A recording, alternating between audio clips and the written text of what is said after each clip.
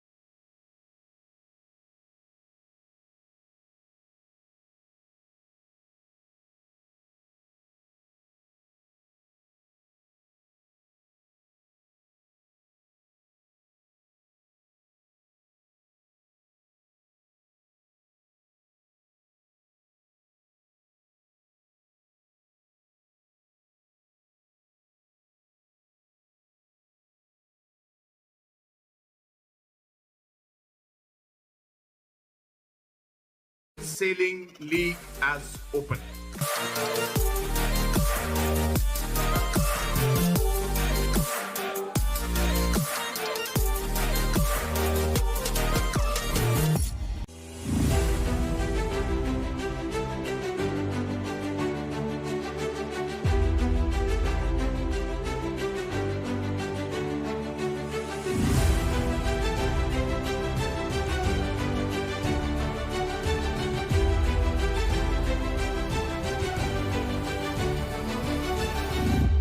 रुको रुको रुको रुको रुको तुम आईपीएल देखा होगा WPL देखा होगा चला दो मैं दिखाता हूँ ऐसा क्या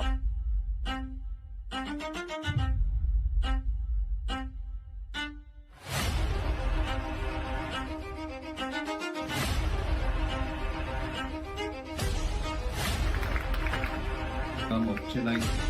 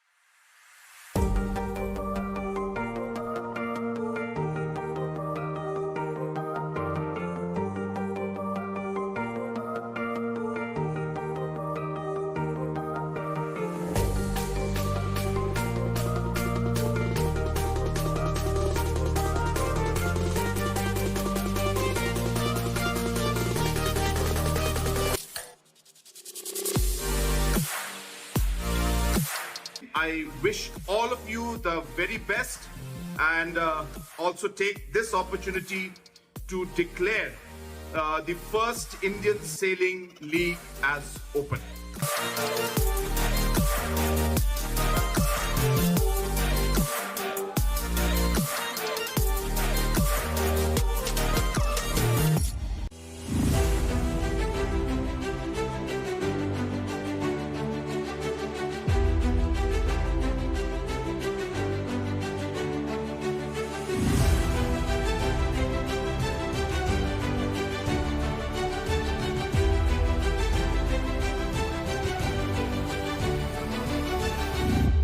रुको रुको रुको रुको रुको तुम आईपीएल देखा होगा WPL देखा होगा चला दो मैं दिखाता हूँ ऐसा क्या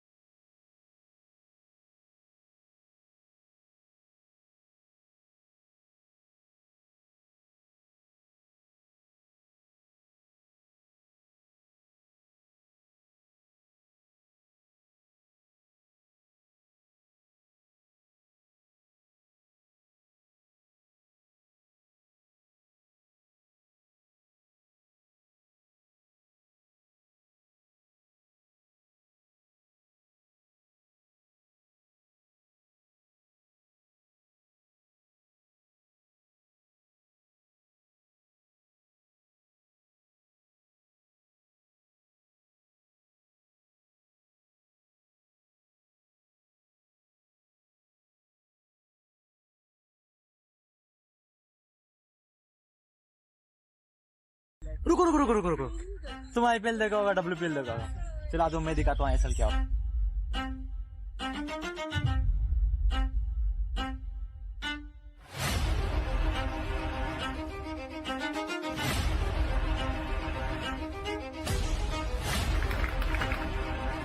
Shillong.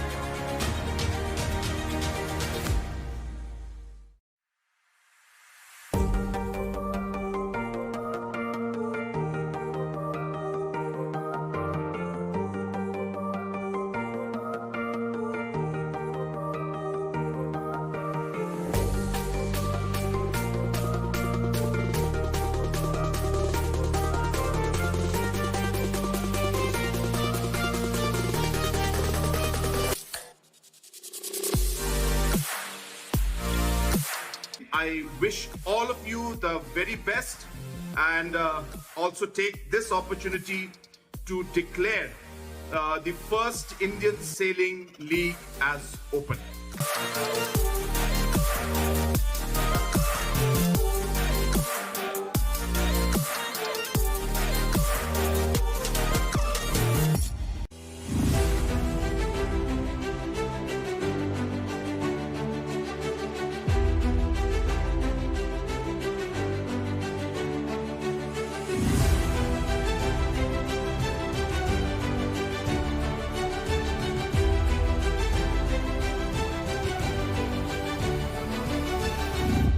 रुको रुको रुको रुको रुको तुम आईपीएल देखा होगा WPL देखा होगा चला दो मैं दिखाता हूँ असल क्या हो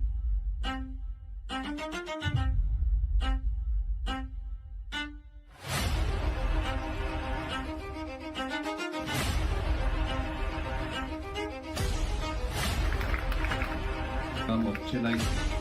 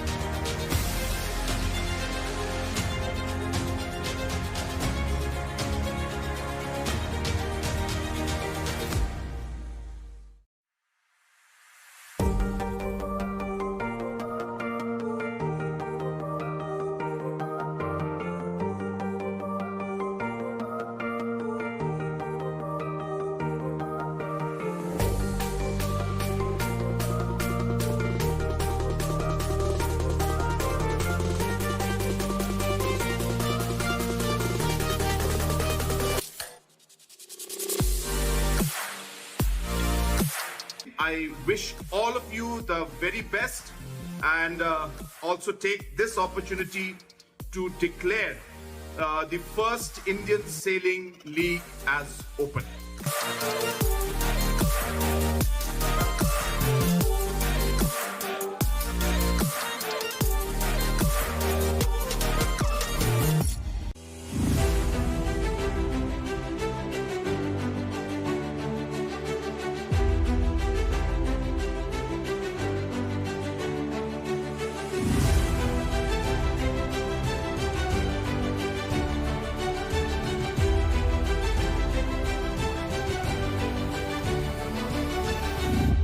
रुको रुको रुको रुको रुको तुम आईपीएल देखा होगा WPL देखा होगा चला दो मैं दिखाता हूँ आईएसएल क्या होगा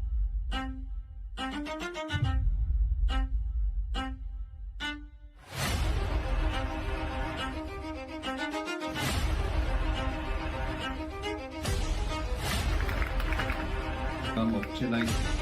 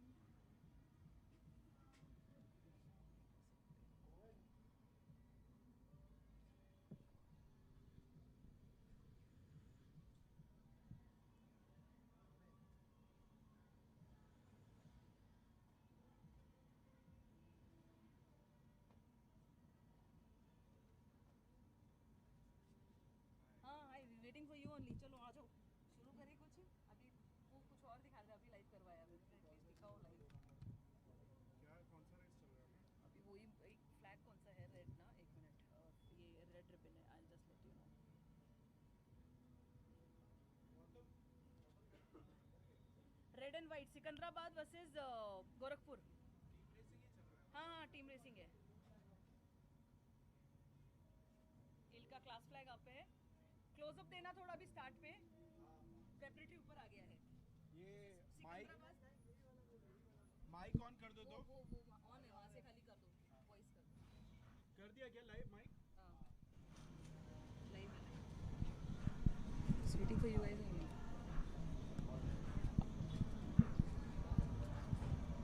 Hello everyone, good morning and welcome to the Day 4 of ISL 2026. We are starting off with team racing, and it will be followed through.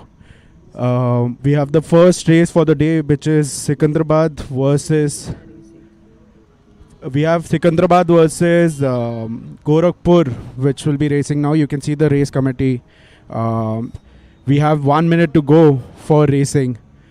And the kids look more excited today. They have a better team plan as they had been racing yesterday, and it will be interesting to see what they come up with, because they all have at least 2 races of experience, and this is flight C, so teams whoever loses will get knocked out.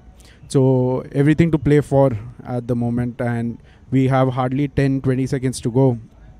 And we can see the boats approaching the start line, and in red is Selex Gorakhpur, and the other team is Sikundraad Daredevils. White.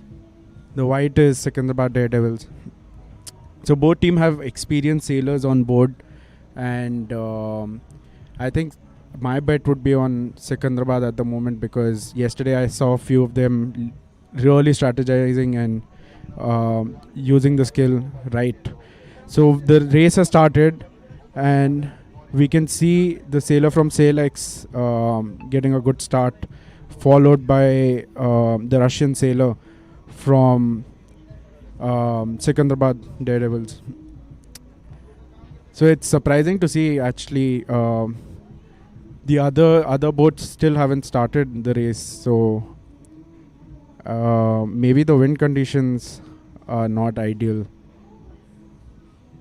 but currently it looks like the first and third boat are from Sikundraad, and the other sailors are taking time to start their race. Race चालू हो गया क्या? So it's interesting to see how this race has started. Actually, 3 boats have started the race, 2 are still struggling, and 1 is just near the start line.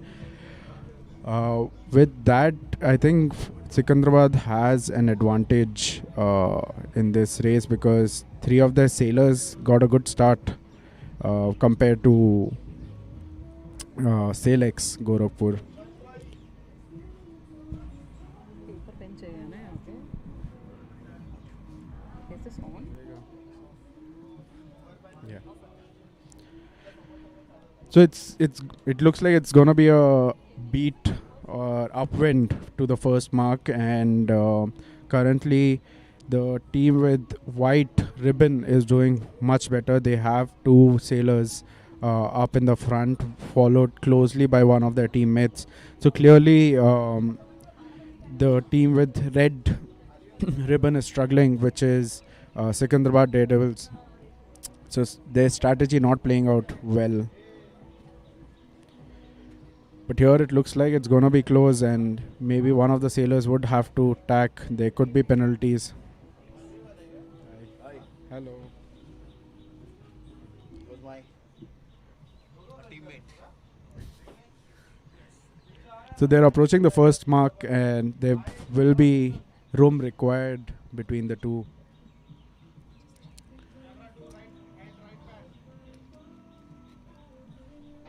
So here they are approaching the first mark, where the race is being led by Selex Gorakhpur, but closely followed by the Russian sailor from Sikundraad Daredevils.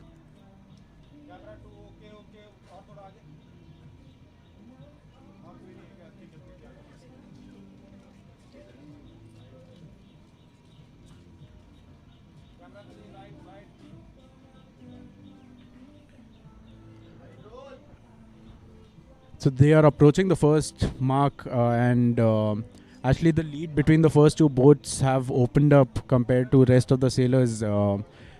It is interesting to see that most of the sailors are not that aggressive in team racing, which is making it easier for the officials around. Here the first boat you can see is rounding the mark, has distinct 2-3 boat lengths distance, so it will be easier for him to sail. but they also have the second boat rounding, which has clearly done a better rounding than the first boat and would be able to catch up with him. And surprising, the second boat tried rolling the boat, but wanted to get into the fresh wind first, so went closer to wind and is now clearly trying to sit on the wind of the first boat. The rest of the three boats are now approaching the windward mark, and the racing looks pretty fair out there. The winds are light, so that's why you're seeing the young sailors sitting inside and sailing. They're not hiking as much. And these are the rest three boats, and clearly I can see that the Russian sailors in Sikundraad's team are doing pretty well. They have at the moment second, third and fourth, fifth position, so in scoring wise they would be better off when compared to Selex Gorakhpur, and this could make a difference.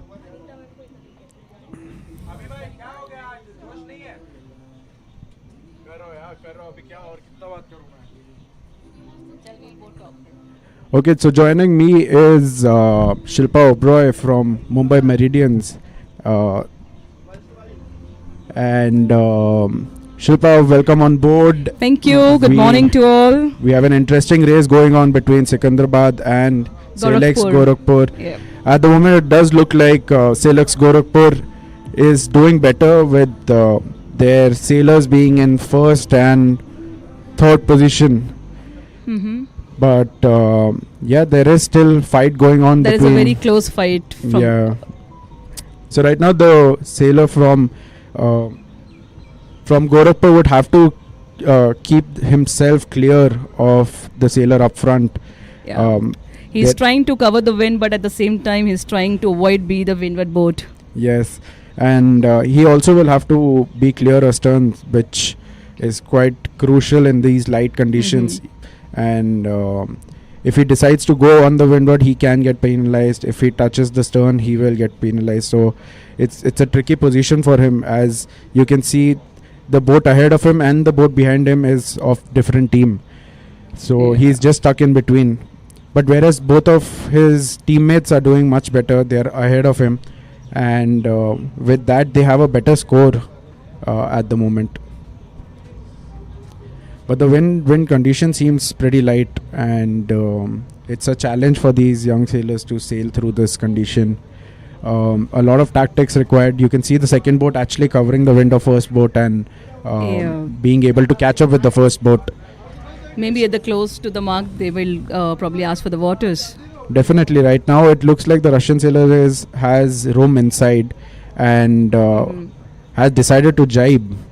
So that would be interesting. He would be on a starboard jibe now, and his competitor would be on port. So there definitely can be a scenario, and you can see the jury moving up front to penalize the juries are having very close watch on the sailors. Yes. See here, even the second last boat has decided to jibe and get onto the starboard jibe. Yeah. So now, as you can see, these two boats which are fighting it out there, one is on starboard and the other one is on port. Oh, now both have jibed. Starboard. Yes. Why they don't go for windward leeward rule? Yeah, the inner boat does have room and also has an overlap on the first boat, and he's clearly been able to catch up with the first boat. But they're going so smooth, it doesn't seem like they're going for a team race. Yeah, they're trying to do fleet racing here, which is also an interesting strategy by these young sailors. I'm not too sure if they are very strong on their rules, because of which they are not that aggressive.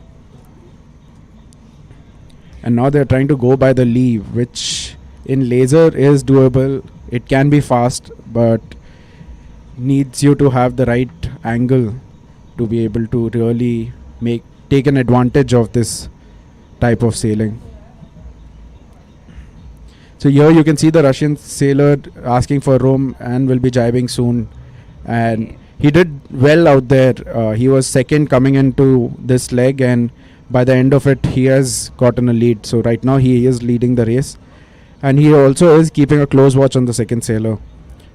to ensure that he's keeping him behind and is going to help his teammates as well. The mark rounding was too way far behind. Like, you know, So this is interesting actually. Both, so there are two 2v1 right now, and the last sailor is from Gorakhpur, who is struggling out there clearly, and Sikundraad sailors were able to take an advantage and push him behind.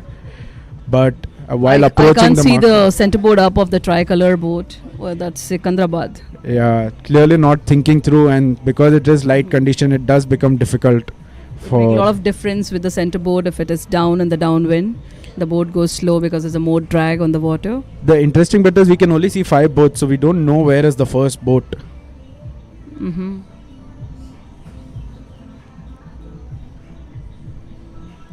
So we have the first 2 boats fighting it out there, and then there are 3 boats grouped together. But the interesting bit is there are about 3 boats from Sikundraad which are in top 5, whereas there are only 2 sailors from Selex Gorakhpur. So clearly both the sailors from Gorakhpur would have to finish first and second to be able to win this Now they're matchup. very close. But the Russian sailor did well at the rounding for Selex Gorakhpur. He is in a very tough position and can get penalized easily. Here we can see some match racing happening between the first 2 sailors. Now this is making it interesting. The Russian sailor is definitely trying to stall his competitor and ensuring that he is able to get his teammate some time to catch up. Which team are you supporting? At the moment, the way it looks like, it does look like Sikundraad would take the win because they have 3 sailors out of 6 in the top 4. So another Sikundraad sailor has just rounded the mark and is in 3rd position, which is helping the team because right now they have 2, 3 and 4. But Selex Gorakhpur is not giving up. They have another sailor which he is trying to fight it out there and trying to get the 3rd position. So it is interesting battle going on out there. So now you clearly can a see the covering leeward game. boat is gaining the speed. The windward boat is not Yes. able to. And the windward boat is not using his kicker. So this is what happens in Oh, team yes. racing. You often forget the basics because of everything that is happening in and around. Yeah. Right? You become very And- narrow in one thing. Yeah, and right now you can see the sailor is trying to now, like the first sailor has to do so much. He has to fight like 2 boats in and around him, and also need to guide his fellow teammate to come up. So you can see he's clearly watching the race in and around and trying to figure out what could be the best strategy to get his teammate up there. Now the interesting bit in team racing is if the scores are equal, the team that finished first loses the match. So that's why you will often see the team that is leading the race is calculating points continuously to ensure that their decision of finishing first does pay off. So And if your because- point goes about 10, you lose the race. Yeah, definitely. I mean, here because we have only 6 boats, once you cumulatively take up, it does become simple match that you have to score below 10 to win the match. Mm-hmm. But as we are approaching the finish line, it does look like the sailor from Sikundraad would take the win. So the winds are light, and yeah, I feel for Selex Gorakhpur sailor, the Russian sailor up front, where he is trying to figure out what he could do more. The Sikundraad boat lost on attack. Yeah, he did. But I mean, they have 3 boats out there. Which team boat is missing, I wonder? I think Selex maybe has 1 sailor less.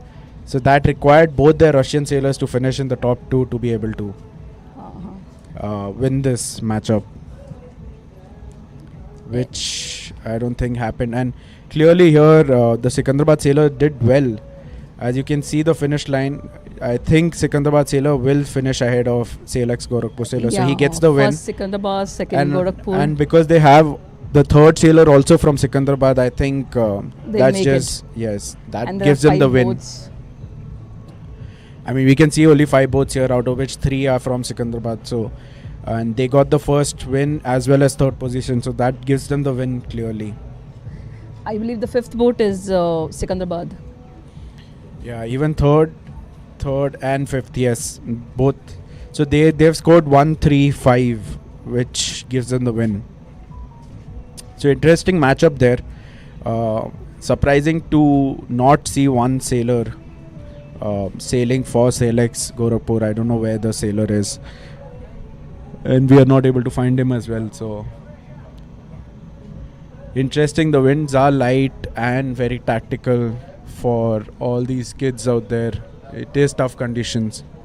It's dropping and changing the direction. So maybe the race officer soon will have to change the course. Yeah, as well. mostly I feel that race officer might have to put AP up and make some changes to the course. Past 2-3 days has been challenging for the race officials out there. So here now we have Pune, Peshwa, yellow, and sun, that is Shillong Women Navigators, green. Oh, so for it the is the race. local team fighting it out with Pune Pune, Peshwa. Peshwas. Pune is yellow and local Shillong team is green. So right now I can see in front of me a lot of local supporters have come to support their team. So Omnium team does have the advantage of local support, but the race does look interesting out there. I mean, here it looks equally matched up, and we have 3-on-3 fighting it out there. Well, the lead is with the team with yellow, and yellow is Pune. So Pune has their first sailor up there, whereas closely followed by the second boat, which is from Omnium team. And third was Pune, but right now it does look like the sailor from Omnium team is doing well, has been able to catch up boats right from underneath. So there's a close fight happening between these two teams. So it is, I mean, the third boat is, it feels like is on with the engine, and there is a penalty given. Yellow flag. Yeah, so it is interesting. Oh, he will get penalized again for sure, because you need to do a penalty in clear. So if the last boat does decide to shout protest and raise their flag, there could be another penalty that So could be this given. tricolor boat who's having a penalty is from Pune, Peshwa. Yeah, If he would have done it on his own, he would have to just do 360. but I think that was a yellow flag. Yeah, so yellow flags are given by a jury, and it's not a yes, protest. then you have to do 720. Yeah, you have to do a 720. There is. So it does look like, but Pune at the moment has the first and sixth boat. So it's a difficult situation for them, because right now the score is 1-7, and they would need their sailor to finish second as well. So only 1, 2, and 6 will give them the win. But at the moment they have position of 1, 5, and 6. So it's not a good situation out there for Pune. So the local team does have an advantage, because they have 2, 3, and 4, which would be the ideal score to win this matchup. So it is important that the teammates come together and do not cover or cover attack on one another, and they play this out as team. So yeah, Pune did a smart thing of making a cover tag after rounding the mark first. yes. So the first sailor, I mean, he doesn't have much options left, and will have to cover Ensure to the keep second boat. Slow down the fleet. Yeah, but here the last two sailors can try and catch up. I mean, they all are going for the finish, and it is interesting to see how everyone is sailing. So the sailor from Omnium will have an advantage. The moment she tacks, she will be on starboard and would be starboarding the sailor from Pune. I think she should just tack right now instead of taking the sailor too far off. She actually delayed the tack, and now what? It is a good matchup, because both of them. Oh, smart play there by the sailor from Pune. He did take the Omnium sailor off course and did not let her tack. So that ensured that his teammates have a chance to catch up.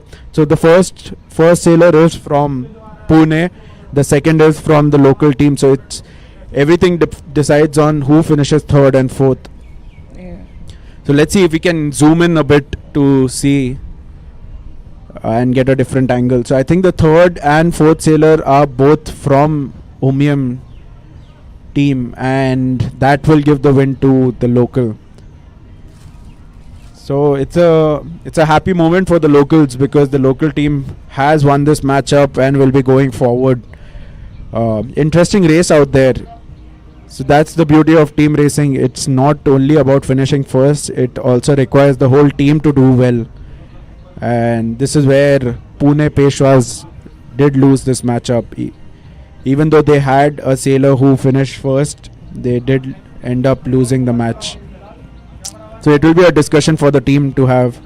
And I think they still have a sailor who has got a penalty out there. So interesting. So the next matchup that we will be seeing is between Mumbai Meridians and Bopal Tritons. So overall Bopal is leading the event, and it will be important and crucial for them to get this victory. Whereas Mumbai would be hoping to win this up and win this whole team racing. So Shilpa, what is your feeling being the coach of Mumbai Meridians? What did you strategize and tell your sailors? So I have asked them to be with the rules because it's very important, and try to if you're ahead, just try to ensure that if any of your sailor is way far behind or has been stuck by other, so just go back and help them out and try to win on them. I mean, it is interesting to see how this whole matchup is happening because, there is 4 minutes to go. Everyone is picking up. Good. Yeah, but I mean, look at these sailors. Don't you have you spoken to them about being aggressive at the start? Yes, I have. I mean, just go with the rules. Try to be the leeward boat and ensure that you take the windward boat head to win. Yeah, and sail but your course. All these sailors look peaceful. They're not aggressive. They're just waiting it out there, not really fighting, which is I think is making easier for each team and official to sail. Oh. Shifting the mark? No, I think the start line did drift a bit. So I'm not too sure if they're still going to continue racing or are they going to put AP up. At the moment, it does look like the It's race still officials on, are it's still continued. yes, or they are continuing with it. Yeah, because so Papa went 1 down. minute, 1 minute to go. Are you excited, Shilpa? Excited and just with my fingers crossed. You're praying. Let's see if your prayers work. Yeah, it's also a bit of nervous moment. So I will try and support Bhopal here just to keep it interesting. All the way from Kerala. And we have amazing support giving us food supplies while we ensure we are able to keep up with the race. So wind has picked up. There are few gust patches which will make it interesting for the. Oh, here we go. The race has started. The one near the committee did get a good start, and I think his teammate also got a good start from the pin end. So interesting to see how this race is going to go along. So the ones who are wearing yellow bib are from Bhopal?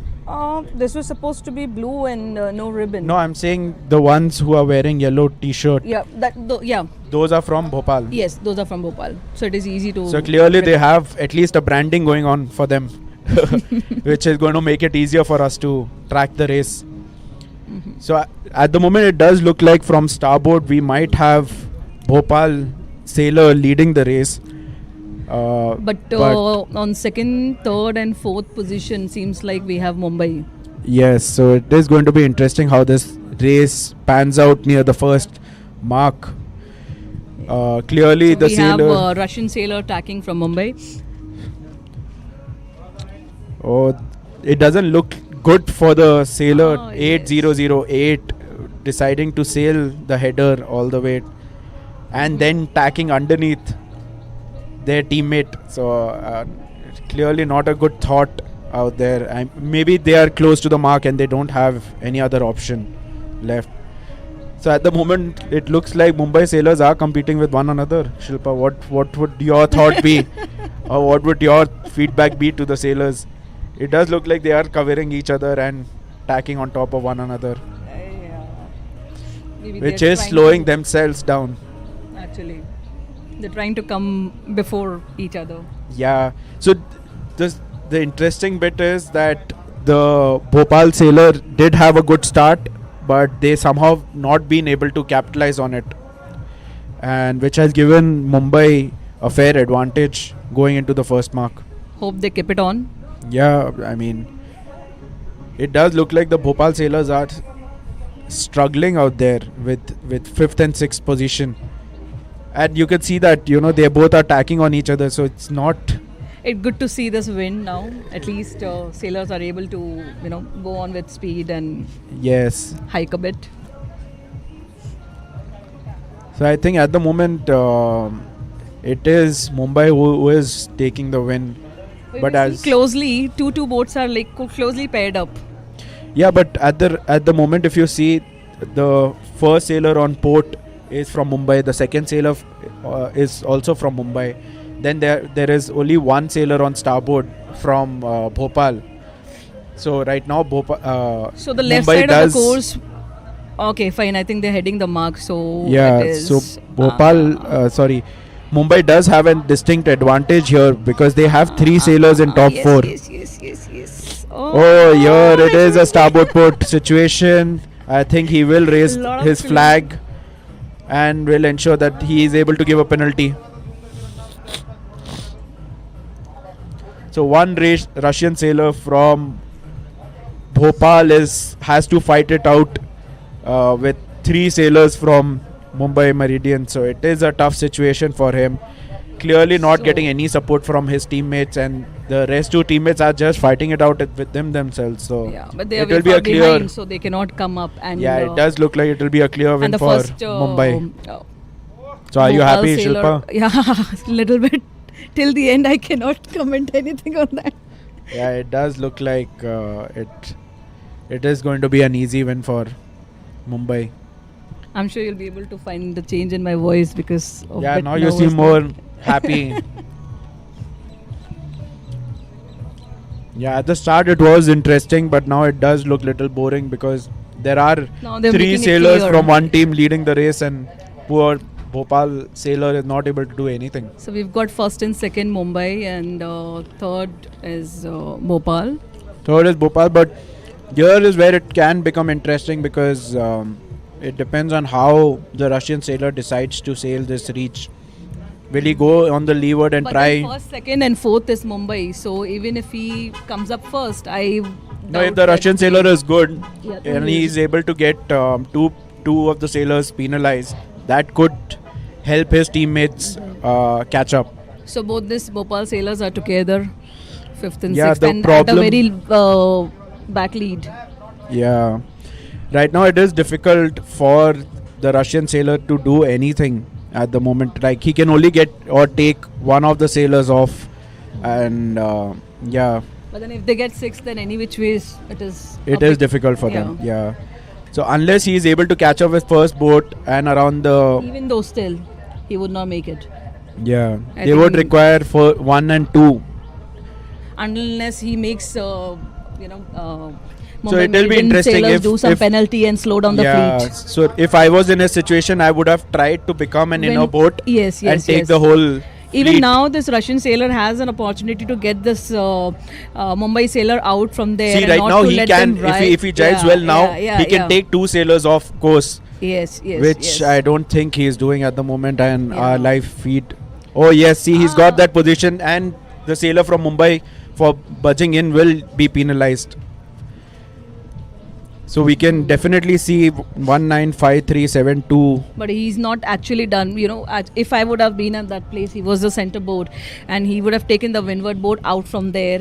No, but he had no room there. So all the rush. See, I told you he will get penalized, and he will have to start doing a 720.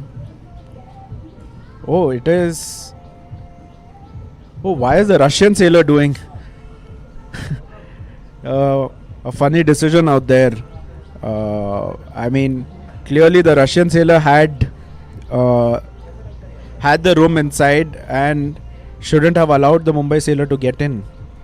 This Mumbai sailor Pallar Govardhan seems to be a very good sailor. He's able to hold that position and take the lead. Yeah, right Because now it's at just the a easy start win. he was way far behind, and He's able to catch up. yeah. Yes.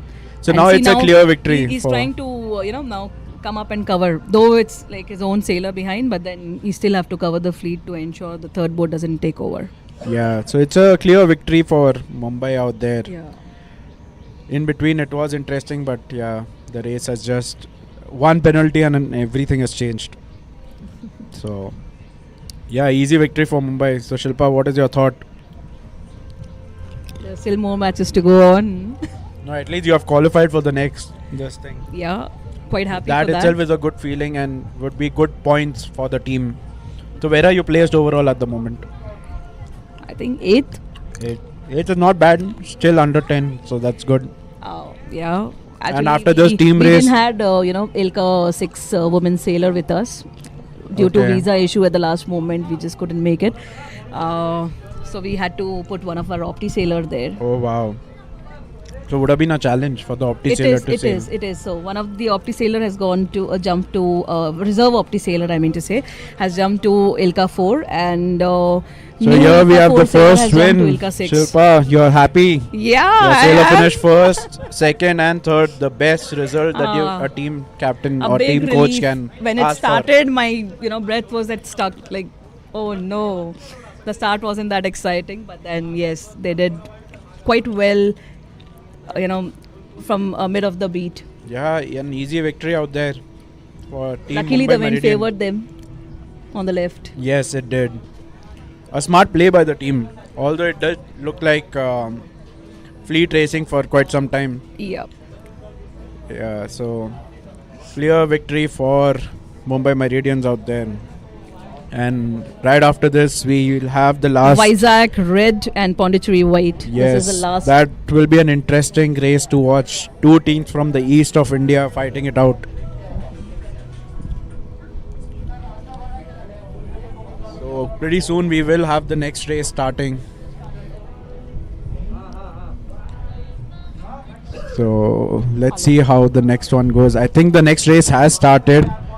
We have Vizag Vikings in the red and we have Pondicherry Pirates with white. So it's a race between the red and the white. At the moment, the white sailor looks like he's leading the race, closely followed up by the sailor from Vizag. So this is going to be a good battle between the first and second boat, with both of them approaching the mark. Both of them look fast, and it's going to be an interesting battle near the mark. The sailor from Pondicherry clearly leading the race, will be rounding the mark up ahead, and would be interesting to see how he decides to take this race forward. He clearly does not want the sailor from Vizag to go on his windward or sit on his wind. So it is pretty interesting. So here the other sailors are going back to the start line and figuring it out. While here is the race, the last race in Flight C going on. We have the sailor from Pondicherry leading the race, and would definitely try to keep his lead. But he is also closely monitoring what the sailor from Vizag is doing. And the sailor from Vizag... Oh, there is a sailor from Vizag up ahead. Let's see if we can zoom out to see what the fleet is looking like at the moment. We can clearly see sailor from Pondicherry rounding the mark and closely followed by sailor from Vizag. So on the run is where all the strategy would come in play, because the sailor from behind has a chance to catch up. And there's the last boat is from Pondi. So still close race. This one is much better, closely matched up. So here That's where the interest begins.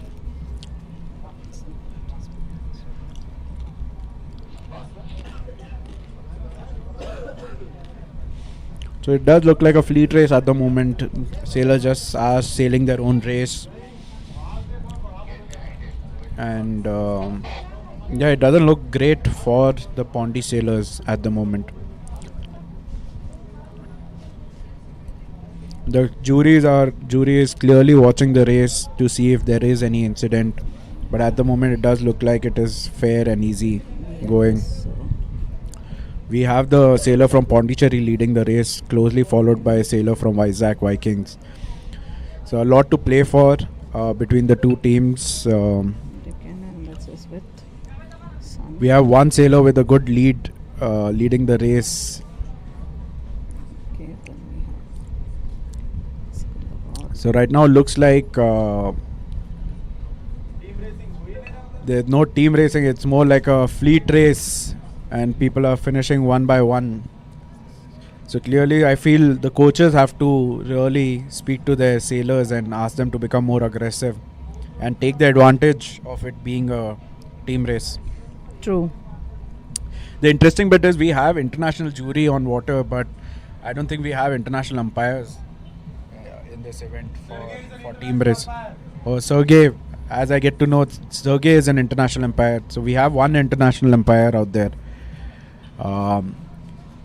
Yes, going forward, I think we will have more international umpires for such an event like team racing, which will make it more interesting. Oh, here you can see a sailor from Bopal is completely disappointed with their finish.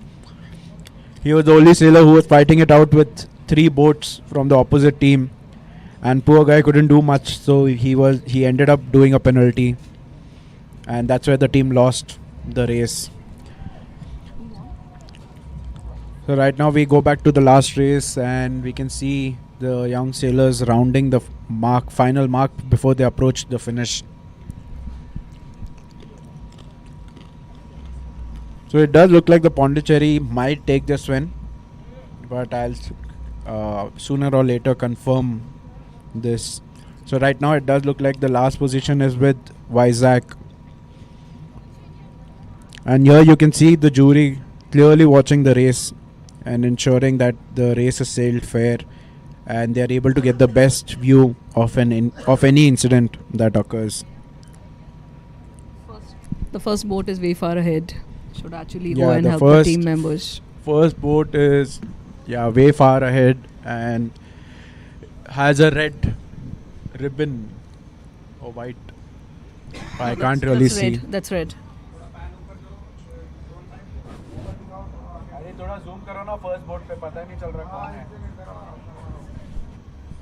So we have the first boat reaching or approaching the finish line, and I think the first boat has a white ribbon, so the first sailor is from Pondi Pirates.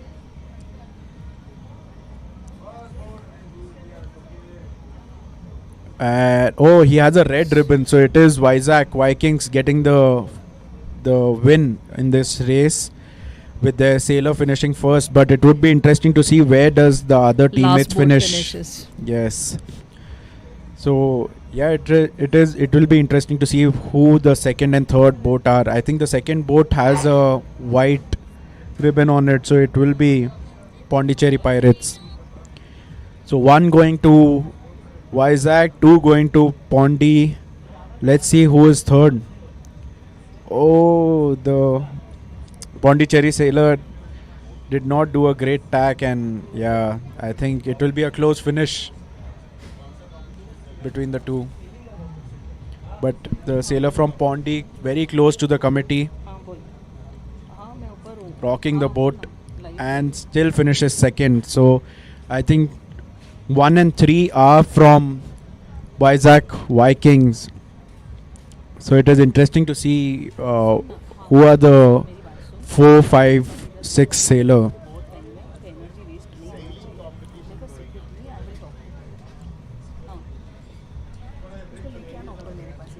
So let's see who the 4th sailor is, and that with that we would know who would win this race.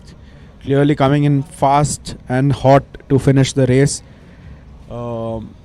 is a sailor from Pondi Pirates. So 2 and 4 going to Pondi, 1 and 3 going to Vizag, and it will be interesting to see who is fifth.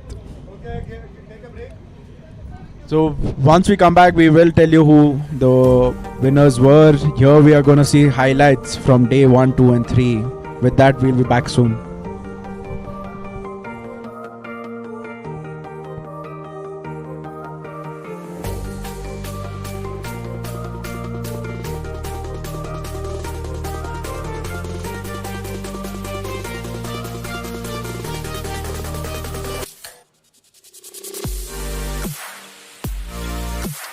I wish all of you the very best and also take this opportunity to declare the first Indian Sailing League as open.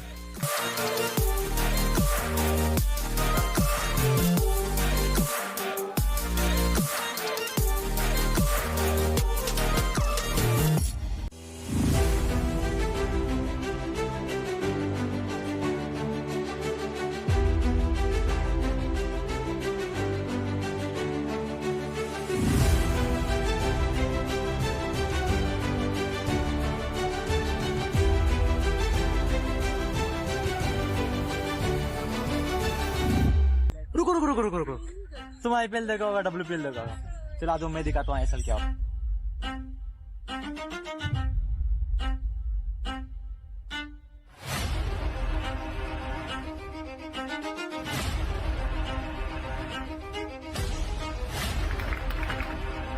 of Shillong.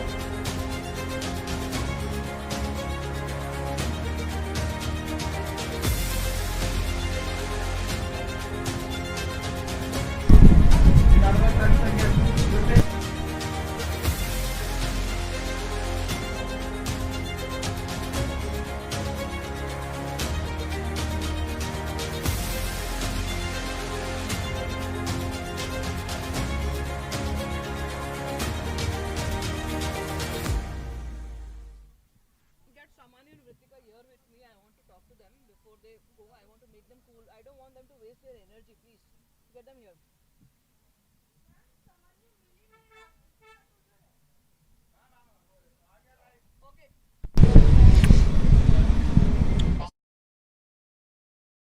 So here we are back live.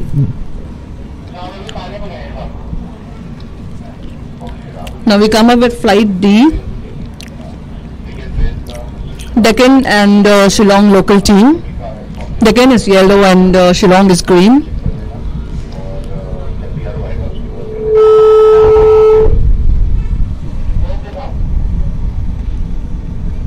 Here you can see the sailors at the start line.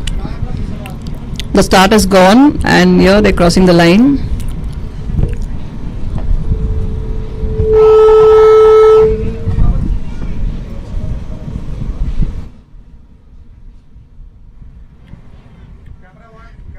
So the race has started with Deken and the Shillong local team. So this is the Flight D first race. So an interesting matchup. The locals are fighting it out with Deken, and Deken has a strong team. I suppose they were the highest bidders for top sailors. So it is going to be an interesting matchup. And what are the ribbons, Shilpa? Ribbon is Deken is yellow and local Shillong team is green. Oh, the first boat I can see has green ribbon. Oh, there's an interesting fight though. Yellow. Deken is yellow. So there is a sailor. Oh, so they are trying to fight one another. So close fight between the first and second. Whereas the first sailor from a lot of hiking like required. They're communicating with their other team members as well. This looks Yeah, little that is interesting. So that's a 1v1 matchup between the two teams. So that's the best part about it. You know, we have the best sailors now racing, the team racing, and we can see some. So ahead we some have this matchup. Deken on windward and Shillong on leeward. So Omnium sailors out there.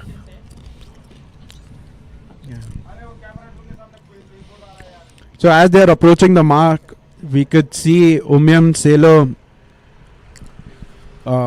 leading, and it's going to be interesting if the interesting strategy out there. I mean, the sailor from Deken could have taken and has taken about the proper course. So right now we could see the sailor from Deken leading the race, closely followed by the sailor from local Omnium Sailing Club. Oh, there is going to be a penalty. There is room, and people will be screaming protest, and it is going to be an interesting matchup. So let's see if jury is going to penalize the sailor from Deken who's leading the race. So interesting fight between the two.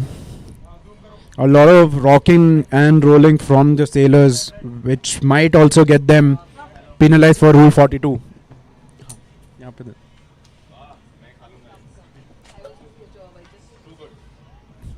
So here we are approaching the second mark, and there is big scream and shouting happening between Omnium and Deken out there.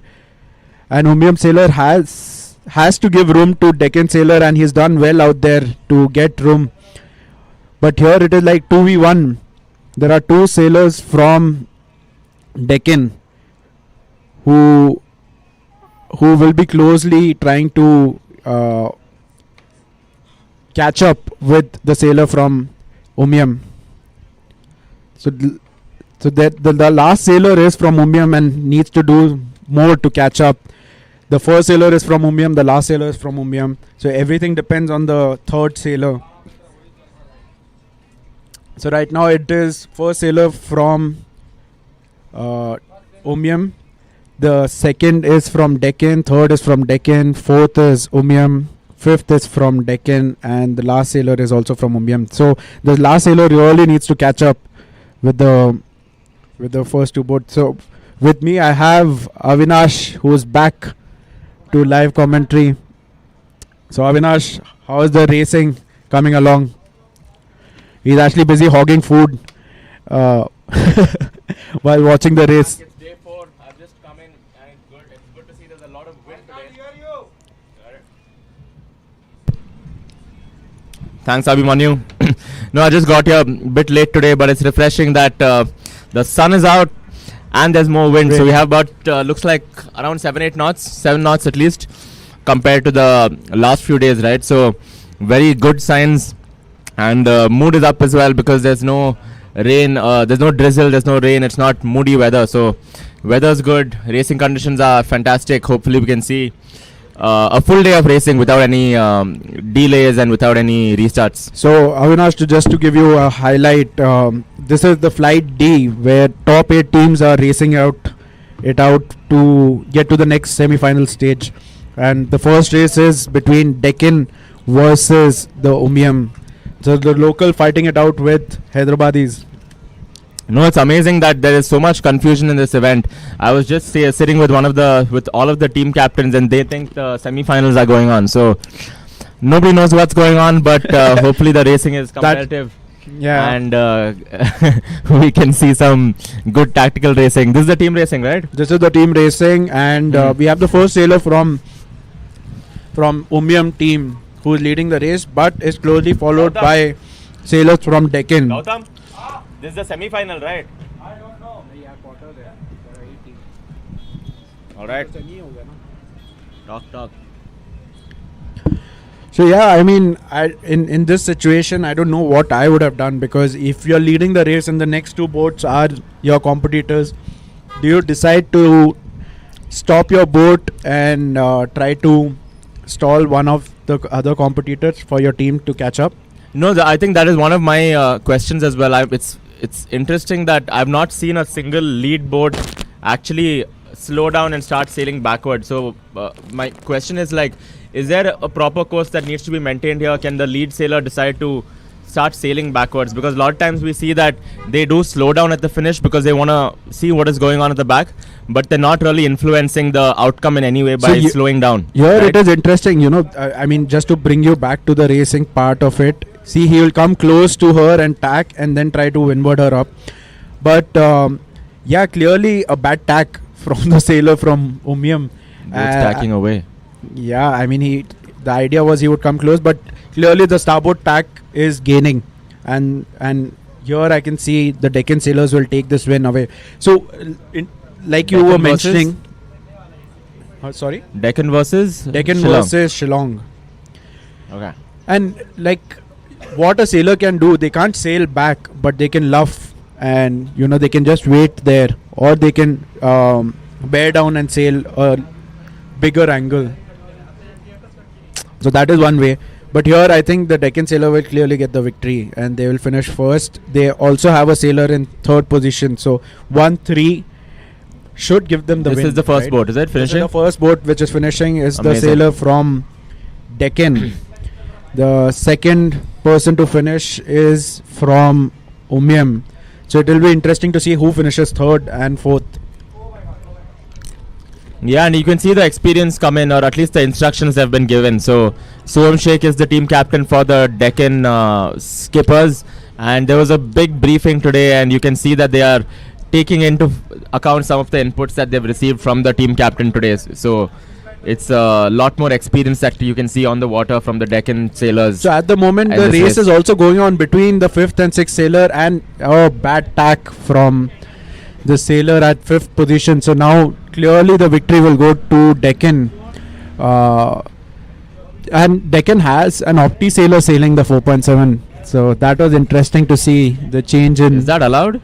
Yeah, it is allowed. An Opti sailor can sail any class of boat. No, but I mean, you have got to be signed up. Yeah. I think that was the reserve for them. So you can pull a reserve. So clearly the victory going to Deken, as they had 1, 3 and 5. Yeah, so Deken is the team in yellow, and they take the win. So this is the quarterfinals. So they're through to the semis. Is that correct? Yes, they are through to the semis. So Suhim would be happy.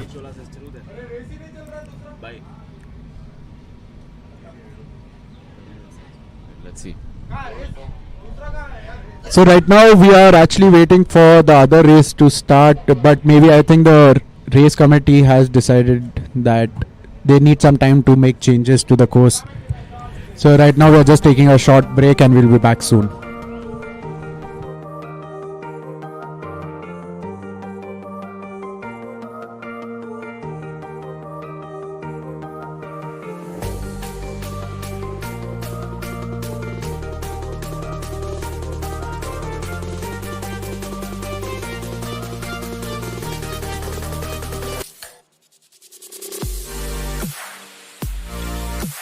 I wish all of you the very best, and also take this opportunity to declare the first Indian Sailing League as open.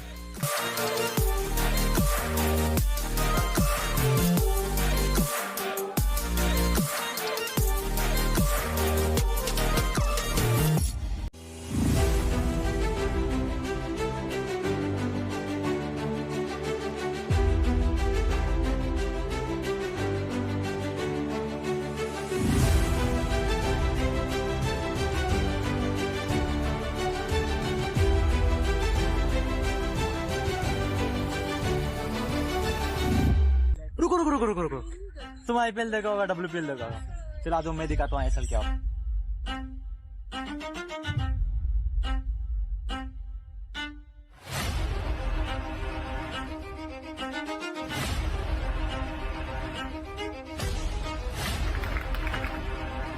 option like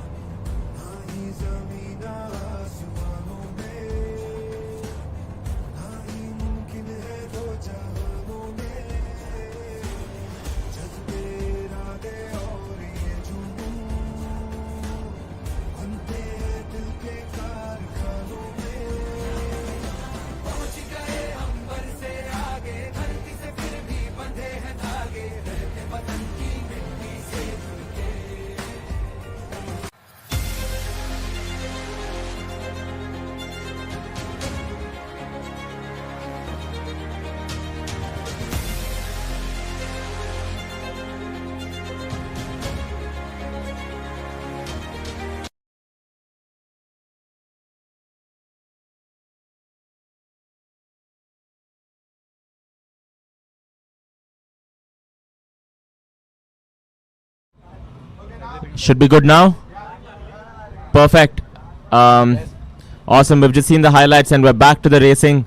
It's the team racing event which is going on between Sikundraad and Pune.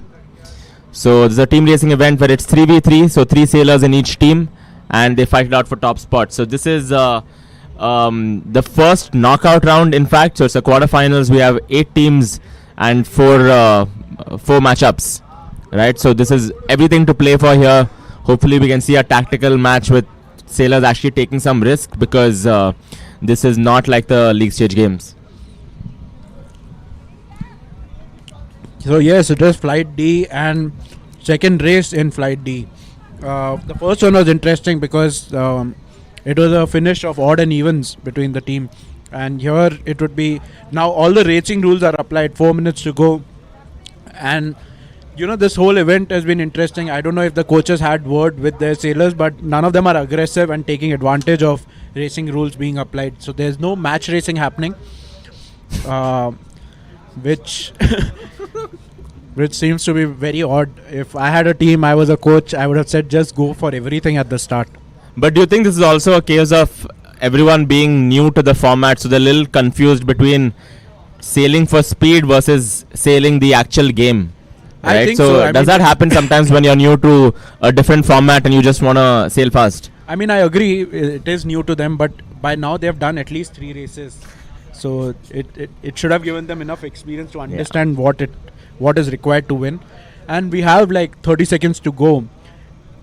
And the interesting bit is, during the race, they are doing a fleet race. Right, Avinash? During the race, they are doing a fleet race, but they are not doing the basics of fleet race, which is to be on the starting line. So, very interesting how they are sailing these races. No, for sure. It'll be good to see how the start pans out over here. And it's also important to know that racing rules apply within 4 minutes, right? So you can still give a person now it's penalties. just 1 minute to go. So can you give another sailor a penalty at this point before the start? Yes, you can. We don't see an awful lot of that. I think sailors are looking to secure their spot in front of the start line. So an interesting start from the second boat near the pin. He got a good start and will be able to cover the fleet. And the one, you can see the difference. The boat on starboard who started near the committee has a clear advantage over the fleet just because he started from first. No, it's line. crazy how the lead is so big within 20 seconds of the race. Sikundraad is in blue, is that right? Sikundraad is blue and Pune has no ribbon. Hmm. So easy rounding for the first sailor out there.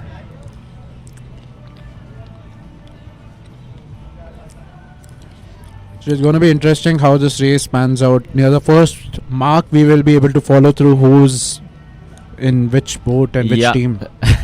No, that's right. It gets a little bit challenging here with the view because you cannot really tell. The ribbon is at the end of the boom, by the way, so a little hard to spot from this angle, but hopefully we get a closer look as we approach the mark rounding. But looks like very conservative sailing again. All 6 boats virtually sailing their own race here so far. So hopefully we can see some chaos or some coming together of boats at the mark rounding where it can get a little bit more tactical. You know, on the land it does feel like there is breeze, but seeing the way how these kids are sitting, it does look like there's less wind on water.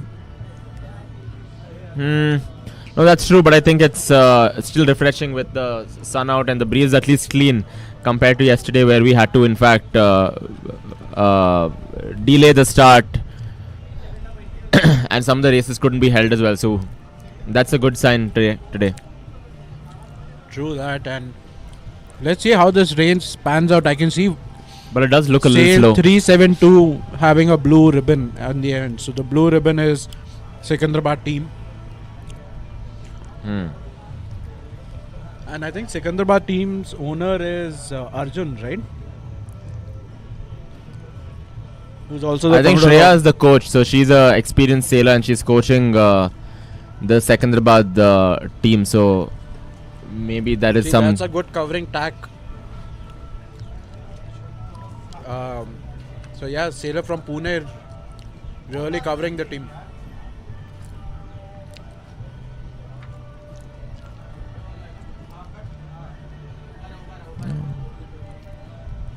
It's an interesting matchup there. As they're approaching the first mark, Everyone's on the same tack as well. I think. yeah, everyone Everyone's- overshot the ley line. Yeah. That's the thing, right? All these sailors are so used to rounding the marks on port, they often overshoot the mark. No, Whereas the actually, first- they've overshot by quite a bit. Do you think the second, third boats can start sailing more of a reach as they go towards the mark? Yes, they should start They doing should. that. I mean, they can go much lower because they need to round the mark on starboard. So, yeah, I just don't understand why they are still trying to, especially in a lake. It doesn't look like they're slowing down either in terms of luffing their sail, or they prefer to sail. And we're seeing the first boat around the upwind mark. So, which team does he belong to? Sikundraad, is that right? No, he's Can't from tell. Pune because he From has no Pune. ribbon on his boom. So Pune sailor rounding first, and this second boat will actually. The second boat also looks like they're from Pune. Everyone looks like they're Pune actually, but that's not the case. Yeah, so second Pune. boat could possibly be Pune, and the third is also Pune. Is that right? Yeah, so clearly Pune doing really well right from the start. As per our gauge, but let's Oh, see no, if we're the right. third boat is from Sikundraad. So at least one person there to fight. But clearly the first two boats will take it. I mean the So conditions. first two boats are Pune, and third is Sikundraad. Yes, the first two are from Pune. So if they maintain this position, they should ideally finish the race. Yeah, they should win it. I mean, it will be easier to win. So I don't think there can be much things possible for Sikundraad from here. I mean, to catch up this lead will be very difficult. And yeah, This definitely seems like classic fleet racing where the faster sailors are up ahead. So it doesn't. There's not a lot of tactical input here because it's pretty straightforward. If the first two teams can just maintain their position at this point, there's no reason for them to luff their sails, slow down, or just see what's happening. yeah, but at the moment it does look like the second boat is struggling a bit in terms of the maintaining speed. He often keeps looking left and right, and the sail luffs. So that could be an opportunity for the sailor who's Let's in the see third how position. he can play, how he can jibe.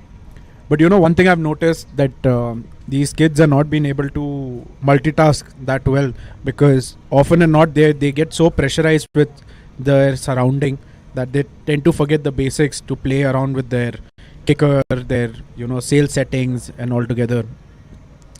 So that's been a challenge for these young sailors. That might be an advantage for them when there's a race later on today without the kicker, without the centerboard. So we might see their strengths come out because they don't seem to be using this but onward. that their experienced sailors are going to be doing it. It's going to be in ILCA 7. So Oh yeah, that's true. but definitely they will be doing a lot of knowledge sharing there. Yes, for a moment I thought it was our screen was paused. These boats are so slow at the moment. Yeah, it's actually funny. The wind has actually dropped. If you look at some of the flags here as well, the wind seems to have dropped a little bit over the last couple The of first boat minutes. decided to jibe and go away from his teammate, who seems to be covering his wind. So the first two boats are not really clearly thinking through what they want to do, because they both are fighting it out with one another. Yeah, actually. The first boat is not too happy. Boat looks like he's But you're struggling. also not allowed to communicate apparently in these races. So that's a very foolish thing interesting- for the race committee to decide, or the jury to decide. No, that's true, because it becomes a little bit challenging I when mean, you you have cannot so many communicate. because international team racing sailors. is all about communication more than fast racing, but the opposite is true here. Yeah, I mean, I don't know if it is a new rule that has come in play, but when I used to do Opti team racing or the other team racing events, you are always allowed to speak to your teammates, or you can just keep shouting throughout the course. It doesn't really matter. And this is the only time where you can do all these things. In a normal fleet race, you can't team race. Right? That's true.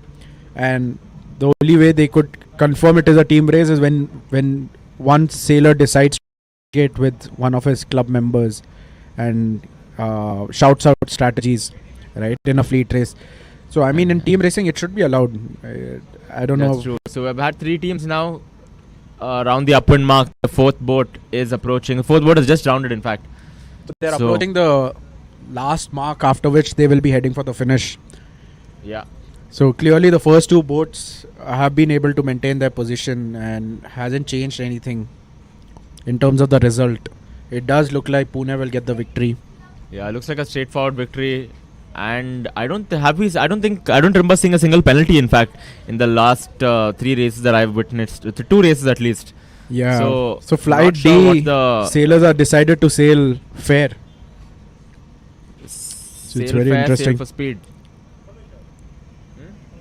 G. So we have a lot of interesting racing going on with a lot of spectators out here who are curious to see what's happening. Yeah, it's amazing. A lot of the tourists here are See, this is the interesting quite bit. fascinated by Both the are commentary. teammates and both are covering each other. Like the first sailor is covering the second guy. Why? Why? And why I think on they've earth been would they doing do this throughout the race. I mean, at this point, it doesn't matter much, but not the smartest play in team racing. that? Yeah. They finished? Have they finished? No, they are going for finish, and we can see them right up front. Yeah. Right. So this is the competitor. He is banging right and going for starboard tack. He's just going to hit the ley line with the thought that he will be able to catch up with the first two boats. So clearly the first two boats are fighting amongst themselves, where the third boat decided to take an advantage of that. No, absolutely. That's very, very fast thinking by him. Because he was the only one going to starboard, and it looks like he's closed the gap. Yes, A fair bit. at least he will be able to catch up with one of the boats, I think. He's But- still a bit behind, but to even catch up this much, he's still in the race though. Anything can still happen. So hopefully we can see a twist here, which makes the race a bit interesting. And if you notice, the teammate is Starboard. going to starboard. Luckily, they both are teammates, so he'll let him go. Yeah, I think he realized last minute, because they've been trying to cover each other's wind and bring each other down, but the starboard sailor choosing to... See again, he is tacked on top of his teammate, and this is the time when the second boat should tack. That's right. Yeah. So Why did finally, he tack back is the question. yeah, clearly struggling, or maybe the wind has swung, so he thinks he can just make it to the mark. No, absolutely, and these are extremely shifty conditions as well. Hard to tell from land, but we've seen the position of the marks being changed constantly after races. So difficult conditions for the sailors. Indeed. And the first two boats are from Pune. So even if they have the sailor finishing sixth, they will get the victory, right? 1, 2, and 6. So yeah, that 3 will and be 4 seems to be from the Sikundraad Sikundraad team. So 1, 2, and 6. And with the first that, boat is Pune finished. Should be finishing. The first boat is finished, and the second boat is slowly going to finish anytime. Yeah. I don't know what the sailor from Pune is trying to do. If he goes, touches the mark, he will get penalized. So thankfully, he decided to tack away. Yeah. And even at the finish, he's covering his teammate. So great team spirit there. So clearly the fleet racing skills coming alive. Yeah, it's complete fleet racing here. I don't think even the jury seems a bit confused. This is supposed to be a busy day for them, busy few hours, but it seems to be less work. Here the next Good race time to be a jury. is going to be between Goa Marinas and Mumbai Meridian. So Goa is going to be with the red ribbon and Mumbai Marinas is going to be with white. In the last race in flight C, Mumbai clearly dominated the race with 1, 2 and 3 from Mumbai. And here we go, the race is on. Oh, without the race is on, Goa versus Mumbai. Let's see, this is going to be an extremely good matchup, and I can tell a lot of the spectators are looking forward to this as well. Two popular teams. Goa, in fact, is at the bottom of the table, but there's still a lot of rivalry between Goa and Mumbai. So let's see who comes on top. What is your prediction? What's your take? I think the way the race has started, it does look like Goa will have an advantage. They have 2 sailors who have started better than the rest, and the sailors in the white are struggling. But I think at the moment sail 8014, who has the red ribbon from Goa, looks like she is struggling and not doing anything about it. There is no DNS. There is a starboard port situation out there between the last two boats. 8014 had to tack away, and if she decides to scream protest and show red flag, there could be a decision from the jury. No, definitely, but it's confusing. So it doesn't look like she is protesting.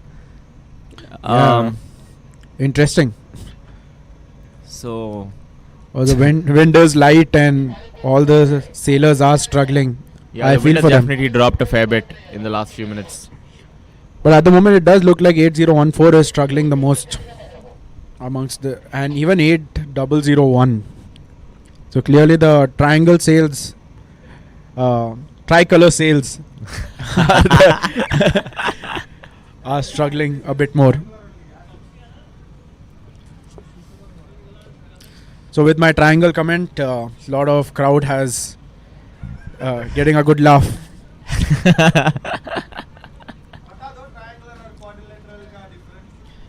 So our support staff is also giving us gyan right after. So huge shout out to Gautam. He is the support staff and keeps informing us 70% right information about which race is happening and who are the teams, etc. Sometimes he gets a few things wrong, but Avinash, the good part is after 3 days, at least things are becoming better. Yeah, no, from actually, the information that he gives. No, but I think there's a lot of credit has to go to the other team captains who has actually given us a right information. Yeah, a proper sheet of which team is up against which and the colors. So this is not information we've received over the last 2 days from the support staff led by Gautam.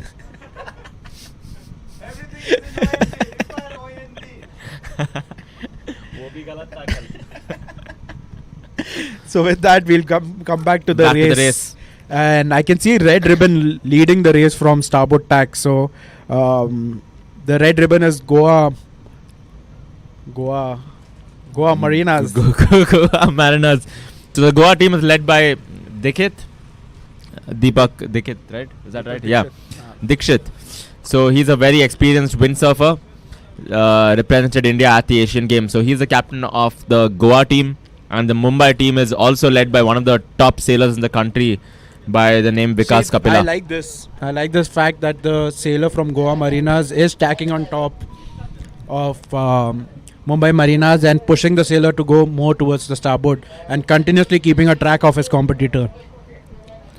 No, that's true. I think this is the first race where we're seeing a hint of team racing. Anyone else tuning in might just think this is fleet racing. Yeah, at least sailors from Goa have come with a game plan. See, again, the sailors overshooting the mark just because they're used to rounding the marks on Yeah, port. that's right. So clearly that has been a challenge for these sailors.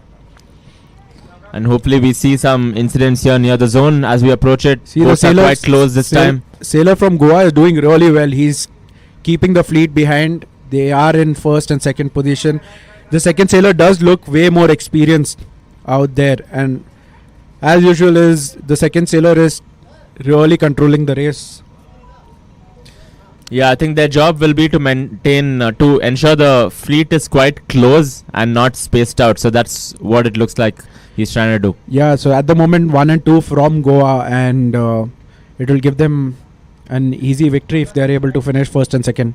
Yeah, it'll be. I think the second sailor here controls the race at this point in terms of whether he chooses to go for speed The because he sixth- can. If you see it, because the fleet has gone away, the sixth sailor almost touched the mark, and nobody and no noticed one's it. noticing. No, the jury has definitely have not had a lot to do. Much lesser, in fact, compared to yesterday, where it was the league games going on. As I see, 1, 2, and 3 are from Goa. So Mumbai clearly doing worse here. I mean, it's a Uno reverse on them. Last race they were 1, 2, 3, and now they are 4, 5, Goa 6. is 1, 2, 3, is it? Yes. So Okay, so Yeah. then the second sailor should definitely go for speed. yeah. So the second, third, yeah, it will be an easy victory. I mean, Yeah. I think Hopefully not. Hopefully we can see some stuff. Still lot to play for in the race. Hey, what's happening wow. Some team racing happening between the third there? and fourth Finally sailor. we see some action right after the But, zone, right after the I mark think it's rounding. too late. I mean, for this kind of thing, I think the sailor from Goa was getting bored, so she decided to, do some sort of excitement for us to be able to talk something. Yeah, that's true. And we do have something to talk. So good job.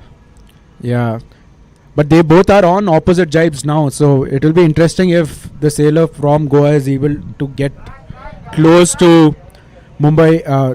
The sailor from Mumbai is able to catch up with Goa and give her a penalty. Yeah, hopefully we can see some real racing here, and it can become a close race. But it doesn't look like it as of now. Goa is in a very comfortable position. Yeah. The first sailor, in fact, just going around the downwind. Oh, I don't understand what the first sailor was doing. I think she went. She's overshot. Overshot, gone to the other side. One thing she had to do was She's just looking round to the mark. starboard her teammate. Wow, she did a 360 out there. Okay, finally I'm able to see something that I was hoping for, which is a sailor go backwards and sail back into the race. So very interesting. The first, see, this is what happens in team racing. If you are leading the race with a good lead, you tend to disconnect and switch off. And this is what happened with the first sailor. She was so busy watching the race behind that she forgot how she had to round the mark. Yeah, and it looks like the wind has slightly picked up. You can see the boats move a lot faster right now. So Yeah, that is but good you to can see 1, 2, 3 from.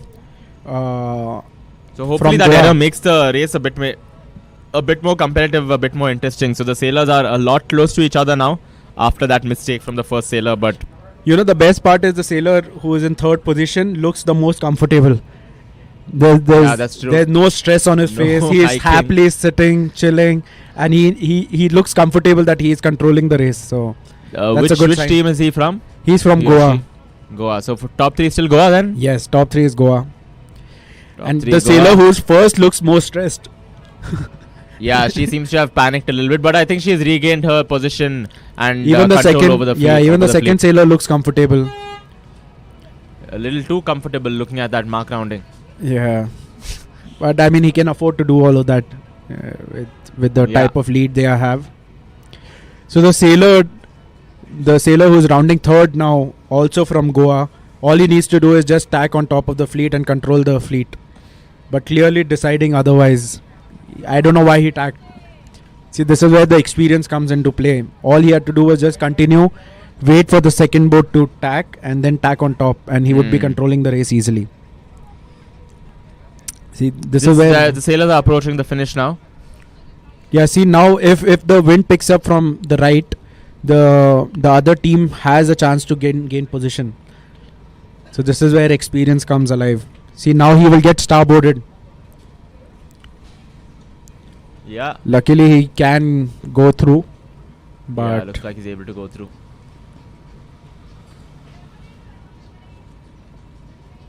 I like the way he's wearing his cap with the How is he swag. wearing it?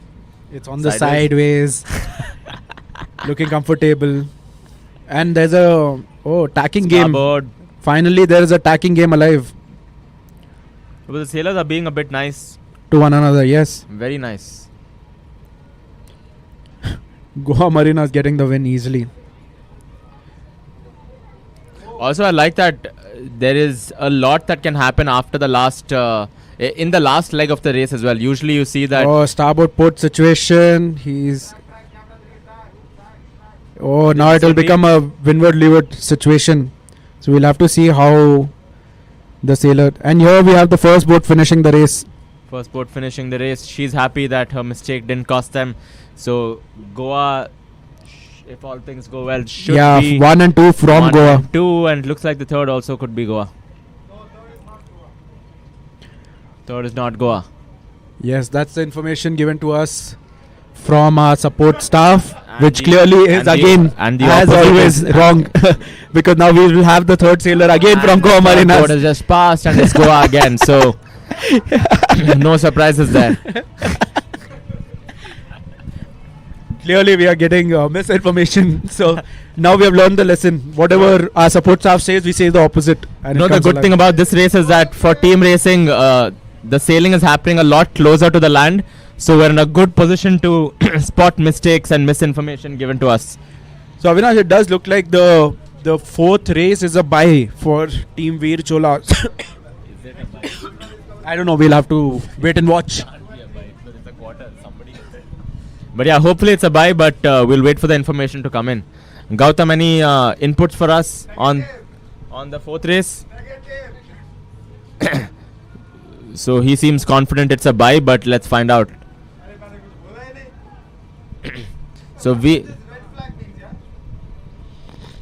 So Vir Cholas is up in the last leg, and it'll be good to find out if The race is we go going on, through. so we just need to know who they are racing. Yeah, there is a race going on.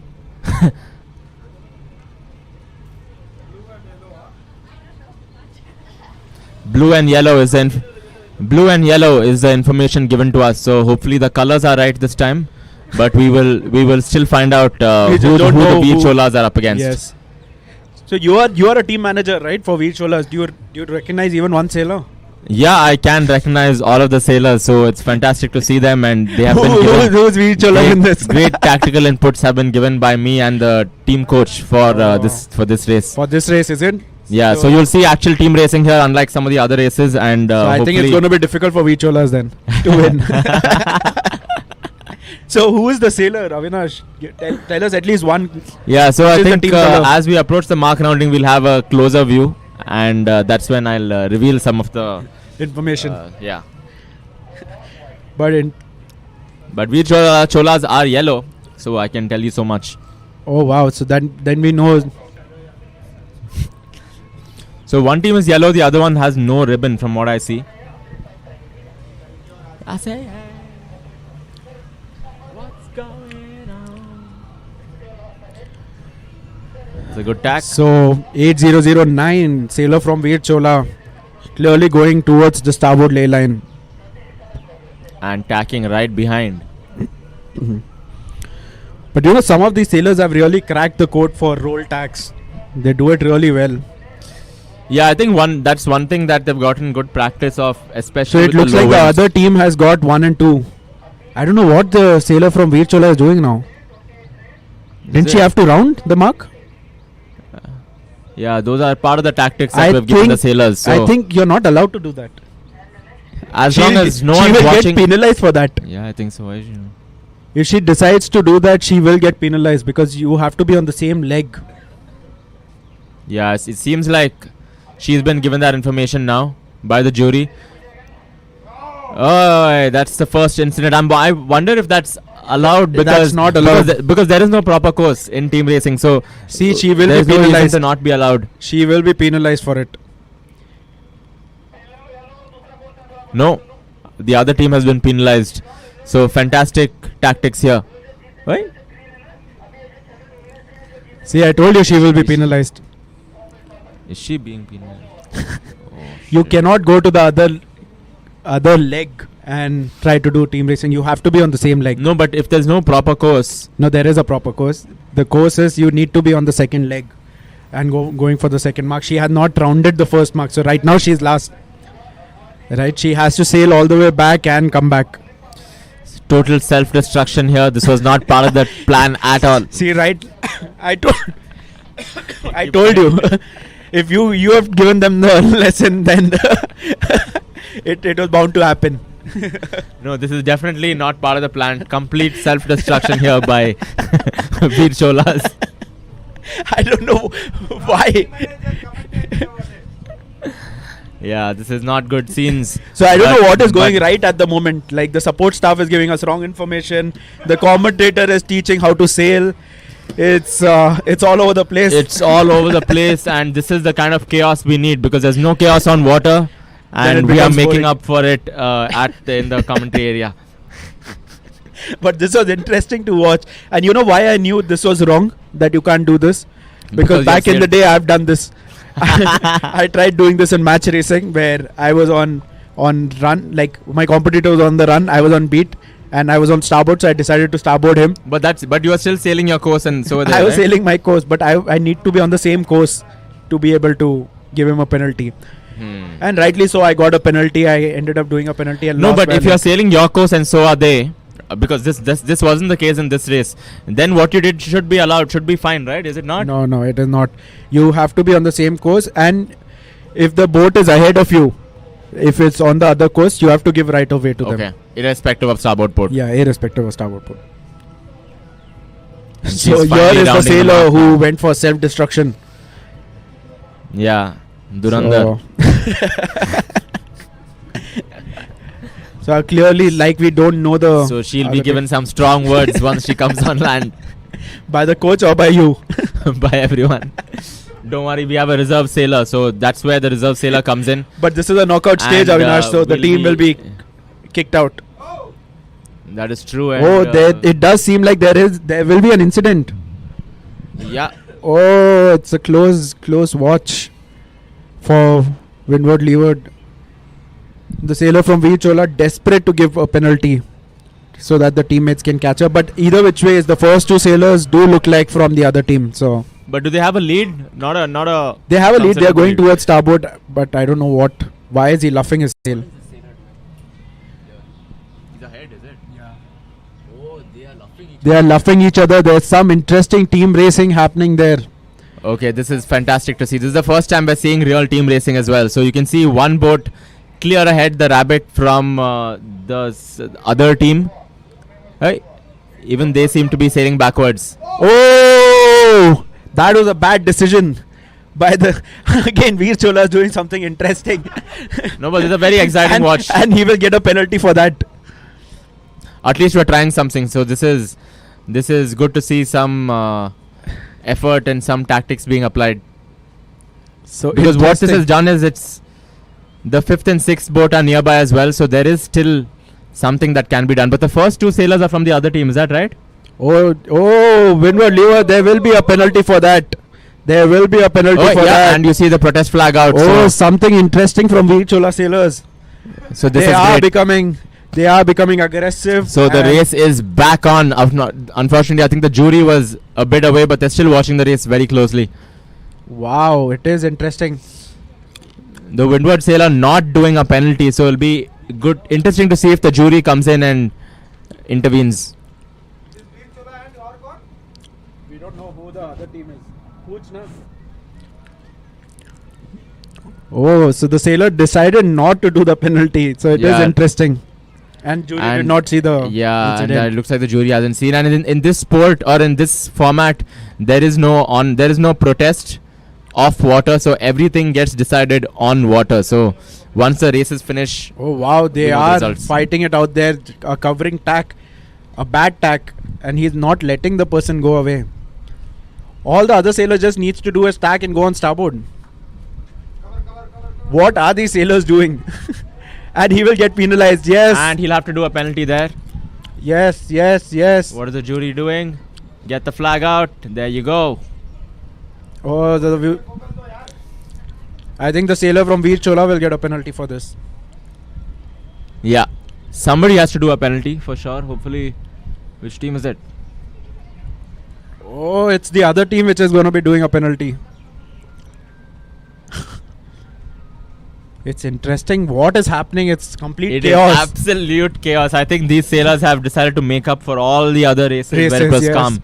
So it's a So- good watch, irrespective of who wins. But we're seeing the first boat finishing. First two teams. And finishing. they are deciding not to finish.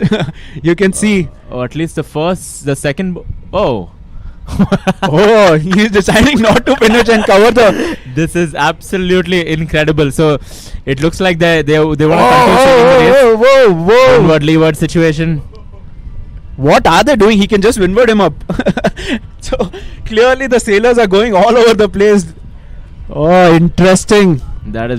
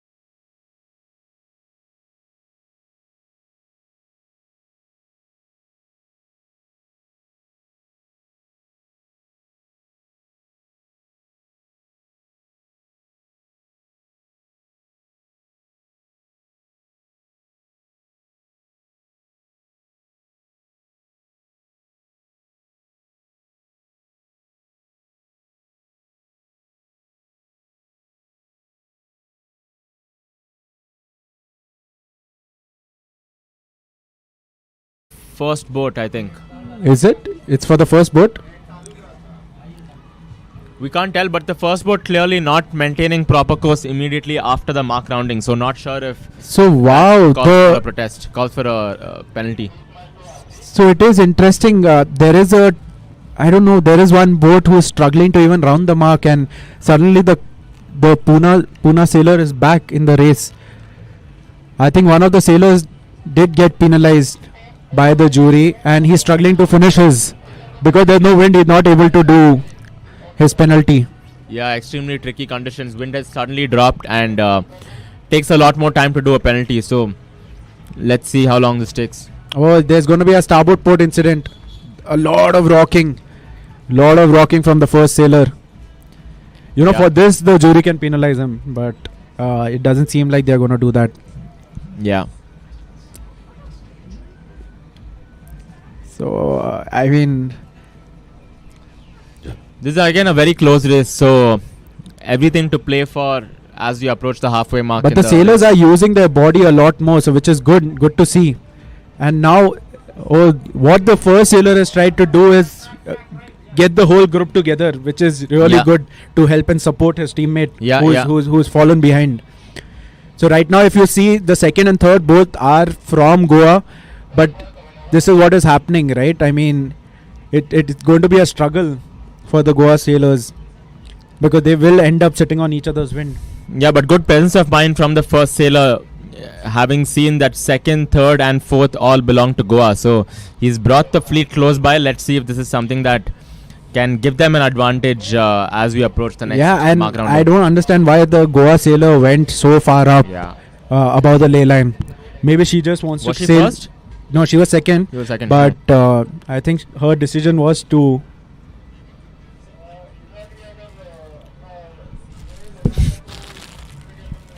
Yeah, so we're just approaching the zone at the downwind mark, and all boats quite close to each other. This is actually the first, not all boats, 5 boats out of the 6, all It's close to each other. So Avinash, it is 2v3. Three 2v3. sailors are from Goa, 2 from Pune. from Pune.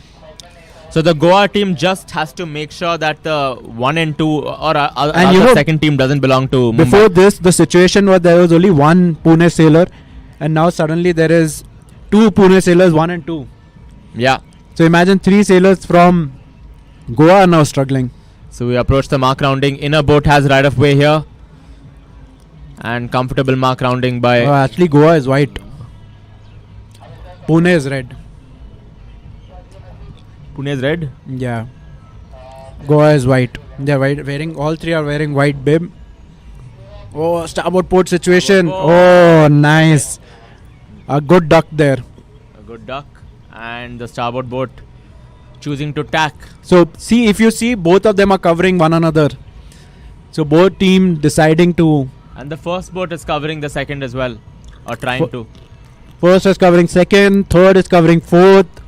And a starboard port situation again. Will the third boat But tack on safe. top? Oh, you know, here he can get penalized. He can get penalized. And, A close windward leeward situation. All This is the amazing. sailor had to do was just. And he will get penalized for sure. A bit of match racing going on there between the first and second boat. A lot of tactics here between first, second, and third and fourth. So Yeah. anything can still happen as we approach the finish. And if you notice, the fifth boat also has to now cover the sixth boat. But he's just sailing his own race. He's not watching the competitor. So I don't know what he's doing. He's watching the other incidents. Whereas the other boat is just gone below him. The sixth boat is actually caught up, and if you ask me, the sixth is now fifth. Yeah. So I don't know what he was doing. So Goa, I think, just lost out. But yeah, Because everything that is anything happening. can still happen here as we are approaching the finish. We still have no clarity on who is leading, and that's the best way to, best position to be as a neutral watching the race. Yeah. So let's see if we can get we can get a good angle here. So clearly, Okay, teams are approaching the finish. so let's see if we can get a lower angle to the finished line to be able to see who's finishing first. The white bib finishing first. I think Goa? the white first two sailors are from white, so they will get this victory. And you can hear the And you can celebration. hear a lot of cheering from the land. From So the jet so crew. happy. They're so happy that Because they have this gone is the through. Goa team. Yeah. So And this is a semi-final, right? yes, this is the semi-final. So they will make it to the final. They are super happy. Nothing short of excitement, entertainment here on the last two races. Fantastic I watch. mean, commendable to all the sailors who were involved, especially the Pune sailor. He was first. He had to do something. He had to bring his teammate back into the race, and indeed he did that. He tried his best, yeah, but unfortunately it wasn't his day. And the Goa team goes through hard luck to Pune Peshwas. can't wait for the finals. I think it's very clear that these were the experienced teams in the semi-final, because we didn't see a lot of team racing until now, Yes. and now we're seeing everything. So I'm sure the finals will live up to all the hype and the expectation. So good finish out there. I mean, closely matched. To the last race. So the race is going to be between Shillong versus Vizag, the second Vizag. semi-finals. Colors? Yellow and green. Shillong yellow. So we just have to know who's which color, and the race is going to go. We're going to be watching the start line soon, but well sailed by the sailors from Goa to So qualify. Shillong in yellow and Vizag in green as we approach the start for the next race. That's what Gautam said. So Again, so it may be the opposite. it may be the opposite, and we'll confirm you very halfway soon. through. But the information given here is Shillong yellow, Vizag green by Gautam, who's the support staff.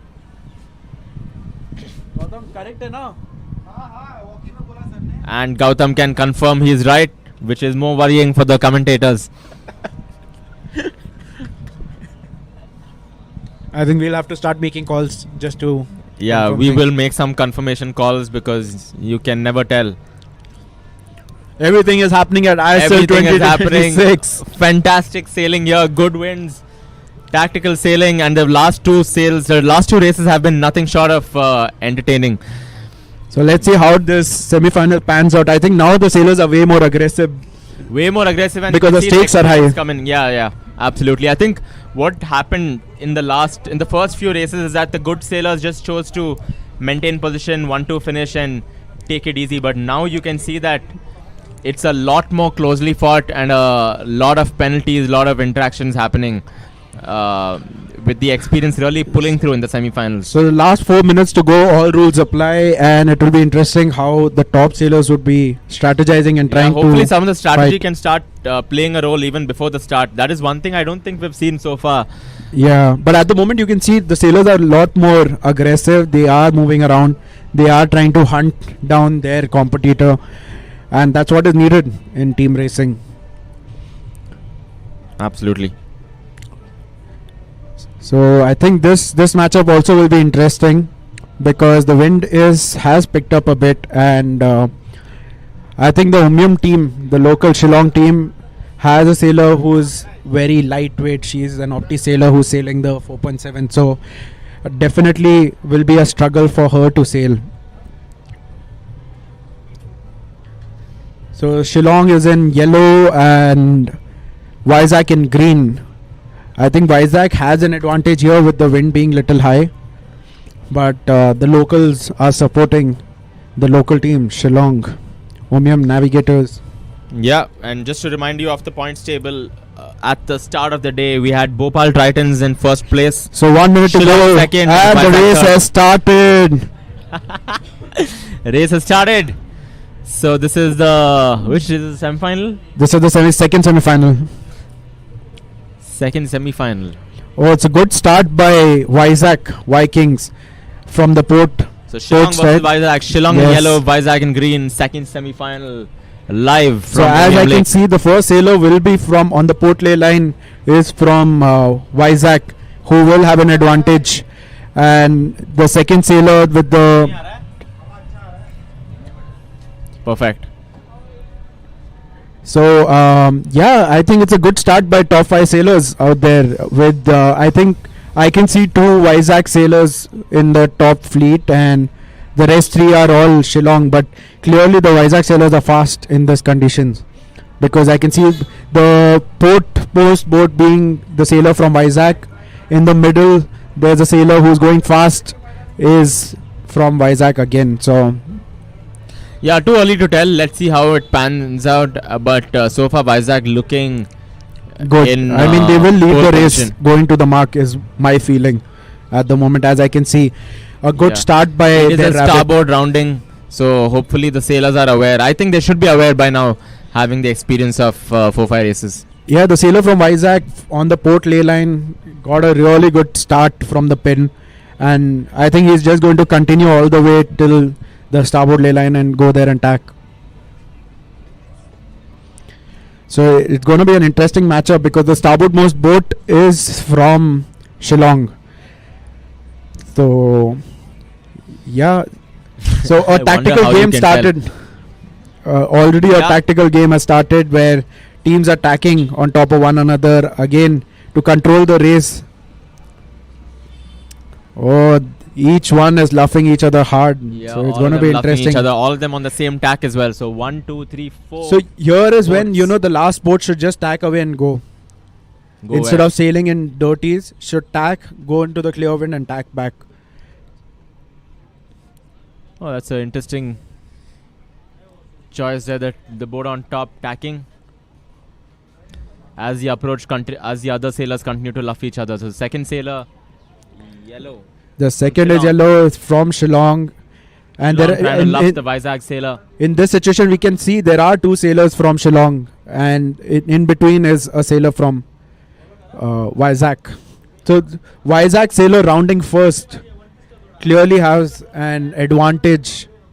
Like I mentioned before, he got a good start, and if he is the rabbit, he is doing his job well.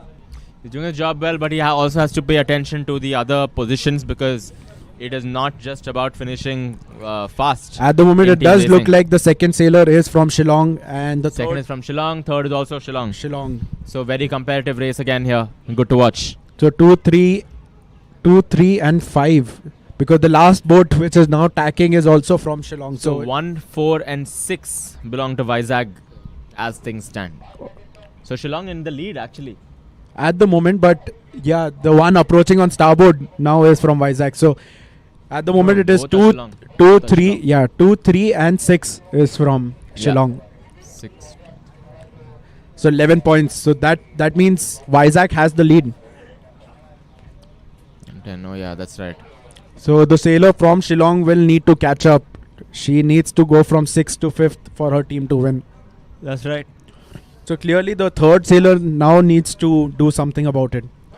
I don't think that the second and third sailor can catch up to the first boat. So they will need to ensure that they are able to hold fourth and Absolutely. fifth Like boat. they should definitely be luffing their sails or just slowing down to make the fleet a bit tighter. And we saw that approach last race by the second and third sailors. So hopefully they can use So if- that experience to kind of play so the game now. if I was the third sailor, I would have let go the second sailor for finishing second. I would have stopped near the mark Yeah. and waited. Like I wouldn't have entered the last 3 boat lengths, waited it out to get the fourth and fifth boat. Yeah, that'll be the right approach. The second boat rounding the mark. The third rounding as well. The third not choosing to. Oh, slow if you down. see, the sixth sailor has been able to catch up with the fifth, and now clearly has room near the mark. Yeah, so I think the fifth and sixth boat is where the real fun is in this race, interestingly. It's not Yeah. the second and third because they've chosen to go ahead. Yeah, 2, 3, 4 are way clear. But the fourth boat has an option here to either go ahead or ideally try and do a 2v1. So the against Shillong. first boat clearly has opened up, and I don't see him stopping.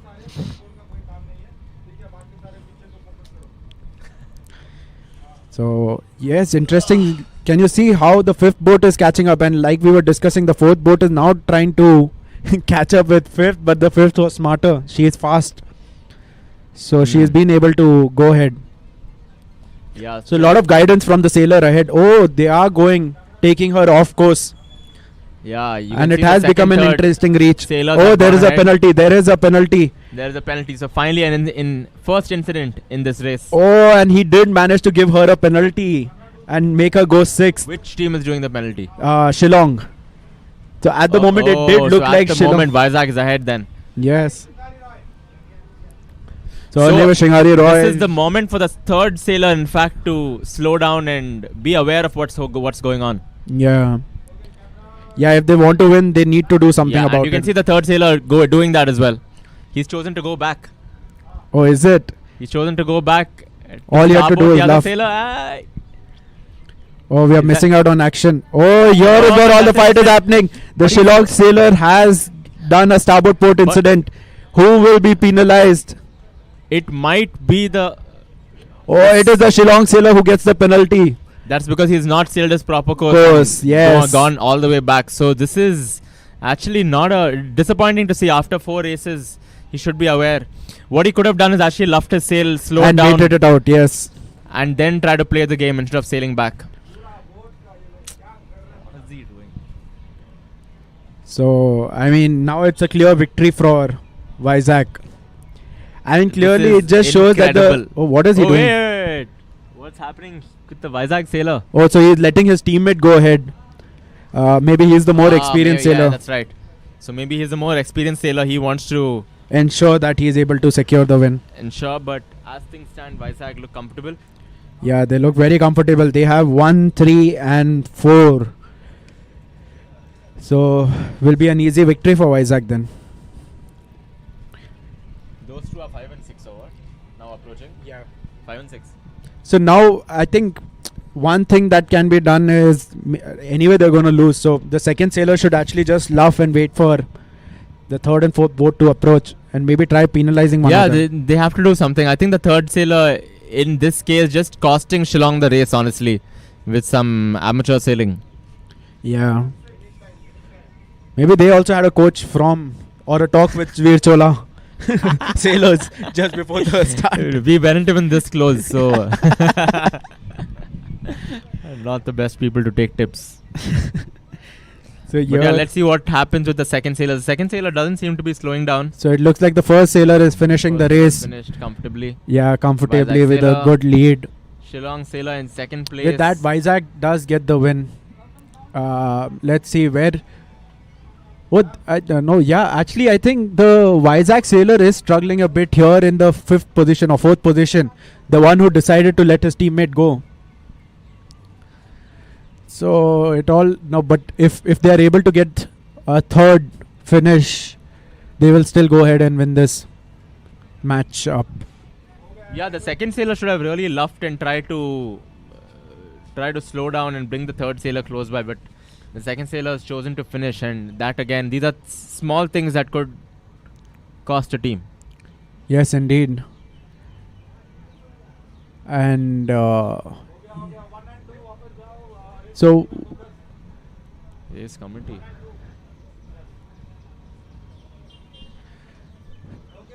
the finish. Race is still going on. Race is going on.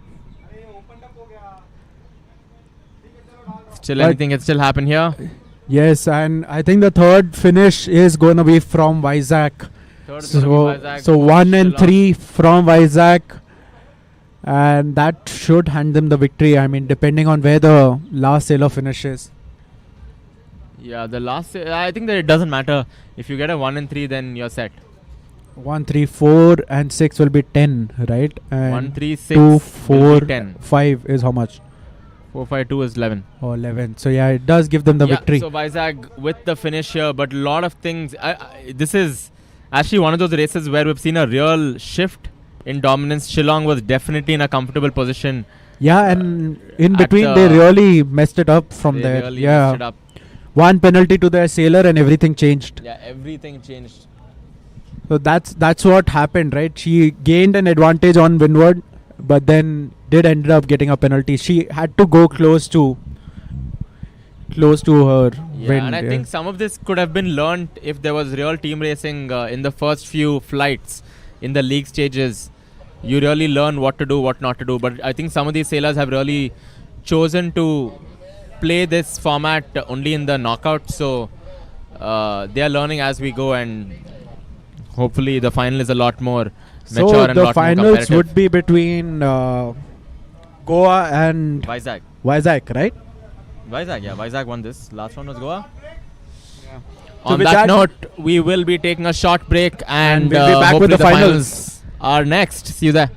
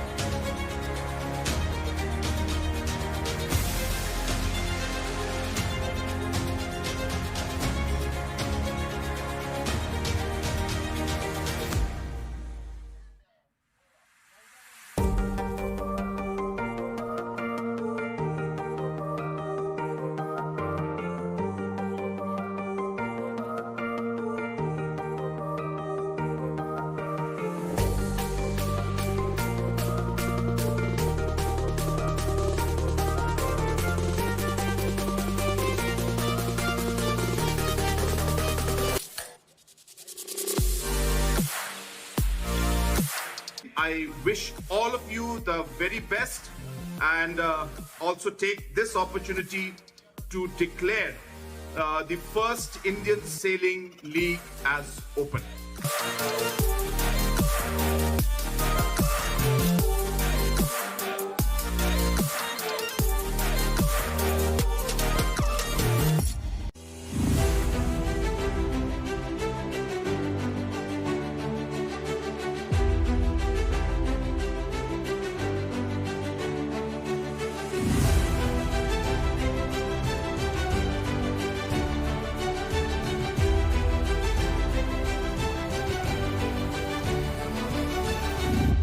रुको तुम IPL देखा होगा WPL देखा होगा चलो आज मैं दिखाता हूँ आईएसएल क्या होगा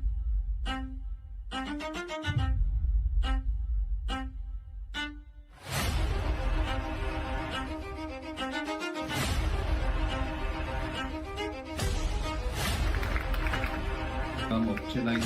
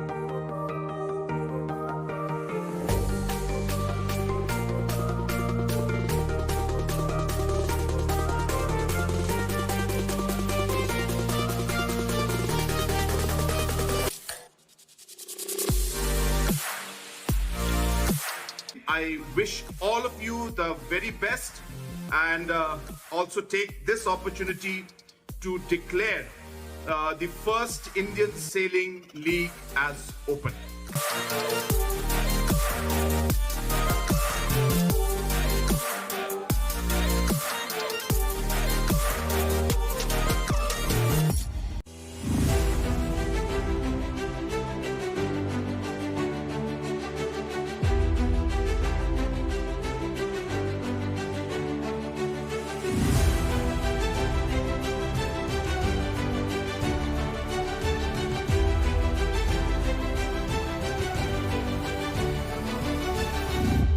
रुको रुको रुको रुको रुको तुम आईपीएल देखा होगा WPL देखा होगा चला दो मैं दिखाता हूँ आईएसएल क्या होगा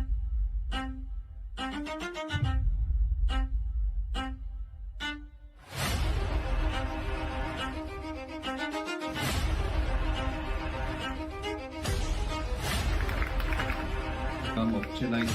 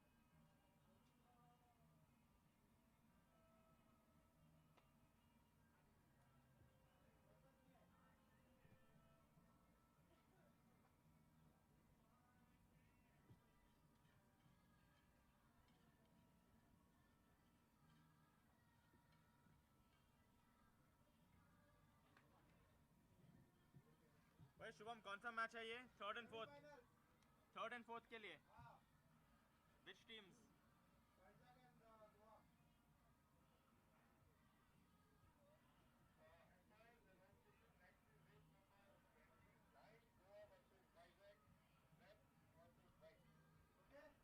got it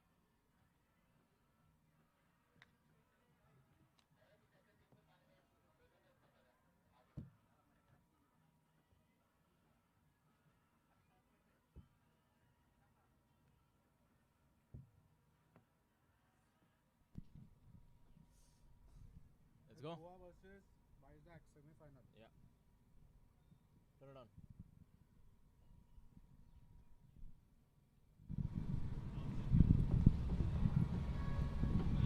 All right, we're back live from Umiam Lake at the ISL 2026. This is the third place match. The matchup is between Goa in red versus Vizag in white. So the third place team will be decided here, basis the winner. So lot of experienced sailors. They've done this about 4-5 times now. Team racing, especially in the last leg where there was a lot more tactical play. So this will be, these are the best of the best. Third and fourth place teams, and then followed by this we have the finals. So And the best part Goa is, versus Vizag. Avinash, the best part is both of these teams are hot and ready because they were the last two teams that were racing. So they are fresh to go and hunt each other out. Yeah, hopefully we can see some real racing here even before the start, because racing rules apply from the 4th minute onwards. So we can expect to see some penalties or some incidents here at the start line itself. And something that one team which has done really well is Goa in terms of wearing the bibs. So it makes it easy for the viewers to follow the race and understand where the sailors are. Yeah. So That's yeah, the true. conditions are nice.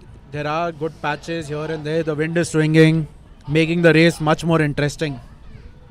Yeah, definitely a challenging place to race here with medium to low winds. In fact, the wind has picked up today. It's about like 6-7 knots. All these days, it was a lot more lighter. So nonetheless, conditions are tactical, winds are shifty, and 4 we're minutes up. approaching the start.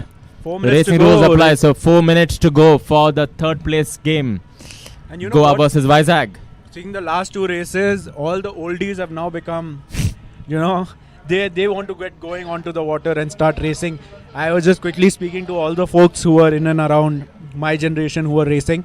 I was just having a quick chat with them, and all of them are fired up. They want to go race, which is a good sign, Yeah, there is a race for the team coaches specifically, and which counts in the points tally, by the way. So that's where it does.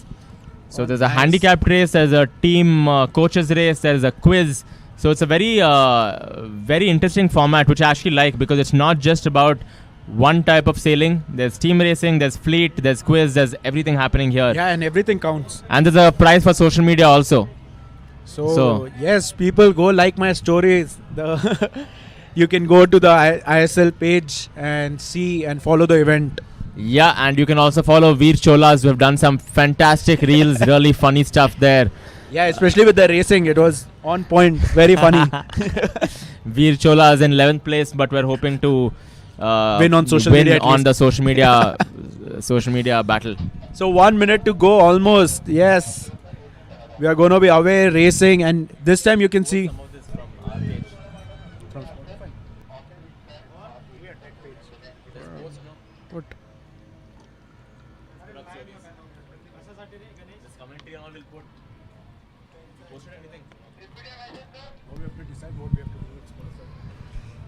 We'll decide live here.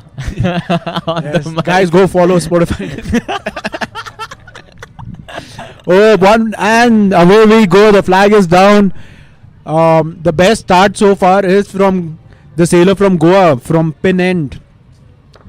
And close next to him is the sailor from Goa, the Vizag. white bib, but in red. That's Just to remind you, Goa is the red ribbon, Vizag is in white ribbon.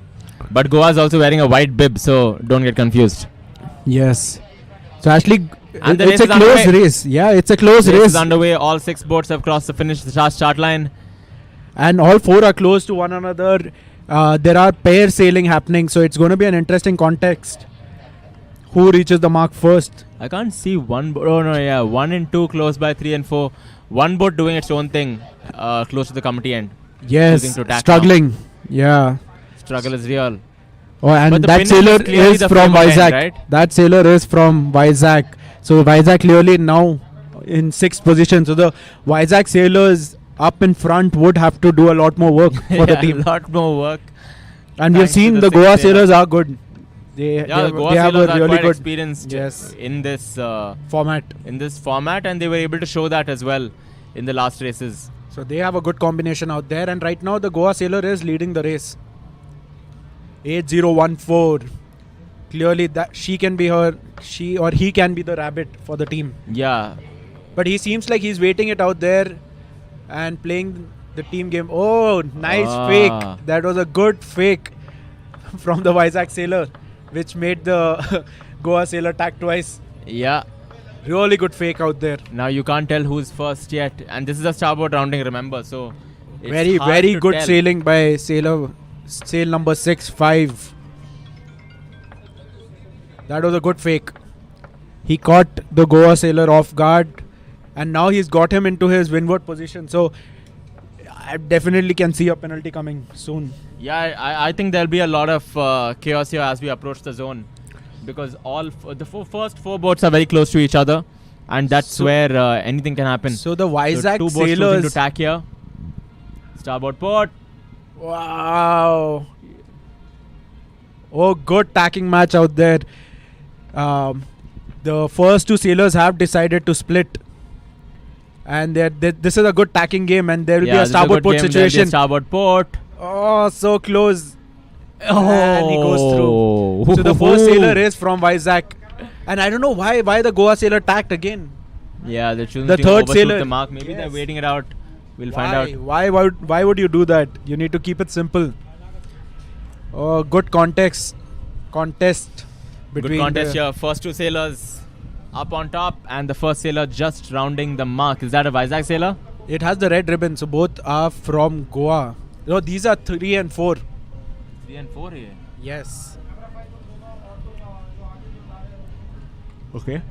So this is 3, 4, 5. So Goa Sailors in second, third, and fourth position, and how this is similar to what we saw in the previous race, right? And the wind has picked up as well. So the It's a lot more first, breezy now. so the first sailor is from Vizag, and he needs to clearly do more to ensure that his team is able to catch up. He has a lot more responsibility now. Yeah, the first sailor will definitely want to Hold the second sailor. hold and keep the sailing group right behind each other and not sail its own course. So he decides to jibe, get onto the starboard jibe, and will try to control the race from here. Yeah.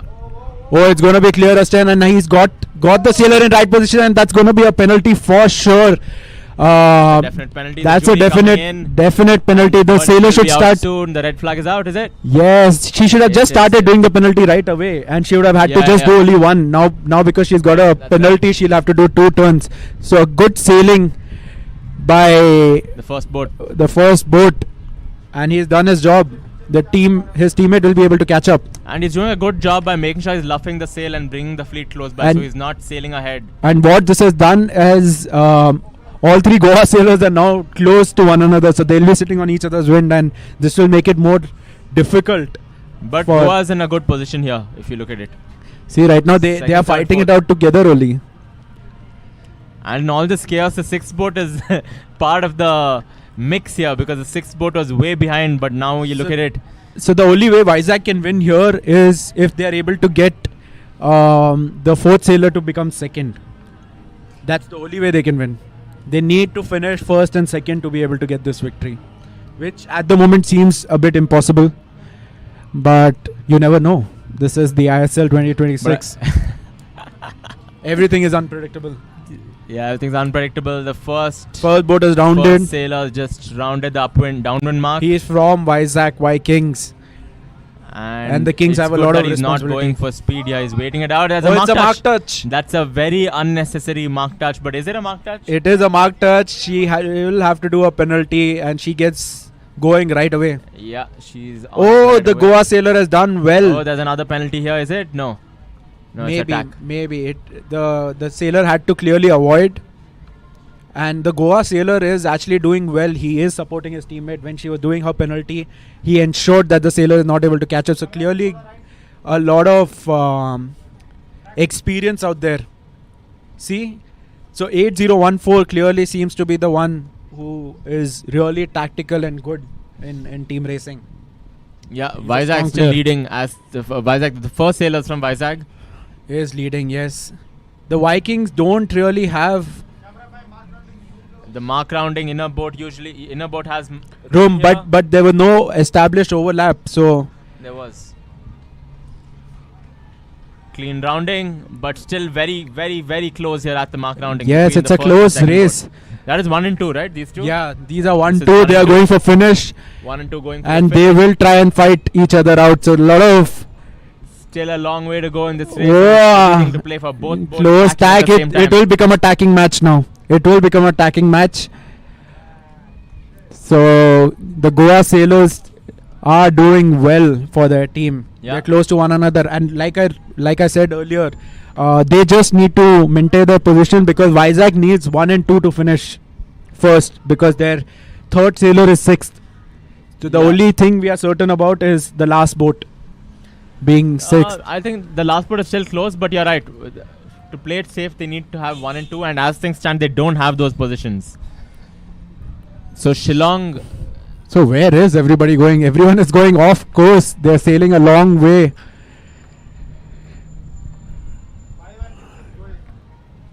So 5 and 6 are fighting their own race.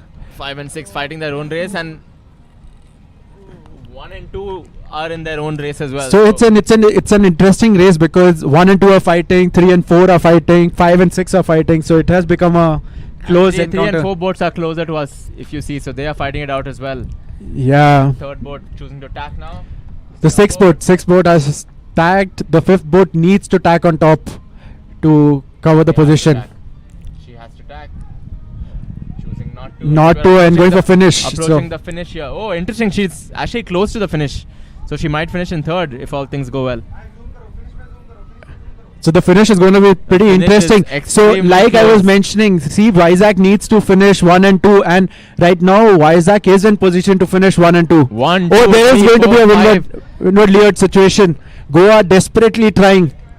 Oh, the Vizag sailor makes a good comeback, and it's a close finish. Close finish. There are 2 Goa sailors in the top. I think Goa has won this. Goa's Goa has won won this. Yes, they had the first sailor from Goa. First sailors Goa. First is Yes. Vizag, I think. No. First is from Goa. First and third is from Goa, First and third from Goa. Okay, and fantastic. fifth is from Goa. So Well deserved. well deserved. Well deserved. They Possibly sailed the really best well. race. Possibly the best race so far in terms of maturity, not just excitement. Yes. So the sailors did show a lot of maturity, and it was a good race. It was a good race to watch. An interesting finish. So good racing by young guns out there. So pretty soon I think we will see the next matchup.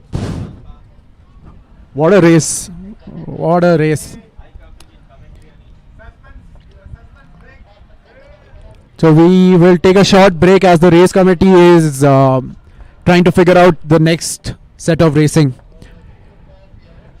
So we'll just take a quick highlight and ad break. चलो आ जाओ मैं दिखाता हूँ ISL क्या होता है।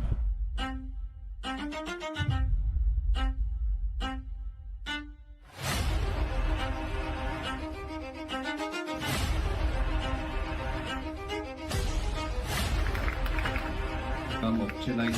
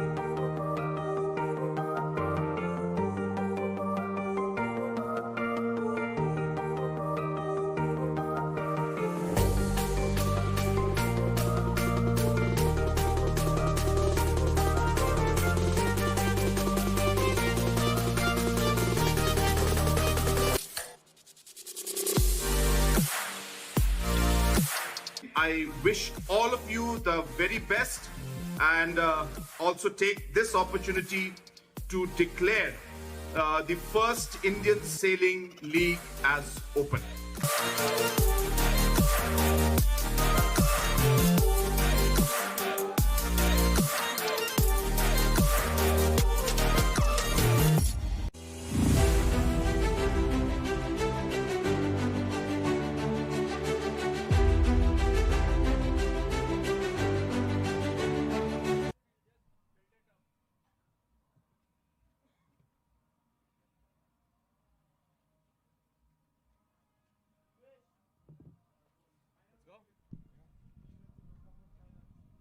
let's bring in full power for this. Go for it. Hey, we are live. It's live. Welcome back, and we will be witnessing the final here at ISL 2026. This is the finals of team racing. The race is between Goa Marinas versus Deken. Goa versus Deken. So this is the ultimate. This is definitely the most exciting race so far. The finals.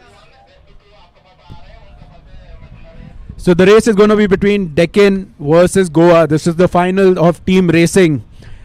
Both these teams are well experienced now. Who are your clear favorites, Avinash? No, I think it's definitely safe to say that these are the most deserved teams that have come to the finals. So Goa versus Deken. Goa has definitely been the more tactical team, I would say, so far, more experienced. But Deken is led by Soham Sheikh, and they've been given a lot of instructions, especially for team racing, and they are definitely experienced here. So it'll be good to see how this matches out. Definitely, I mean, to see an experienced, entertaining race. This whole racing format had these teams going through so many races that two of the best teams have made it to finals. So both of them are well experienced and very tactical. And last few races have been extremely interesting and full of excitement. And right now we have 5 minutes flag up. We will be having the 4-minute signal going up soon. Yeah, we'll go live very soon, and I think the experience also comes in because all of the racing has happened today, right? So they're very warm and they're very fresh, very alert, and they're warmed up for this final race. So it's not like they're coming in after a long break or the first race of the new day. They're all warmed up and ready, and that's the 4 minutes. So all racing rules apply from the 4th minute onwards. So and this is where the experienced team definitely will start hunting down their competitors. And the good aspect is there is good wind. So good winds, this is the best winds we're seeing, and it's all right in time for the finals. You can actually see on the screen people are deciding who is going to be their competitor and how they're going to be playing. It will be mostly one-on-one, where best sailors would try targeting the other team's weakest sailor. So it is going to be interesting for the jury as well. What is your prediction for the race, and how do you think this will pan out? I think, in my feeling, Goa will take the win. They have a girl sailor who often does a lot of penalties, as we have been seeing throughout the day, and she's the weakest link at the moment, but she is fast, right? I think definitely the other team will be trying and targeting her. But Goa seems more experienced. Like, in tough situations, they have been able to give the other teams penalties, hold positions, and support one another. And if you go and see the result sheets, Goa sailors have been finishing 2, 3, 4, 1, 2, 3, and all in good position. So we have 1 minute to go. Everyone is super excited. Everyone is glued to their screens. The clock ticks very fast. Every time I see 4 minutes, next thing you know, it's 1 minute. 1 minute, so yes. Not sure what's happening, but that's where we have Gautam to give us the right information. So 1 minute to go for the start. 1 minute to go for the start. All the boats are lining up. They are hunting few more down. Seconds as we approach the finals. This is Goa versus Deken in at ISL 2026 team racing finals. Less than 15 seconds to go. So last 10 seconds. 10, 9, 8, 7, 6, everyone just lined 5, up at the start. 4, 3, 2, 1. The flag's out, and here we go racing. Lights are in the finals.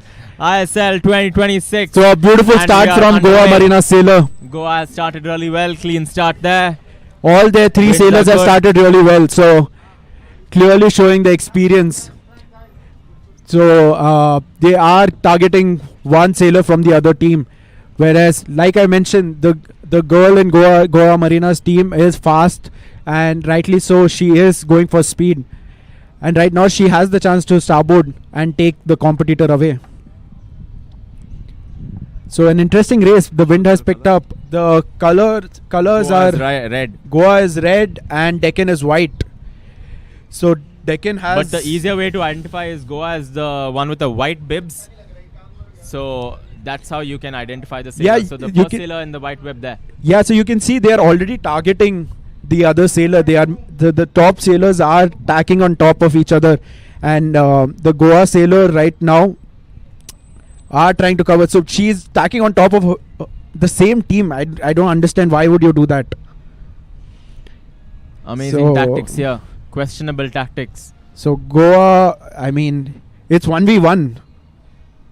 Oh, she got a She's doing a penalty. penalty, that's I why. told you she will get a penalty, right? And I don't understand why she had to tack on top of her own teammate. The only good thing is she is quite good at doing penalties at this point. So she's quite quick. Yes. So actually, I mean, there is a good comeback opportunity for Deken. So I think Deken will take it away from here. So a lot more responsibility on the Goa sailor who is leading the race right now. He will. Yeah. It is a 2v1 situation, and he has to ensure that he is able to get a penalty to one of the sailors. That's a fantastic roll tack. One of the things is the roll tacking has been phenomenal in this race. Not just in this race, dude, over the course of the day. What do you think about that? Yeah, I mean, in the light winds, then they have been struggling with their roll tacks, but as the wind picked up, all of them are on point and are able to gain speed through their roll tacks. So Yeah. right now, the first sailor from Goa Marina is targeting a weak sailor from the Deken, right? And his whole idea is to, I think, position himself at the mark and somehow get his team back into the racing. Yeah, we're just approaching the zone and the first boat is well clear. Second, third, there was just a starboard boat. But they are from the same situation team. there, but yeah, it looks like there was no incident. So similar team, same team. First boat is which team again? So first sailor is from Goa, fourth sailor is from Goa, and second and third are from Deken. So, So very even. oh, so why far. would you do that? I mean, I think he was not able to make the mark, so he decided to jibe. And the Goa sailor decides to tack on top of him to hold position. First So sailor didn't round the mark. the first sailor. Sailor is now in fourth or fifth. So I don't know. The first sailor is way far ahead, and he's waiting there. Misinformation once more by Gautam. So sorry Gautam, about as that. always, yes. And the first boat was actually well clear. That incident there was for the second So- boat who's now in fifth.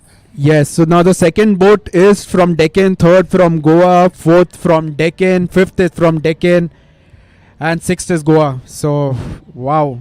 That's a huge lead. Yeah, so But the first boat 136, will Avinash. want to be aware of the race situation and not go too far ahead. So right now it is 136, which adds up to 10. and the other team is 245, Which is 11. 11. So still Goa in the lead. Goa in the lead as Yeah, it but stands, right but now still they will anything try can happen. targeting. The second boat will start targeting the third one. Yeah, they you can see a windward-leeward situation here. Whoa, close racing out there. Hard maneuvers, and now there is an established overlap for boat number 3 to be able to target the second sailor and give her a penalty. So close racing Boat there, number two close slowly racing. Inching ahead. I mean, Boat so three much trying to work, cover wind. so much work for the Goa sailor. He has to do so much more, and he's asking her to go up and now he will try to take her off course. Oh, so the Deccan sailors have done well. It went to 2v1, and yeah, see, she was able to. Wow, interesting matchup. So he's asking for room. Oh, this is it going mark to be an room. incident? In a boat has mark room here. Interestingly, no collisions. Hey, Oh, what's happening? I think he's trying to do a penalty. I think he touched the mark. Oh, so Goa sailors really struggling out there. From Yeah. third, he's gone to sixth. So right now, fifth and sixth are Goa. 2, 3, 4 are from Deccan. So now the first sailor, what does he do in this situation? The Does first he sailor decide definitely to? has to slow down. Would he decide to just slow down and wait it out and fight it on the run, or does he wait on the beat? I think this is the leg for him to. I mean, the really- first sailor is really waiting take near it. the mark on the reach. not Wow. waiting. Yeah, I don't understand why he's not waiting. He should be waiting. He should just go into irons and wait. I mean, there's no point right now. Fifth and sixth are from Goa, so they are clearly losing the race. So the first sailor needs to be more thoughtful. Here we can see on our screen the So first remind us sailor. the positions once more. So right now, first, fifth, and sixth are from Goa. They are in a losing position right now, and 2, 3, 4 are from Deccan. But as I can see, the fifth sailor is catching up with the fourth. But I mean, still lot more work to be done. So I think the first sailor really needs to slow down and wait it out.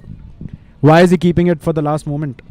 Especially on the beat, he can't do much. No, he definitely should be slowing down, and I think he's starting to slow down a little bit now. But he should be luffing. He should just let go his sail. Yeah, he should be in irons. Why is he waiting it out for the beat? Do you think he's aware? I don't think he has good awareness at the moment, because right at the mark he should have just waited. Yeah, it'll be interesting to see what he does after this mark rounding. Yeah, he's still going for speed. I think he's forgotten that he's team racing. He's still doing team racing. Fleet racing. Fleet racing, sorry. Second, instead third, of team fourth, racing. Fifth, still all to play for here. So the first boat is Vizag, is that right? No, the first boat is from Goa. First boat is Goa, but Vizag is in the lead as a team. Yes. I mean, 2, 3, 4 are from Vizag, Deken, and they will take the victory here. Deken, correct, sorry. Oh, I can see 4 and 4 and 5 trying to fight it out, but it's going to be an easy victory. It is going to be an easy victory. This mark rounding will be interesting because they're still quite close to each other, but the mark rounding is fairly clean. So it is going to be an easy victory for Deken. No, but I think the fifth boat is still close. I mean, but it is going to be super hard to catch up. Yeah, it is going to be hard, but the fifth boat has to do something magical here for especially on a beat. It is next to impossible. I don't know why the first sailor did not do anything or wait it out. The first boat can still play the game or do something, but I might doubt be a little it. too late. I don't think it is very late. Yeah, I don't think he has shown any awareness. So clearly, him not thinking through on what is happening. And now it's too late for him to wait. He is now waiting near the finish, but not a smart move. A little too early. A little too late. See, you can see from this angle, he has so many boat lengths and too much work left. So there's no point, I mean, to wait till the end. Either, so. Yeah, why? So let's see what will happen here. Let's see if we see a twist. Hopefully we can for the viewers. But as things stand, Deken looks to be second and Goa is in the lead position. So Goa sailor deciding to still go ahead and take the victory and leaving it to the god. he is deciding otherwise. He doesn't want to do the work. Yeah. And he doesn't want to be the one to be blamed. So he's just taking the victory. But he will be the one being blamed. But I mean, it's still not over. Anything can still happen. Second, third, fourth, as things stand, belong to Deken. Yeah, and the Goa sailor on the port ley line is just stuck. Like, even if she tries tacking, somebody will tack on top. Actually, what she should have done is tacked early and hoped that the other sailor would have done a bad tack and, somehow tried to be able to catch up. So easy victory there for Deken. This is Goa, is it? Yeah, Goa just lost out. They finished 1, 5 Goa and 6. In 1, second, third, fourth belonging to Deken, and Deken, Abhi?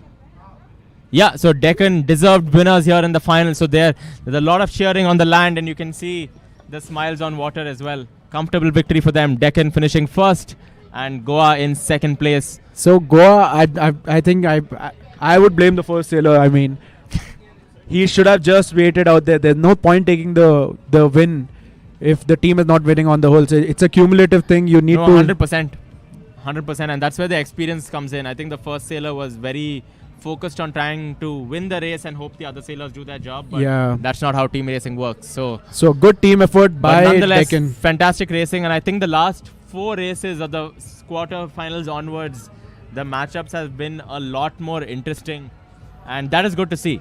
Yes, compared indeed. to conservative fleet racing that we saw before this. But nonetheless, both teams have done well. They reached the finals. They played it hard, and kudos to the sailors. Kudos to the sailors. We break for lunch in a few minutes. So we'll be back with Team Deken once gets again the winners in the team racing, and Goa in second place. So as usual, all our information from the support staff being the best and not on point. not on point, and the information has come in that there will be More team a races. rematch, or not a rematch, like there will be more matchups between Goa and Deken.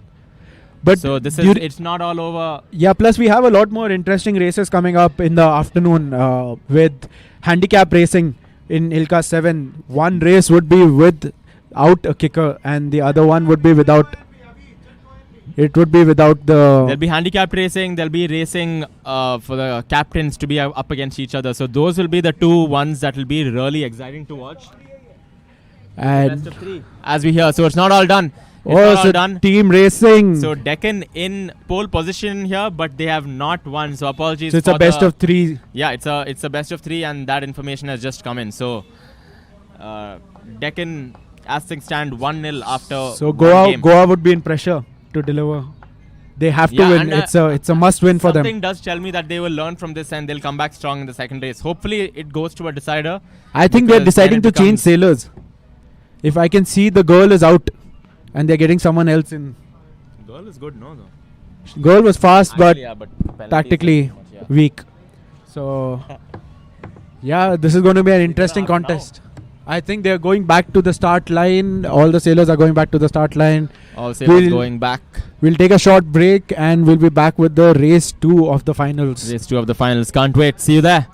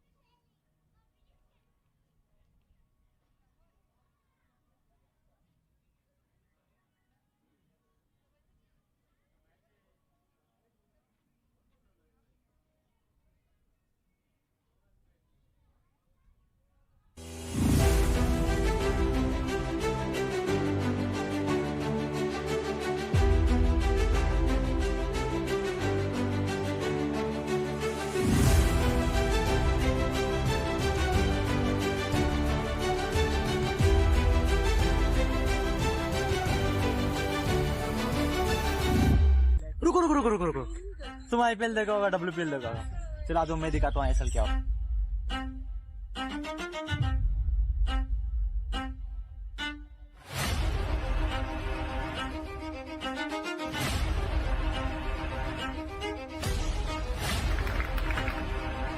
Chillong.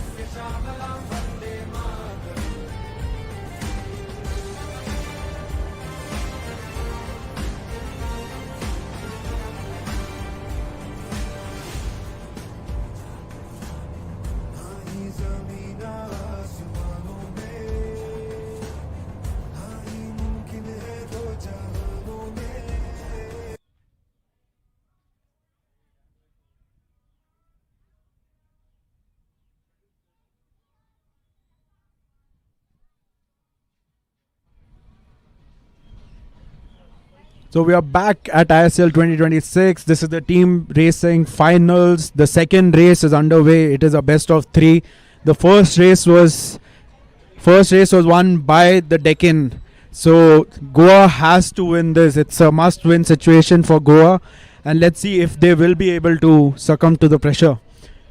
At the moment, there is 5 minutes to go, and I think right from the 4th minute onwards, there will be a lot more match racing that will go on. The wind has picked up, and it's going to be super interesting. So just to give you a context, Avinash, the 5 minutes has gone. It's the second race of the finals, and so much pressure on Goa. Speaking of pressure, there's a lot more pressure, a lot more wind. I think over the last 5 minutes. I'm here. Audible now? No. Yeah, speaking of pressure, there's a lot more breeze and more pressure on water as well. I think this has just picked up over the last 3-4 minutes because it wasn't like this earlier. So the winds have increased, and this is right in time because we are seeing the two best teams in the finals. This is a second leg between Deken and Goa. But at the moment, Fantastic it does conditions. look like, Avinash, that the Deken sailors are more confident. But they have got one victory out of the 3, so they are in a better position. All they need to do is just sail right, and the pressure is on for Goa to make mistakes. No, that is true, but I think I'm hoping there was some round of feedback as well amongst the Goa teams and for the first sailor as well, because this is a team sport. They have to be together and do what it takes to get the team over the line. So it's not about racing fast and finishing first. So hoping to see Goa wins only because we can have a third leg. So I think there 1 is minute 1 to start, minute to 60 start. seconds to go. Second matchup between Goa and Deken. So I can only see one Goa sailor coming to the line. Rest are still missing. So I don't know what the strategy is. There are a lot more Deken sailors near the start line. If you notice near the pin, there is one Deken sailor who's waiting to get a good clean start, and that's what a rabbit needs to do. Yeah, that's so right. I don't know what the Goa Which sailors do you are think is trying the to do. favored end in this race?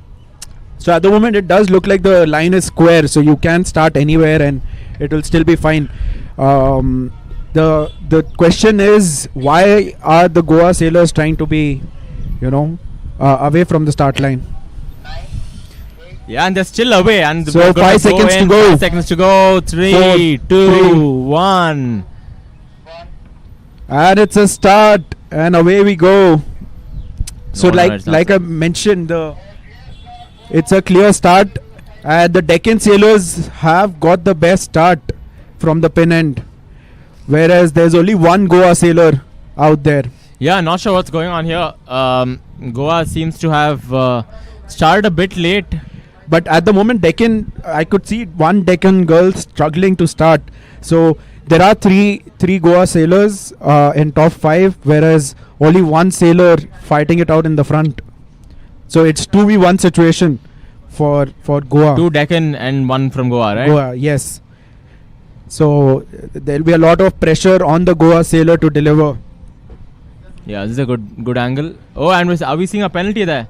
It looks like we are seeing the first penalty. And as usual, it is the Goa girl doing a penalty. Yeah, I think she is the designated Penalty doer. penalty taker from Goa team.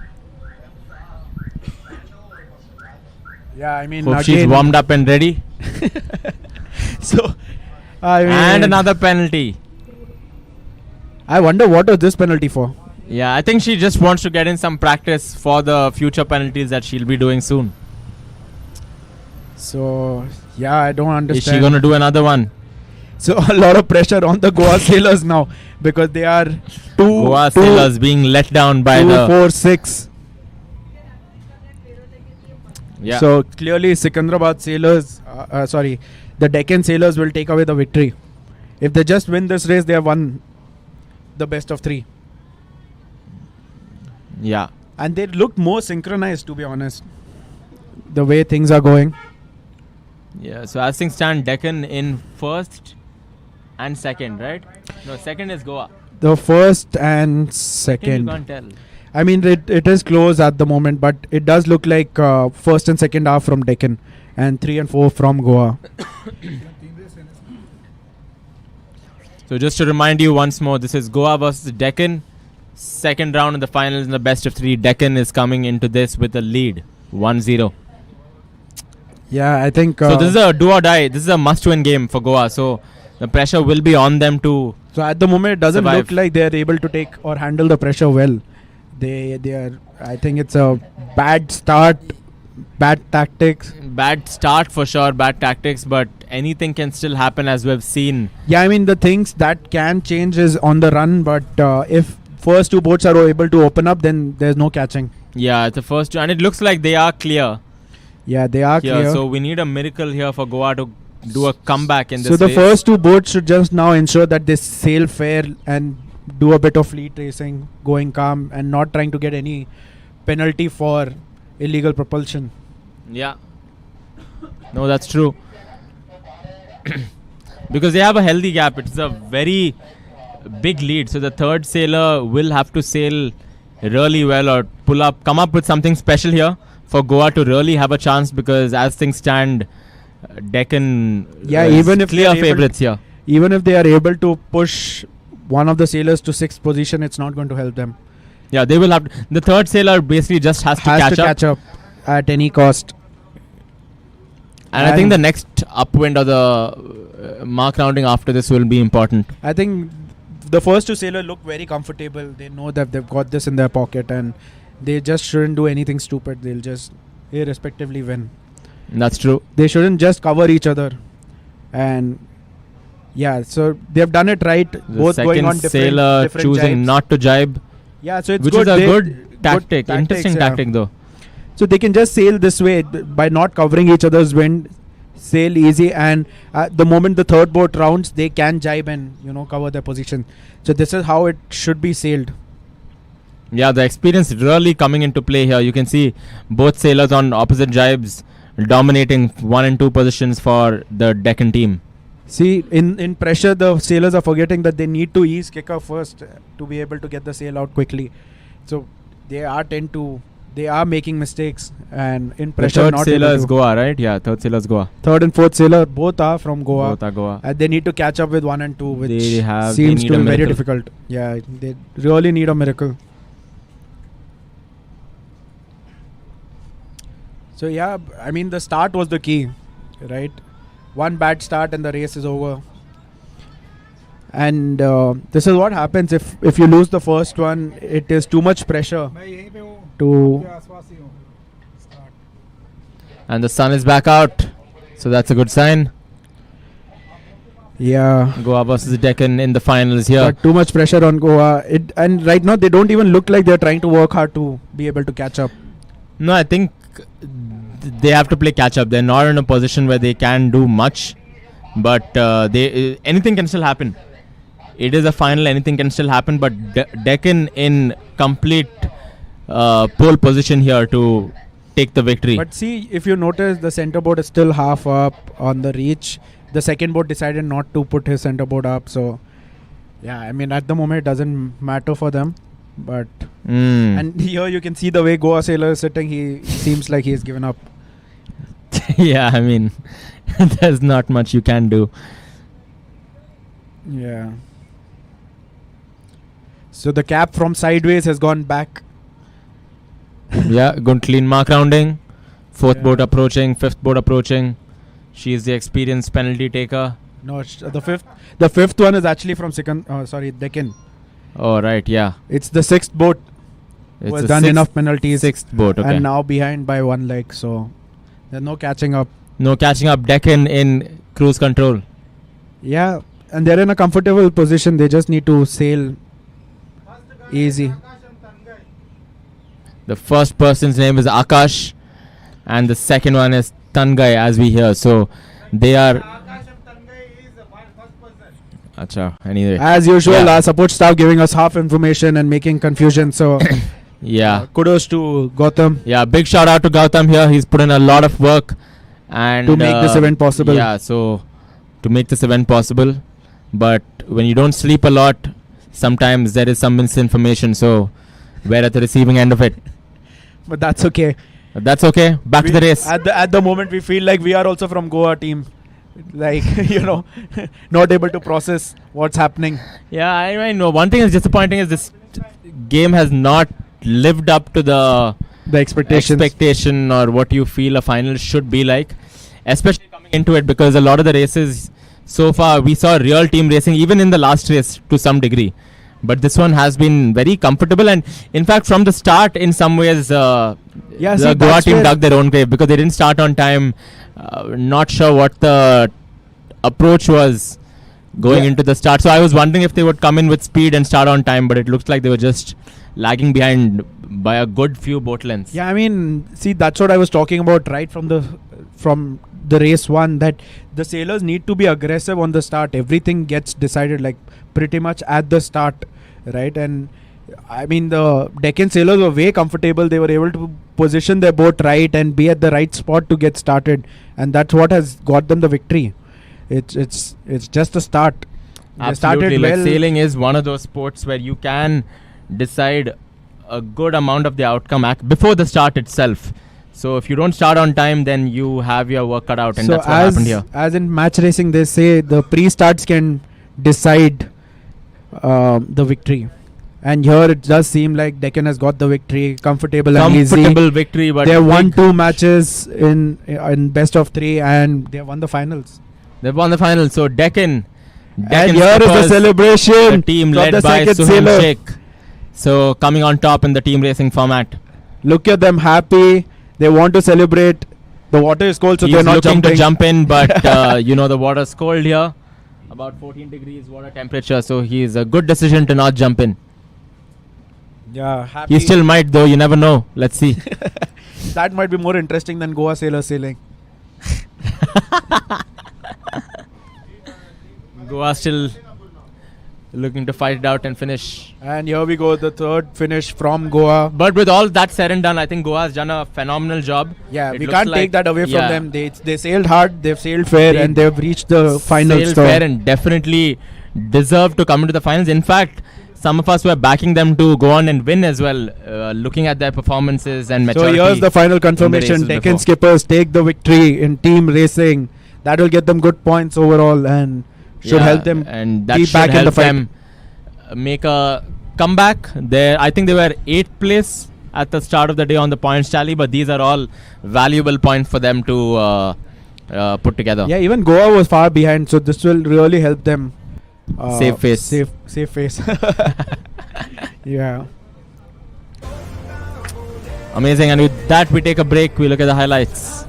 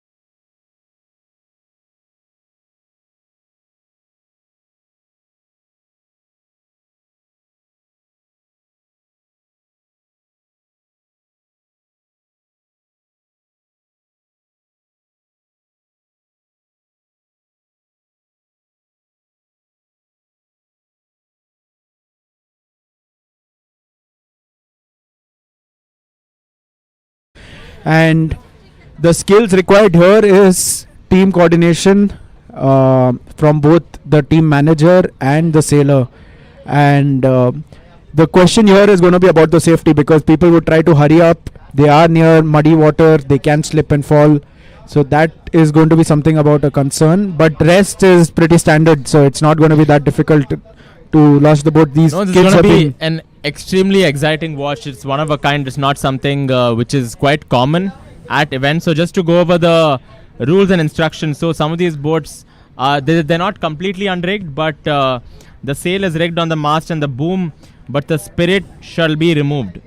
So the center board is removed and placed inside the hull. The rudder is removed, and the tiller extension is removed as well. So these are the 4 parts that a sailor will have to rig up really quickly, launch themselves, and then start the race. So the race starts on land itself, and they will have to not just sail but rig up before that. So it will be extremely interesting.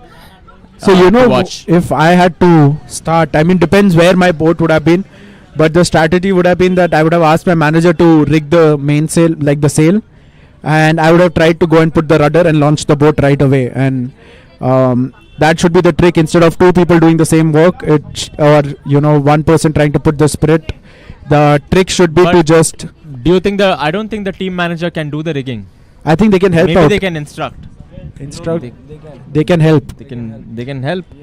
Yes. Okay, So the information coming. That's going to be interesting. So we have, it's going to be 2 people who can have their hands on the boat, hands right? on the boat. Yes. So it truly depends on the team coordination, what the team manager and the kid sailing would decide to do. What would you do? What would you opt for? Going for the sail or going for the rudder? No, I mean, irrespective, I think you have to be coordinated and you have to be really fast, because this is a format where you can get a real head start if you can rig right and get start fast. Right? So my that idea the would aim be here. to launch as fast as possible, right? So I wouldn't really try to put too many things. Rest, I would try and figure it out on water. So the trick would have been to just put the sail up, put the spirit, don't even tie it or waste time on it, just launch. And put the rudder, the kid should spend time, because sometimes putting the rudder can be very tricky. So that's where the time really goes. So maybe they can put the sail and the rudder at the same time. So it has to sail go and the rudder, and the center board they can wait it out. Yeah, because that will anyway have to be put in the water. Yeah. So it makes sense to instead put the of center wasting board later time on. putting it on land, might as well just launch and put everything else. Even the main sheet, I think. I would have just. How much it's time going do to you be think will it take to rig the boat in this case? Not completely rig, but just put the sail and the I center think it board. should hardly take 15 seconds to put things up and get the boat into the water. Yeah, this But will be a game of speed. Yeah, and I game think the of- ones that start the race quickly will be big favorites, because they'll have clean winds and they'll have a good head start. I think the boat on the rightmost, the bottom of our screen, has a clear advantage going forward. Because if I was in that position, sailing a reach would have been easier to the first mark. So We'll have some quick thoughts from one of the Sailors. sailors here. We have An Aussie Shubham sailor. from Team Vizag. He is one of the Ilka sailors who will share some inputs on क्या how he लगता है would Shubham, what would you do? do. क्या करोगे आप? आपकी team का क्या strategy है?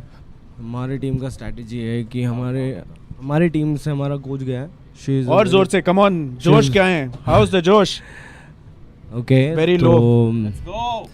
मुझे लगता है कि हमारी टीम से जो कोच गए हैं और वो काफ़ी एक्सपीरियंस है, उनको पता है कि क्या पर करना इसमें है. क्या एक्सपीरियंस काउंट होगा? इसमें आपको जैसे कि आपने पहले बताया कि इसमें काफ़ी टाइम लगता है रडर फिक्स करने के लिए, तो मुझे लगता है कि हम लोगों को काफ़ी पता है इस बारे में कि तो कैसे करना आपकी टीम चाहिए. में रडर कौन लगाएगा और सेल कौन लगाएगा? मेरी टीम में कोच अनस्तिया है और मुझे लगता है कि वही लगाएगी. बट वो क्या लगाएगी? रडर. रडर. यस. ओह, इंटरेस्टिंग. आपको नहीं लगता कोच को मेन से लगाना चाहिए?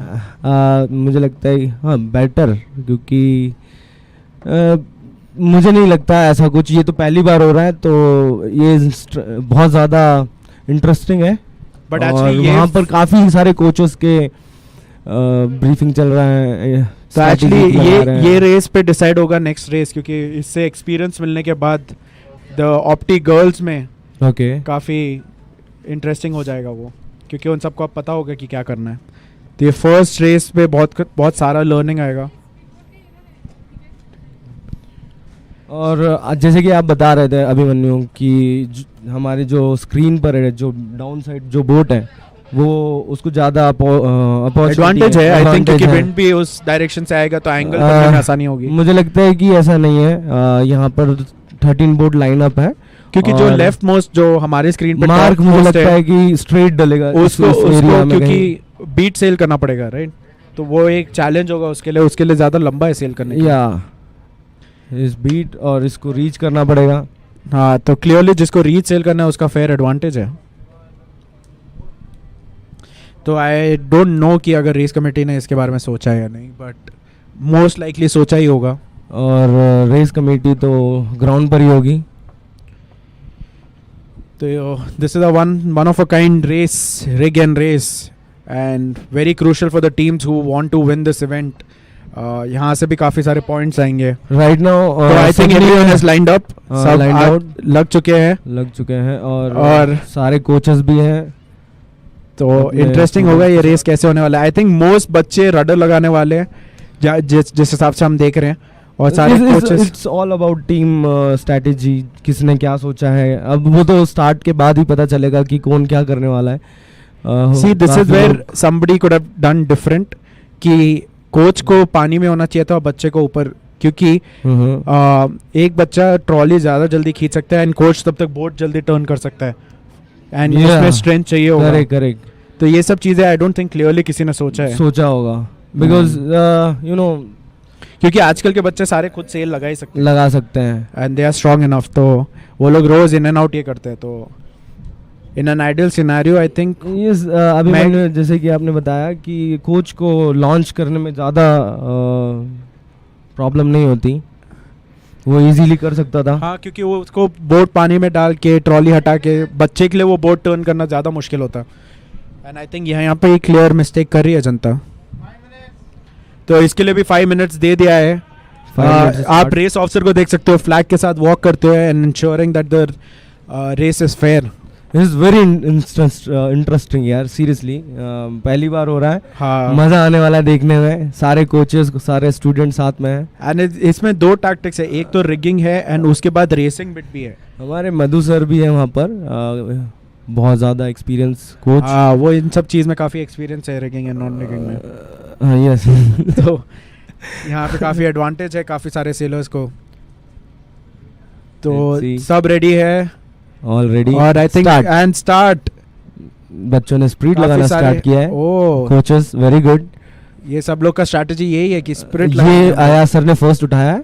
ओ आया सर ने लगा दिया है सेल, सेकंड थर्ड वो रडर लगाते हैं बाकी सारे बच्चे। Yes good.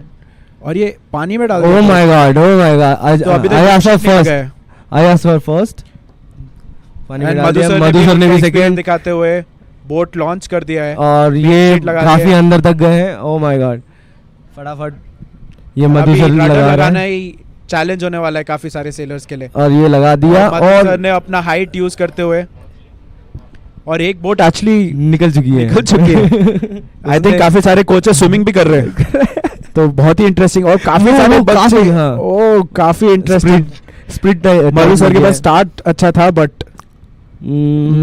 तो एक्चुअली जो मिडिल में बच्चे हैं they have done really well and that will give them clear advantage. यही जो मैं बोल रहा था एक्चुअली ज्यादा टाइम वेस्ट नहीं करना। नरेंद्र सर अभी स्विमिंग करते दिख रहे हैं हमें, और उन्होंने रडर लगाना भूल गए और उन्होंने पुश कर दिया। तो अभी इंटरेस्टिंग है एक्चुअली यहाँ से for the kids to catch up. 401 sail number 401 I think he is leading now. और अभी भी कुछ लोग स्ट्रगल करते हुए लॉन्च करने में, बट यही है फर्स्ट मार्क अगर आप देखो वहाँ तक पहुँचने के लिए सेल 4010 को काफ़ी एडवांटेज है, बट उसने अभी तक स्पिरिट नहीं खींचा है। तो हाँ, इसी के बारे में मैं आपको बात कर रहा था कि आपको ये सब चीज़ पे ज़्यादा टाइम नहीं वेस्ट करना चाहिए। Whereas he should now adjust the sail. वो काफ़ी पीछे बैठा हुआ है, he should come forward put the spirit and continue racing. वो Continue बाद में racing. disadvantage होगा as he goes into the beat. और स्पीड लूज करना बहुत ज़्यादा स्पीड लो करने जैसा होता है. स्पीड को लूज नहीं करना चाहिए. आप स्पीड टाइट रखोगे तो आपका जो सेल शेप होता है वो काफ़ी अच्छा और हाँ मतलब इट इज़ वेरी इंपॉर्टेंट कि but either which ways he is leading the race. तो इसके आगे it will all be tactical play. जो एक्सपीरियंस सेलर्स होंगे वो अपने बीट के tactics now they are going for will be rounding. able to catch Now they up. are going for rounding and 4010 4010 clearly in advantage, advantage. but he needs to tighten his spirit. Both mentally and physically he needs to tighten the spirit. So a much needed, and he is not doing that. See that, because of which he is losing out. उसको वो height advantage मिल नहीं रहा है. Yeah. Yes. And whole fleet tax सारे और उसका tag and खराब था तो slowly काफी- he'll काफी start खराब losing था. out. तो the Malaysian sailors definitely have an advantage. Bhopal Triton के sailor मैं देख सकता हूँ is doing well and has a distinct advantage. 1689 So यही difference है. He is not able to put his spirit spread 4010 and he is not realizing. तो experience does make difference. makes difference. तो यहाँ पे first two boats are heading towards the starboard ley line and approach यही रहेगा I think to reach the starboard ley line, tack there. I think In the Malaysian sailor काफी अच्छा करते तो हैं. हाँ तो भोपाल Triton के sailors are doing really well. I think the second sailor is Bopal Triton. First one I don't know कौन से टीम से है. तो इसी के लिए लोगों को बिब्स पहनने चाहिए ऑफ देयर टीम या फिर एटलीस्ट मार्किंग होना चाहिए. So at least we will know who is leading which race. So Avinash, what do you think? Would you be a good candidate for No, this was actually a Deken race? fantastic start. So I had a good view of the start. You could see a couple of the team managers. I don't know if you were able to see it. They swam or pushed the boat for at least like 40 meters. Yeah. And those are the top 2-3 boats, right? So Yeah. it wasn't just about So setting it's up a your boat. starboard It was boat also about situation for the first two boats. pushing ahead. So Malaysian sailors, I think, in the first two positions right now. I mean Malaysian sail numbers, Malaysian but we sail don't know numbers, if they yeah, are yeah. Malaysians or Indians. So, No, that's true. That's true. So but this will clearly be they have an advantage out there. So an interesting race, though. I mean, and the finish is after this they have to go on a run and finish. It's a between port them. rounding. It is going to be Starboard port rounding. Port rounding. Port rounding. Yeah, it looks no. It's a port rounding. Yeah, it is a port rounding. And the Bopal Triton sailor did a good tack and he will get the room. Starboard port situation here. Yeah, he will get the room. Yeah, a but good tack out there by the Just sailor from. avoiding the windward mark. Yeah. So this is going to be a good close run sail between the first two boats, and both of them are experienced sailor from Malaysia.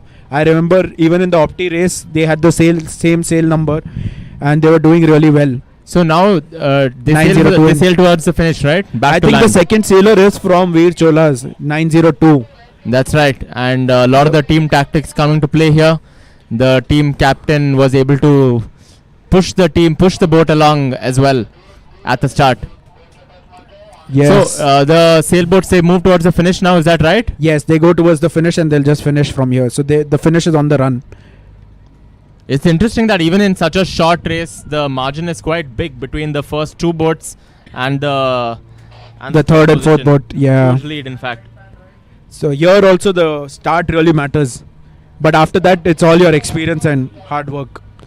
Because if I remember, there was sail number 1040 who was first at the mark and then he just kept losing. Yeah, where is he now? God only knows. In fourth position. So he did lose 3 boats, and the way he's sailing the run, he will become 5th. So, so it is interesting. So a close back him to racing for finish first and second. Close race between first and second. Oh, bad Windward, jibe. leeward. Bad jibe, but still the Malaysian sailor is able to hold his position from Bopal Tritons, and the second sailor from Vir Cholas. So the first goes to Bopal Triton and he gets the victory. Oh, the finish is here. Yeah, the finish has happened. The second is from Vir Cholas. I think so. I think 902 Yeah, was from. 902 should be Vir Cholas. So what Fantastic a race. interesting race. Yeah. be a part of. And the battle for third is also very close if you look at it. Yeah. So anything can still happen there Yes. between third and fourth place. I all think to play the for. I think the third. Who do you think will finish third? I think the Inner boat. outer boat will finish third. I think the inner boat will. Let's wait and watch. Yeah. The outer boat is definitely. The outer boat is definitely rocking the boat to Okay. try to get advantage and Yeah, I think the outer boat close is finish. Close finish, but the outer boat should take it. So jury closely watching the race. There will be a windward-leeward situation. Oh, I think the inner boat might have got the finish ahead of. There is a yellow flag. Wow! At the finish, somebody has got a yellow flag. So they've got to go back, do a penalty, and finish. Yes. Oh, that's damn sad. The boat which was third has to go back, do a That is the penalty. inner boat, right? That was the outer boat who was rocking. I told you, right? He was rocking the boat, Oh, yeah, right. and the jury decided to So I penalize was right him. about the inner boat finishing. So another successful So prediction. he will have to do a 360. That's where the experience counts. And because I've got all these penalties, I know. Awesome. So the inner boat managing to sneak in there. And for the thing third is, he place. needs to finish this penalty before the rest two boats approach, because if he doesn't do his penalty in clear wind or clear place, he can get penalized again. It must be absolutely painful to do a penalty at the finish line. Yeah, and the worst part is he has to sail back and then finish again. And do it in clear space. So it's like triple damage. Yeah. A tough race for that sailor. He sailed really well, but unfortunately, because of one penalty, 3 boats have gone past him. Absolutely. And that's how thin the margins are in the rig and race at the ISL. So fantastic race, new format. What do you think about the whole concept of it? I mean, it's a nice concept as long as people don't get hurt at the launch. It's a good and interesting race to be a part of, right? There are 2 aspects to it. One is to rig the boat and launch, and the second aspect is to tactically sail the race as well. I mean, Yeah. the beat and the run needs to still be sailed the right way, and right how we were discussing, right at the start, the first sailor still did not pull the spirit, because of which he kept losing speed Yeah. and height. So the sailors also need to be aware. It's not just the start, it also has to. It's just like any other race, right? Even if you get a good start, you still need to tactically go around the right way. Yes, that is right. So amazing watch here for everyone. I think this is the first time, not just for the sailors, but for a lot of us to be involved in terms of watching and supporting. So at the start of the day, Bopal was leading the event, and I think even in team race they did decent. They didn't win the event, but I think they were 4th or 5th in the racing, and here they have won the race. So definitely adding good points to their tally and will be in top 3. absolutely. So quick recap: we had team racing earlier on with Deken skippers in first place, and Goa in Marinas. second, and Vizag with in the third. Vizag in third. So with the rig and race, we've had Bopal in first, Vir Cholas following in second place. So it'll be good to see how that shapes up the points table as we break for lunch. No, we have one more race. The One Opti more girls with rig and race. Okay. Rig and race. There's going to be Opti girls as well. Oh. So we'll again see a lot of coaches diving in. And I think this time we'll see a lot more coaches, because there was a clear advantage there. If you can swim 30-40 meters in, then that gives you a big head start. Of course, the sailor still has to sail well, but the only thing that you can do from the outside is give them that head start. So plus the wind is becoming more light. So I think a good push is a must, because at the start, if you get that push, you might be able to come into the fresh wind early on, and that gives an advantage to the sailor for sure, because once if you're late with your start and if you're stuck in the pack, it is very difficult for the sailor to gain any position. no, that's true. So a lot to play here in terms of for the coaches to really think, and I think there will be a quick feedback between the sailor and the coach, and they will come up with a new strategy for. No, definitely. I think once everyone has done this once, they have a sense of what to do and what not to do as well. Yes. In terms of rigging, because you saw different strategies here. Some of them were rigging up what is that, the tiller, they were keeping it ready, or some of the other captains were pushing the boat while the sailor puts the tiller extension, which I think is the better And strategy. the first team, what they did, they as soon as they put the sail in, they launched the boat. They kept the sailor in the boat, and he was rigging the rudder from inside, like being on the boat, correct. while the coach was pushing the boat away. But that's where you need an experienced sailor to come in, because rigging a rudder takes time. If you don't have a good habit of putting the rudder in, it can become really difficult. No, that's true. So with that, I think we'll just take a short break, and we'll be back with rig and race with the Opti girls. So stay tuned at ISL 2026.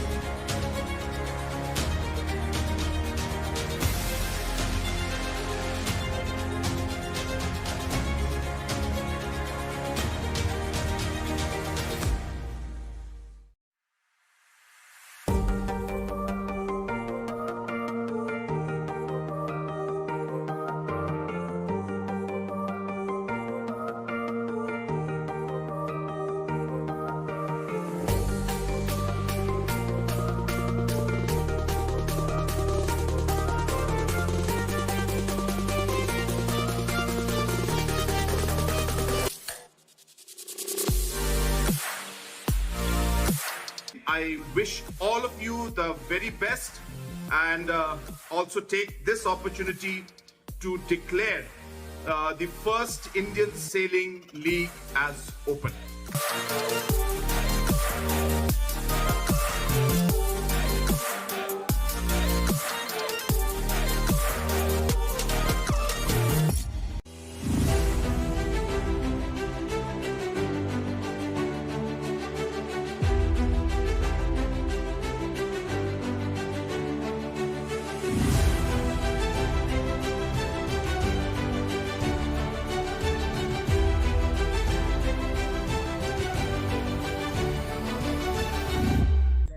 रुको तुम IPL देखा होगा, WPL देखा होगा, चला दो मैं दिखाता हूँ ISL क्या हो.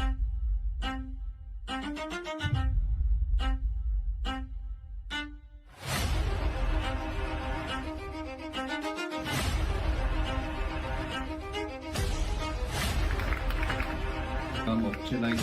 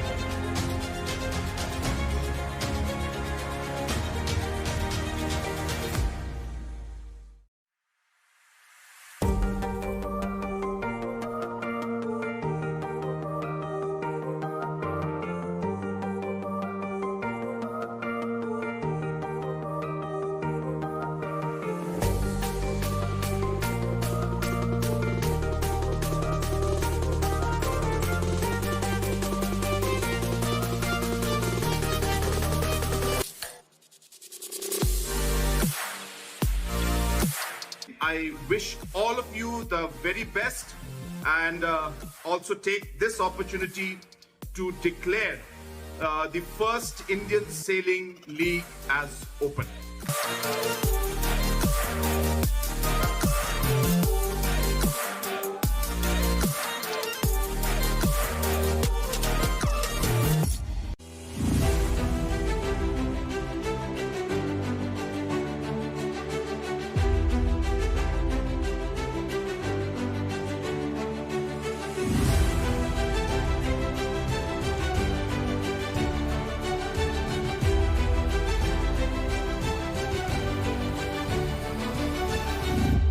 रुको रुको रुको रुको रुको तुम आईपीएल देखा होगा WPL देखा होगा चलो आज मैं दिखाता हूँ आईएसएल क्या होता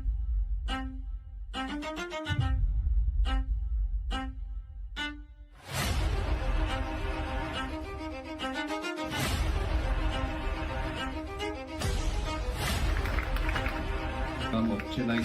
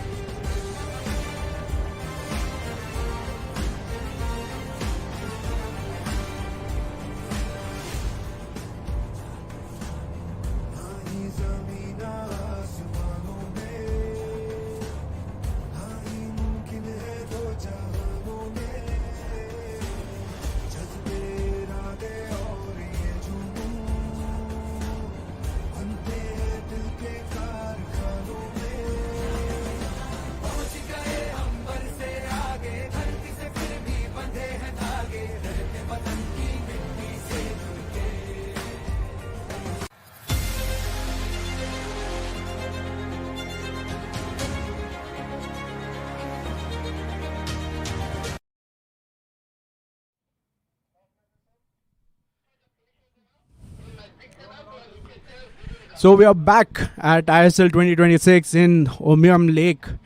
We have the rig and race Opti Girls starting now. This is your host Abhimanyu and I'll be your eyes and ears for this race. So here we saw in Opti Boys, the trick was the coaches pushing the sailor further out and really helping the sailors to get started. The trick is to put the sail up as fast as possible, keeping the spirits aligned so that they can put the spirit as quickly as possible. And the trick is for the sailor to jump into the boat and put the rudder. Yeah, so I think everyone's a little bit more experienced now. At least the team captains, the team Coaches. and captains. Fine. They now know what to do in terms of rigging, but also in terms of helping the boat get a head start. So if you can swim a little bit deeper, even by 10 meters extra, 15 meters extra, it gives you a big lead. Because I think in this format, especially because the race gets done so quick, Yes. if you cannot be in the top 3, 4 at the start, then it's really difficult to Catch up. come back and win at least. Yes, definitely. And as you can see, a lot of teams have understood the trick of the trade and now they are keeping their spirits in the right places where all they need to do is be able to put the spirit first, just put it in and then put the sail up and push the boat out. Yeah. Put the spirit in, push the boat, and once the sailor is in, they can handle the tiller. Yeah, the trick will be for the tiller to go in. Yeah. You know, if a person like me who was sailing, I just didn't need the rudder. I would have sailed the race without the rudder. Yeah, what do you think about the tiller? I noticed a couple of teams, they started actually well ahead in the first race. Oh, Avinash's mic was off till now. All Very right, good. so I'll have to repeat a lot of my valuable inputs. But anyway, I was looking at the first race, right, where I had a better view. I felt like some of the team, some of the sailors spent an extra 10 seconds trying to put the extension in, which I felt was a little bit unnecessary. But what is your thought on getting the extension in? The idea is to get a clear start, right? You can use the body. The wind is not much. You can use your body instead of putting a rudder. So I would have just somehow started first and then figured out putting the rudder. Like, you just need to get started. The extension, you mean, right? The extension, even the rudder, you can just use your body all the way. The first reach.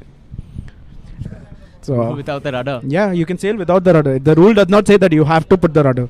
No, but I think sailing without the rudder is a bit of a challenge, but without the extension is definitely something that. So they have to you remove can the do. extension as well, is it? Yeah. Oh, then I mean, I wouldn't have put the extension. Yeah, I was anyway tall So for no, Opti, so no extension, no centerboard, no spirit, and there's one more. so even centerboard, I would have put that centerboard halfway through. The idea is to just get the push, get the sail up, right? And everything else can happen. If you're an experienced sailor, you don't even read the rudder, especially on the first reach. The first leg is a reach, Yeah. so you can just use your body to rock and roll and go all the way. No, absolutely. This is to remind you once more. This is the Opti Girls Rig and Race, and we just had the boys finish. Bopal in 1 and 2, by the way. It wasn't Vir Cholas in second. So Oh, is Bopal it? with a 1 and 2 finish in the Opti boys, and it'll be good to see how this pans out. In So this race, interesting. Opti This girls. will give Bopal a really good lead and advantage in the overall standings. So a good prize money would be going their way. So I think we should start talking to their team owners right away to get some good margin. No, absolutely. Can't wait to also, this is the one that I think has the most following because there's a lot of cheering, a lot of chaos, and everyone's involved. Oh shit. Okay, should be fine now. Yeah, this is definitely the race with the most eyeballs. You can see the crowd there. So everybody from the sailors who are not participating to parents, support staff, everyone's witnessing this because it's a lot of everyone's new to this format. Also, it's the most exciting to watch because the chaos starts well before you're on water. 100%. So it's a complete team effort, and finally the coaches are coming to play. Finally, the true reason to start blaming your coaches for not giving you the best start.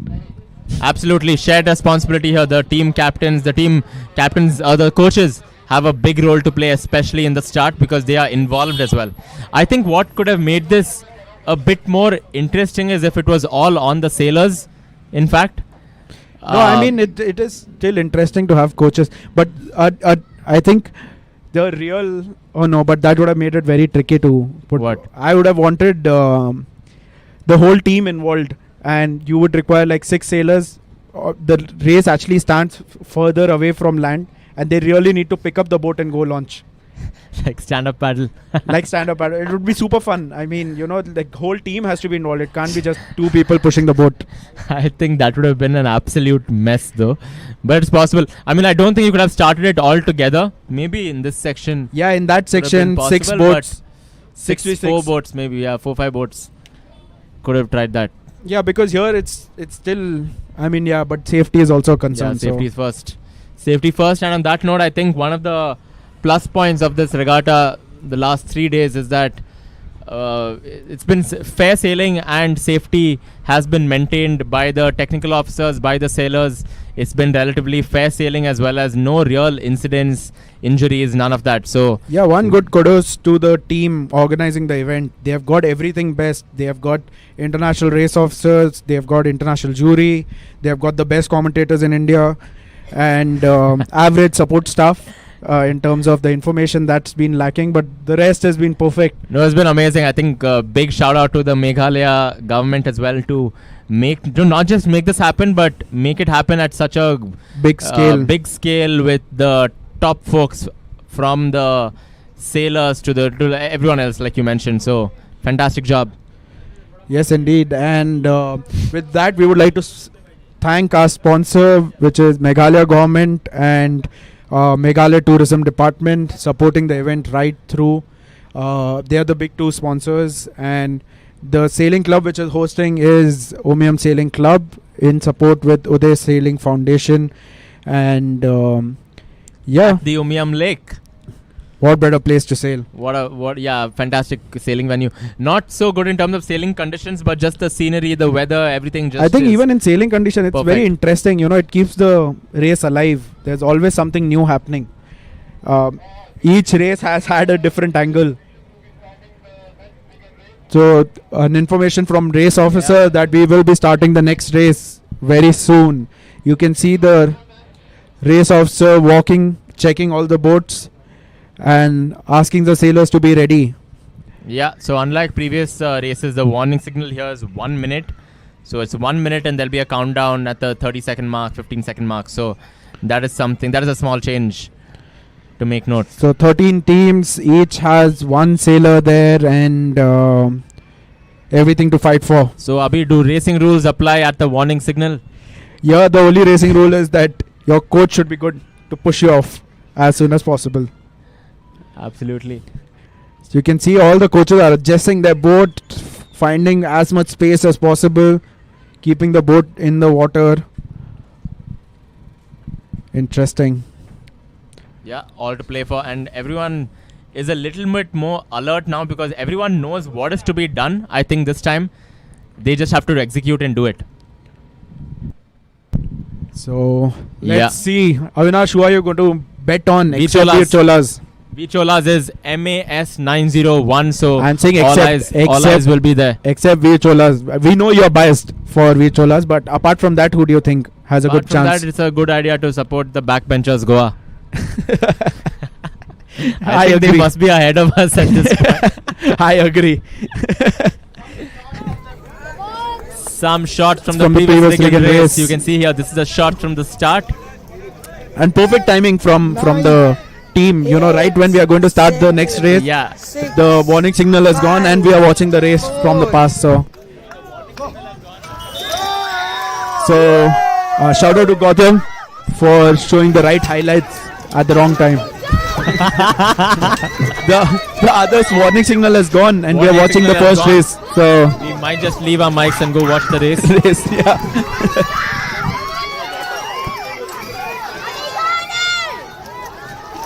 Okay, All right. So we're back here. back at the second race. Back at the start, Riggin race, Opti girls. Opticals, yes.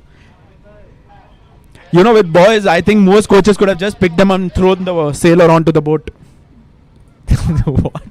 Like I would have picked up my sailor and thrown him into the boat and pushed the boat far off. Would you do that in this one?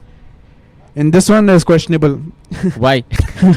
because there's a girl sailor. Unnecessary. If you throw her, she gets hurt. That's all. End of career.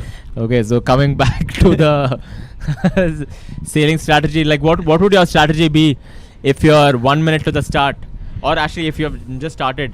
So what would your sequence, step by step sequence be from putting the spirit to the center board? So you know the most important thing is the setup in this race, right? You need to have the spirits in the right place. You need to have the rudder in the right place. I noticed that most people haven't thought through about the rudder and the positioning of the center board. Right after this, so the sequence needs to be that you first put the spirit. The coach puts the sail up, while the sailor jumps in and is putting the rudder. So the coach can turn around the boat. He can launch the boat on his own and push the boat to get the right start. So very interesting. Yeah. Oh, I the think that's flag right. is up. Flags and, and 30 seconds. We are going to Possibly, see absolute chaos. Avinash, are you ready? Yeah, this is the most exciting format to watch. So we just have under 15 So seconds to go. here, the whistle. The 13 race teams. officer is ready. Everything The to coaches play are for here. ready, So the sailors each are team ready. has one sailor, and that's 13 sailors on water. So we just have a few more seconds to go before the start. Everyone's ready. Everyone's very alert. And the inner boats will have a bit of an advantage, but they'll have to make use of it. Let's see if they can. Yes, 100%. I think the middle ones have. I definitely wouldn't have wasted time on rudder. So here we go. And we go. I think few Lights teams out at started the little start earlier. At They the timed it ISL better. 2026. This is Riggin race. And the Opti sails girls. are up. Oh, It there's is a different underway. strategy. Somebody has decided to launch the boat first and put the sail in water. Yeah, A bit of a different strategy out there. But they're doing it, and the spirit is not up. Is it? It is up. It is up. They've got the first sailor out. That strategy is helping. Yeah, and the Wow. pillars up and running as well. Yes. Now it's all on the sailor. It's on the sailor and the coach is still pushing. Oh wow! What a start! What a start for these three sailors. MAS on top once more. Oh, they're going to hit each other. The coach is going to get it. Oh, wow, there's collision. At this point. The racing rules do apply, and see on water they're putting the spirit. So that is something. So it's a bit of a collision out there.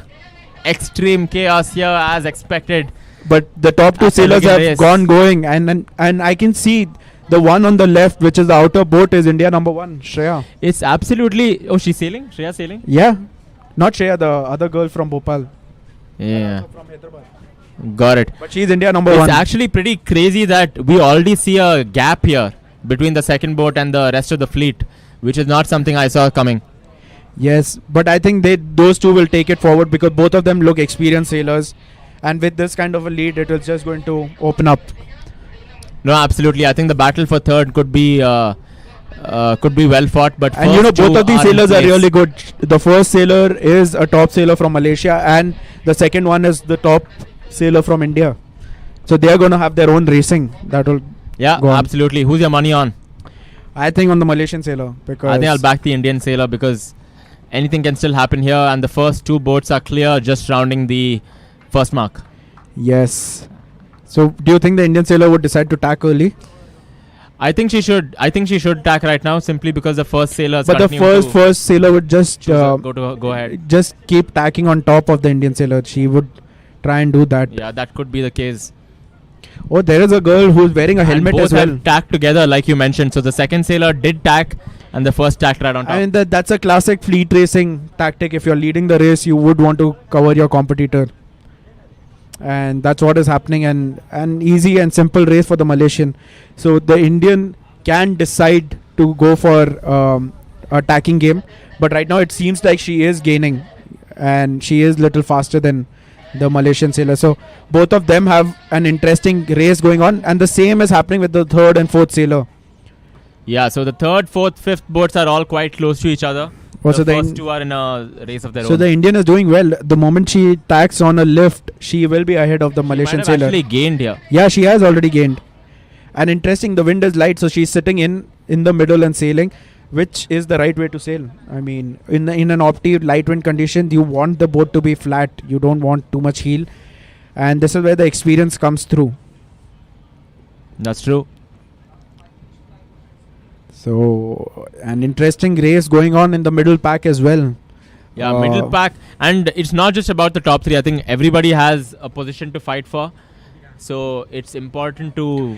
I like the way opti kids actually tack because of their experience and everything that they do. Their roll tacks are really good.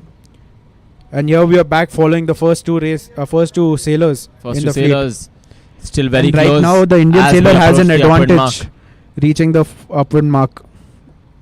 Yeah, it's a port rounding. Yeah, it is a port rounding. True.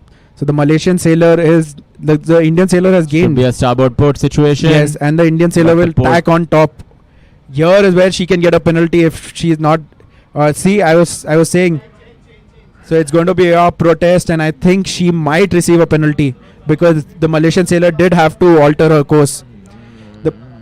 She might have to tack now. Yeah. Yes. So the Malaysian sailor is screaming protest, and I don't know if the jury has noted the incident. There is a jury boat there, but jury boat is quite close by as well. Still no flag though, so it looks like it was fair sailing, but I don't know. I mean, I think there was a change in course required from the Malaysian sailor to avoid the Indian sailor, but this is going to be a really good run.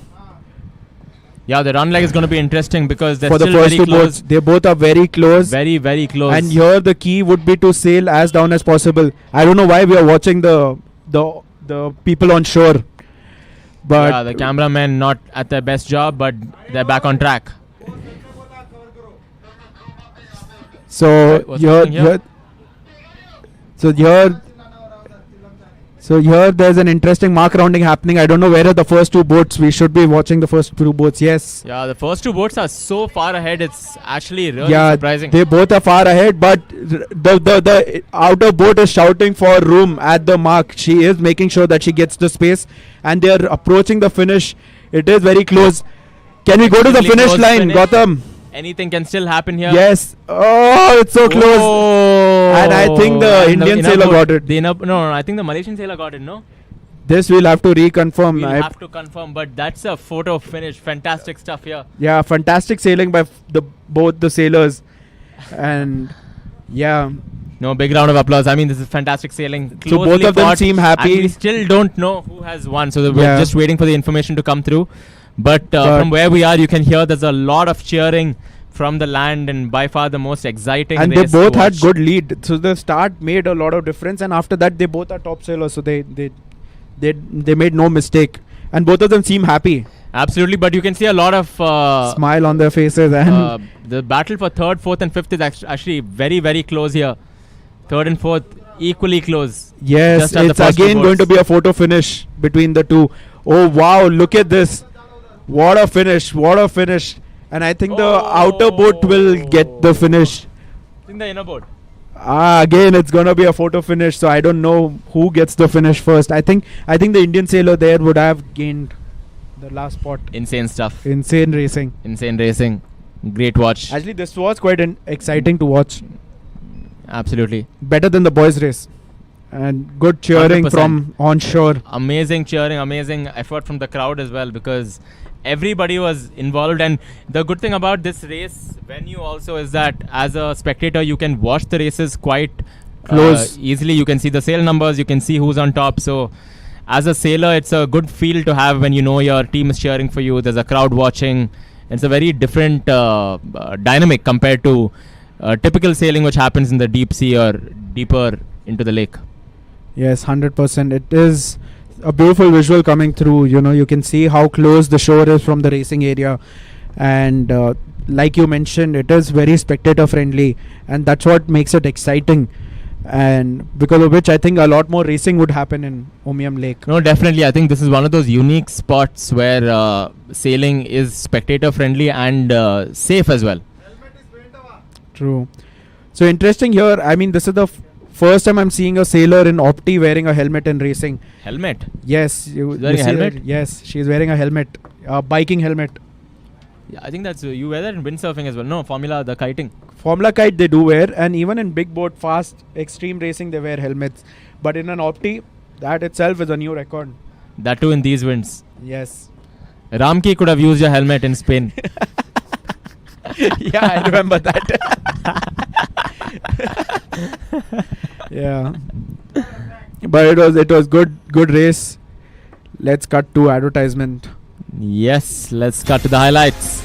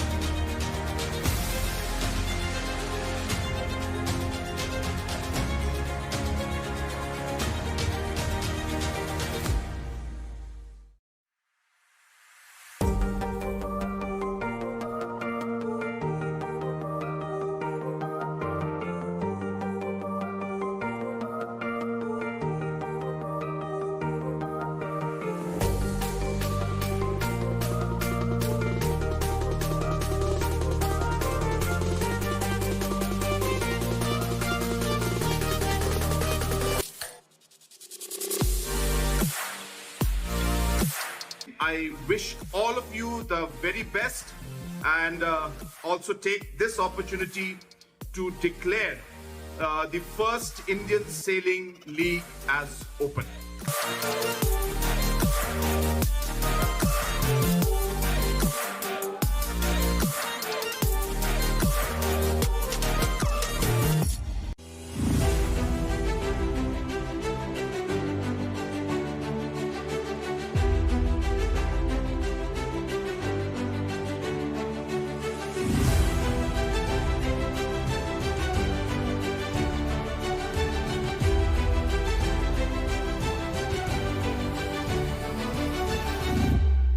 रुको रुको रुको रुको तुम IPL देखा होगा WPL देखा होगा चलो आज मैं दिखाता हूँ आईएसएल क्या हो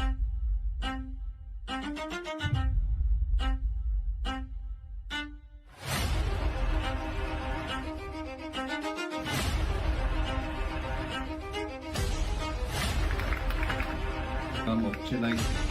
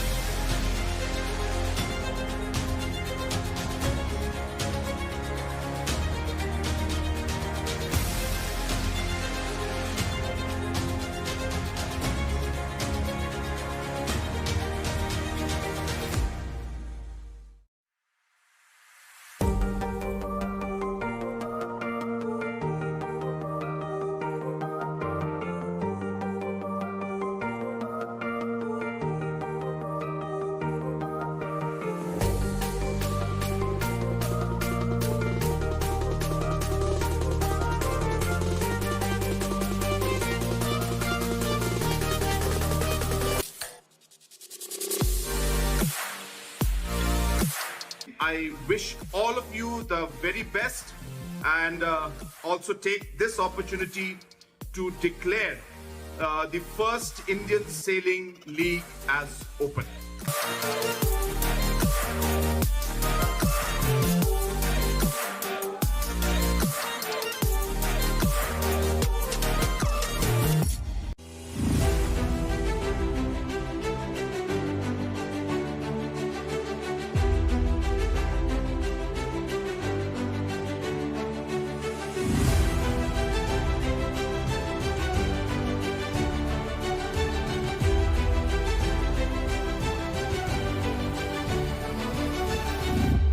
रुको रुको रुको रुको रुको तुम आईपीएल देखा होगा WPL देखा होगा चलो आज मैं दिखाता हूँ आईएसएल क्या हो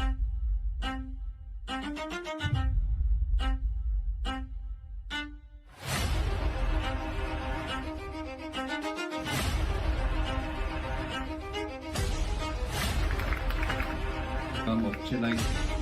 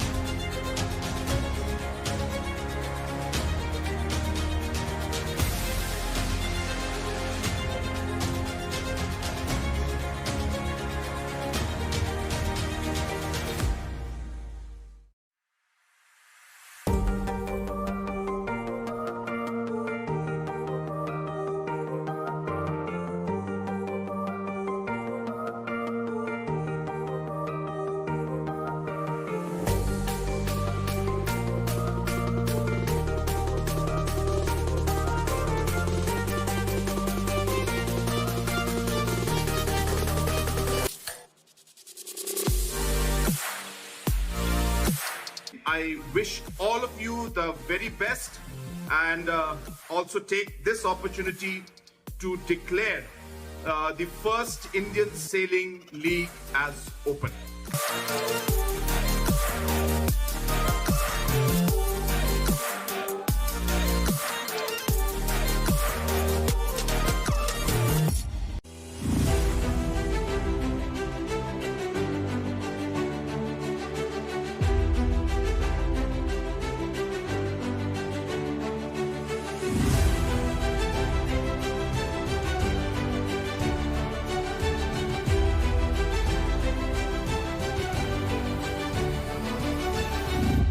रुको रुको रुको रुको रुको तुम आईपीएल देखा होगा WPL देखा होगा चलो आज मैं दिखाता हूँ आईएसएल क्या हो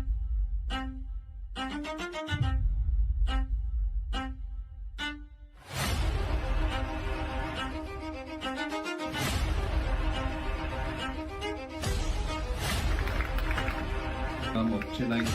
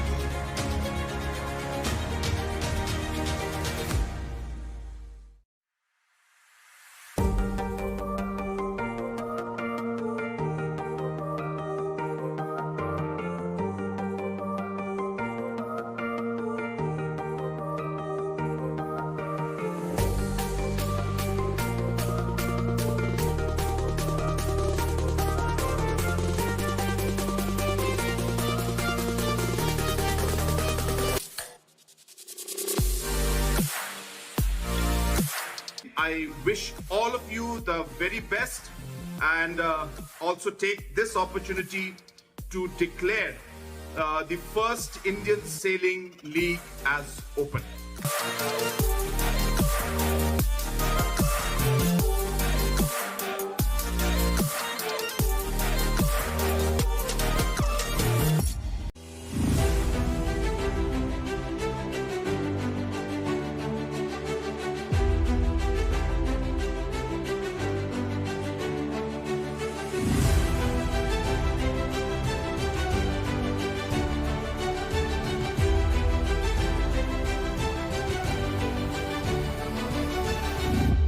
रुको रुको रुको रुको रुको तुम आईपीएल देखा होगा WPL देखा होगा चलो आज मैं दिखाता हूँ आईएसएल क्या हो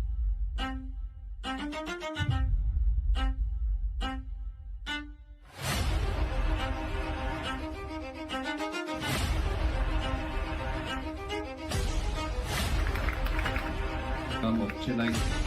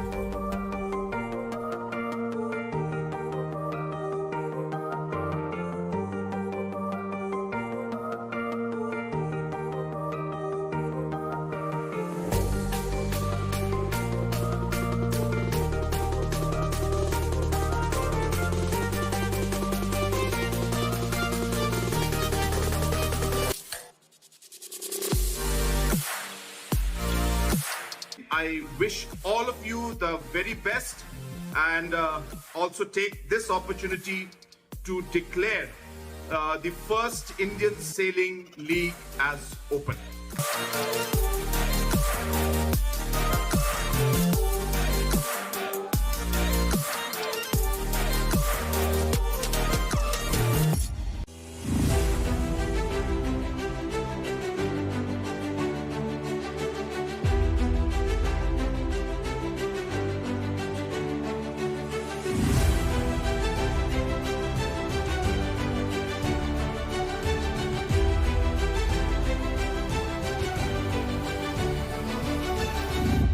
रुको रुको रुको रुको रुको तुम आईपीएल देखा होगा डब्ल्यूपीएल देखा होगा चलो आज मैं दिखाता हूँ आईएसएल क्या हो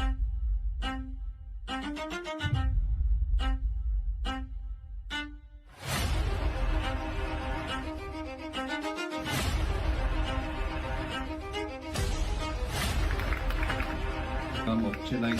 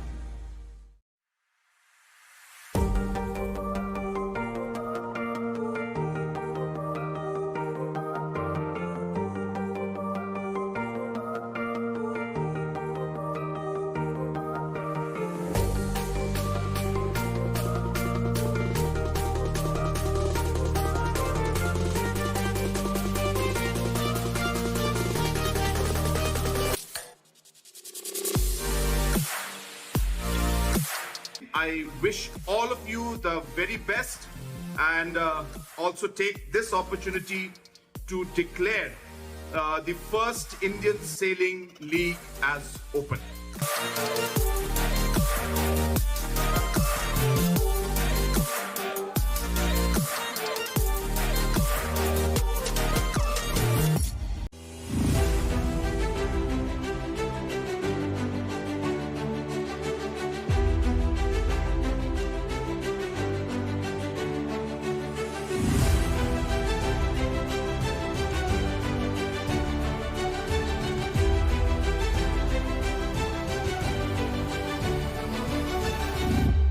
रुको रुको रुको रुको रुको तुम आईपीएल देखा होगा डब्ल्यूपीएल देखा होगा चलो आज मैं दिखाता हूँ आईएसएल क्या हो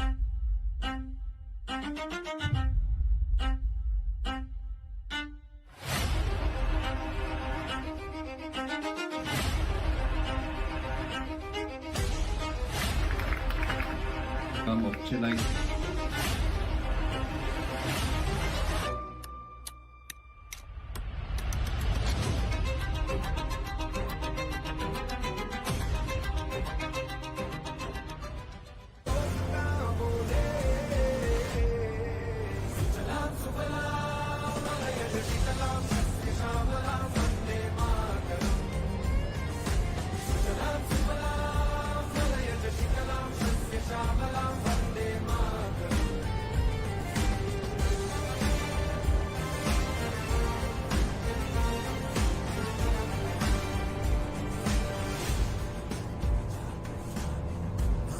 जमीन आसमानों में ना ही मुमकिन है दो जहानों में जज्बे इरादे और ये जुनून बनते हैं दिल के कारखानों में पहुंच गए अंबर से आगे धरती से फिर भी बंधे हैं धागे रहते वतन की मिट्टी से जुड़ के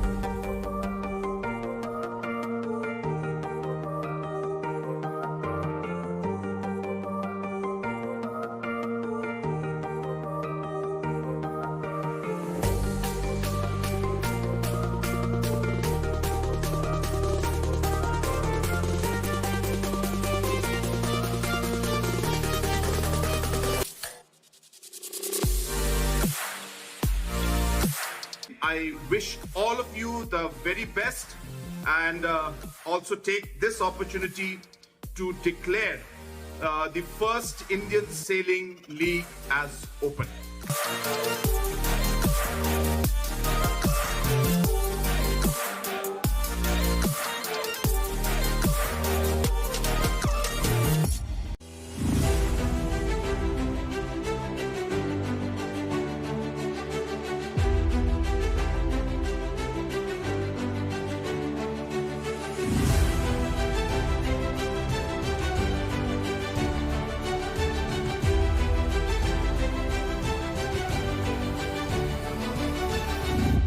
रुको रुको रुको रुको रुको तुम आईपीएल देखा होगा WPL देखा होगा चला दो मैं दिखाता हूँ आईएसएल क्या हो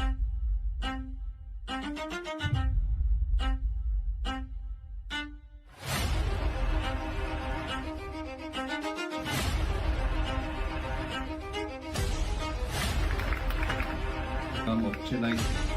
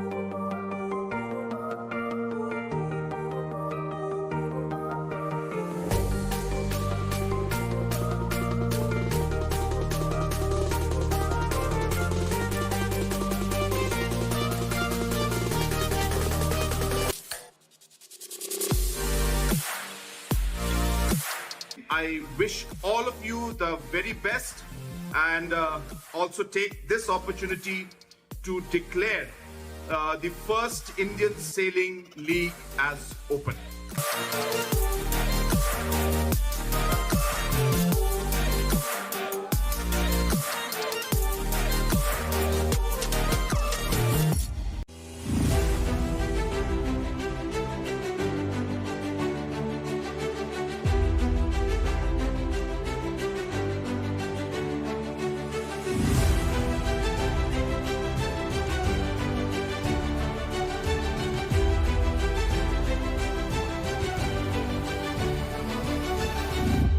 रुको रुको रुको रुको रुको तुम आईपीएल देखा होगा WPL देखा होगा चलो आज मैं दिखाता हूँ आईएसएल क्या होगा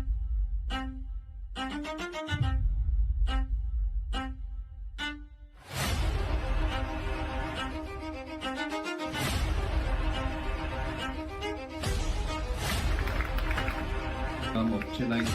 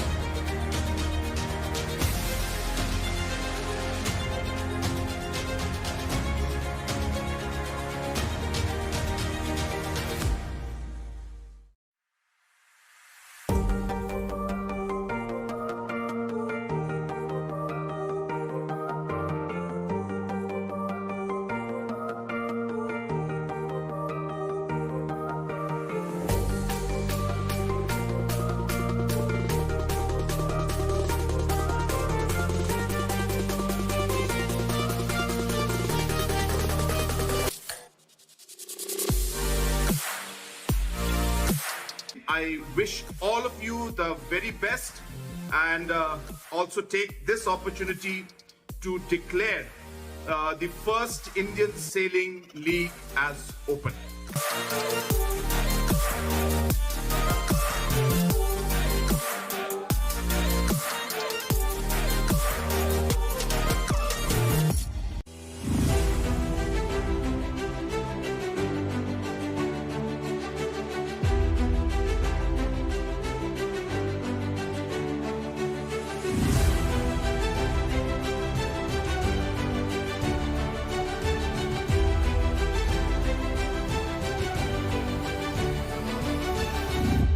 रुको रुको रुको रुको रुको तुम आईपीएल देखा होगा WPL देखा होगा चलो आज मैं दिखाता हूँ आईएसएल क्या होगा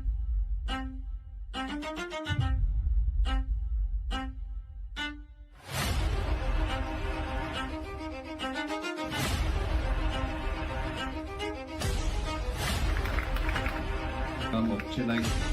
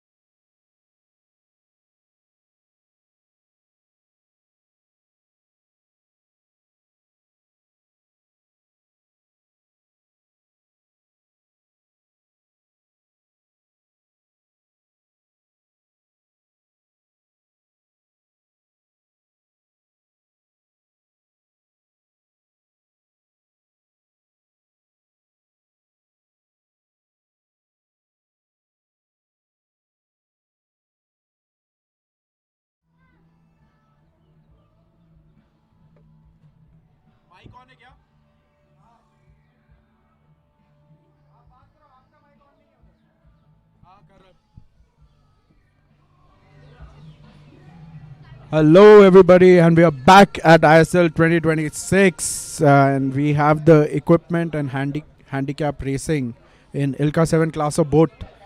An interesting race out there. This is going to be the officials who are going to be racing. So each team has put one sailor, a dedicated sailor in Ilka 7 to sail this race. In terms of equipment, they will not be using a kicker. So if you notice at the mast, there is no kicker in each of the boats. So the kicker, what it does is it helps to control the boom wang, which helps to give the shape of the boat. So an interesting race and concept. This is one of a kind and only at ISL 2026. I don't see this happening anywhere in the world. So a new concept being tried, and I think everything to play for in terms of for the teams. All the teams are trying to fetch as many points as possible to be able to be able to win the championship on an overall basis. Wow, so we have a lot of support in-house who are watching the race with us, and I think if you can't spot the boats from the land, this is the right place to be. So right now the race committee is ready to race, and pretty soon we will have the class flag up. Okay, so these are the Ilka 7 sailors. It is the handicap race, and each team has sent their best sailor in Ilka 7 to do this race. The only difference is that they don't have an kicker. So the places where it will be challenging for these sailors is mainly going to be on the beat, and because on the beat they will require a lot more strength to pull the main sheet in, and apart from that, on the run the boom will be extremely high, so getting the right shape of the sail would be a challenge. Now with me I have Shubham Pille, who is Ilka 7 sailor. He was sailing in the Ilka 7. Shubham, Hey, I am not a Ilka 7 sailor. I am a नहीं, 49er ये event sailor. में तो आप Ilka 7 cell कर रहे थे for a team. अभी आप नहीं गए रेसिंग के लिए? एक्चुअली मैंने टीम की ज़्यादा ज़रूरत थी, तो मैंने आपकी टीम ने डिसाइड किया कि दूसरा seller will be better. Yes, he is the good seller. And तो आप काफी प्रेशर में लग रहे हो. हाँ, क्या आप डिसअपॉइंटेड हो कि आप नहीं गए? मैं नहीं ऐसा नहीं है, बट मैं तो चाहता हूँ कि मेरा टीम ही जीते. वाइजैक और अच्छा खासा कर रहा है अभी भी. अब हम ओवरऑल 3rd पोजीशन पे हैं, और हमारे साथ इतना एक्साइटमेंट में बच्चे गिर रहे हैं. They are not able to watch the race and bear the pressure. अभी 4 minutes are left for racing. We have the preparatory flag up. It's called papa. It's a Papa flag. That means you can dip. If you are OCS, you can dip the line and start. So, yes, interesting race to watch out for. Because abhi kya hoga? Because there's no kicker. You have to pull the main sheet with a lot of strength. Main sheet with a lot of strength. Because there'll be a lot more pressure on the main sheet. So, yes, 1 minute to go. Last and 1 without minute. kicker it will be interesting, because positioning of boats on the start line will be easy, but to be able to come out of irons will be a little difficult. So quite an interesting challenge out there for these sailors. आपको क्या लगता है, लोग कहाँ से pin से start लेते हैं या फिर कमेटी से? अभी विंड लेफ्ट साइड गया है, सो मुझे लग रहा है कि लोग पिन से स्टार्ट लेने वाले हैं. Actually, I think committee is also a good place to start. काफ़ी square है line, but मैं होता तो I would have tried starting in free wind from the committee. And बस ये होता कि you'll have to कोई कमेटी पर है नहीं. हाँ, but ये होता कि you'll have to really मतलब play the shift. तो मैं होता तो I wouldn't have gone to the pin. I would have tried starting from the committee, go a bit and 4, 3, 2, 1. आप ये देख सकते हो, सब रोल करके स्टार्ट करने की कोशिश, और ये बहुत ही बेहतरीन स्टार्ट फ्रम द पिन. सारे 3 इंटरनेशनल सेलर्स जो हैं वो सब पिन से स्टार्ट करते हुए, whereas जैसे मैंने बोला था, if you start from the committee in fresh wind, it will give you an advantage, right? And This is वही an होते हुए advantage. जा रहा है. अभी बस यहाँ पे जो starboard बोट है, starboard most बोट, उसको सिर्फ शिफ्ट प्ले करने की जरूरत है. Yes, and he has a good lead. हाँ, मतलब I Can think all see. he had to do is just go for speed and he has to wait for the shift. वो shift पे उसको tag करके he has to play the shift and he will be in the top 5. Clearly port lay line Not in is the- also favorable. Not in the But- top 5, maybe it's the first. He has a good lead. आप तो- देख सकते हो. It's an interesting fleet. Lot of international sailors and domestic sailors representing their teams. There are 13 teams racing here, and each team has sent one of their best sailors to race this race. Ram Milan. तो अभी starboard boat has clear advantage. The way wind has swung. यहाँ पे हमारे पास जो flags है उनको देख के लगता है कि starboard lay line will pay. So I think that's why even sail number 7, I think it's Ram Milan who is. No. He's 229619. Okay, so And sail number he's a- 7 clearly उसके पास opting to काफी go अच्छा- towards. उसके पास काफी अच्छा lead है राम मिलन के पास. Yes, so I think it's an interesting race. So far 619 looks like he will be leading the race, and he's sitting in the right place. Not too much heel, and the idea being कि you have to keep the boat as flat as possible to get the best speed. And ये जो 7th sailor है, I think he is from Bopal Tritons, and as I can see on the jersey, he is gaining from the starboard tack. He has good speed, and I think the wind has knocked, so that is why the whole fleet is tacking. अभी पूरा fleet tack करके is going to go towards the starboard lay line, and आप अभी यहाँ से flag भी देख सकते हो. तो विंड अभी ऑलमोस्ट लेफ्ट आया है. तो एक्चुअली हमारे यहाँ से we can see the first windward mark, तो इट विल बी इंटरेस्टिंग. तो एक्चुअली सेल 7 डिड वेल. उसका स्टार्ट बहुत खराब था. हाँ, They did not काफी have a खराब good था. start, but he played the shift very well. So at least he is in the mix. He is fighting it out, and lot of the sailors decided to go on the port lay line. काफ़ी सारे लोग left गए. They thought the pressure would come from left, but it does seem like now the wind is again swinging and it will go left. So that is why you can see the whole fleet on port tack. And in laser you really need to hike when there's a pressure. You need to flatten the boat. आप देख सकते हो काफ़ी सारे sailor hike कर रहे हैं. And here's a tack from the first boat on the right, Bhopal Titans. Bopal Triton से, and he will be crossing at least half of the fleet, and even the top. Oh, here was a fake tack, and यहाँ पे पूरा fleet वापस tack करते हुए, and बहुत ही खराब tack from the first sailor. Ram Milan अभी भी लीड ही कर रहा है. As a So starboard here tag we have the first mark rounding happening. by Ram And Milan. we have Ram Milan who's leading the race. He is an exceptional sailor from India. He has done well. He has been an Ilka 7 sailor. Youth में he was really good in Ilka. So clearly a lot of experience. And run पे काफ़ी कुछ तय होगा. Oh my God. Sail number 7. you Sail can number see. 7 is stuck because once he tacks, he has to let go of all the starboard tackers. And यही tack But and good tack tack back, करते हुए. And यहाँ पे CSK. Run बहुत ही important होगा. तो जैसे मैंने कहा था कि रन पे विदाउट और ये बहुत ही खराब Without kicker. राम मिलन because of which he will lose out. और अभी क्योंकि किकर है नहीं, it's becoming difficult for the sailors to be able to roll. तो clearly lot of sailors finding it difficult without kicker. तो बहुत ही इंटरेस्टिंग हो रहा है बहुत ही race में. ज़्यादा इंटरेस्टिंग है. And yeah, Ram Milan is clearly losing out. He decided to sail. Yeah, he decided to jibe, and without a kicker, it's becoming a problem for these sailors to jibe. Because Ram Milan lost out a lot on his jibe, but he's still able to get a good shape in the sail. But it look like stop. तो अभी जैसे आप देख सकते हो, people are trying to jibe. See, oh, what a Oh my roll God, jibe, and oh, almost good. a half capsize.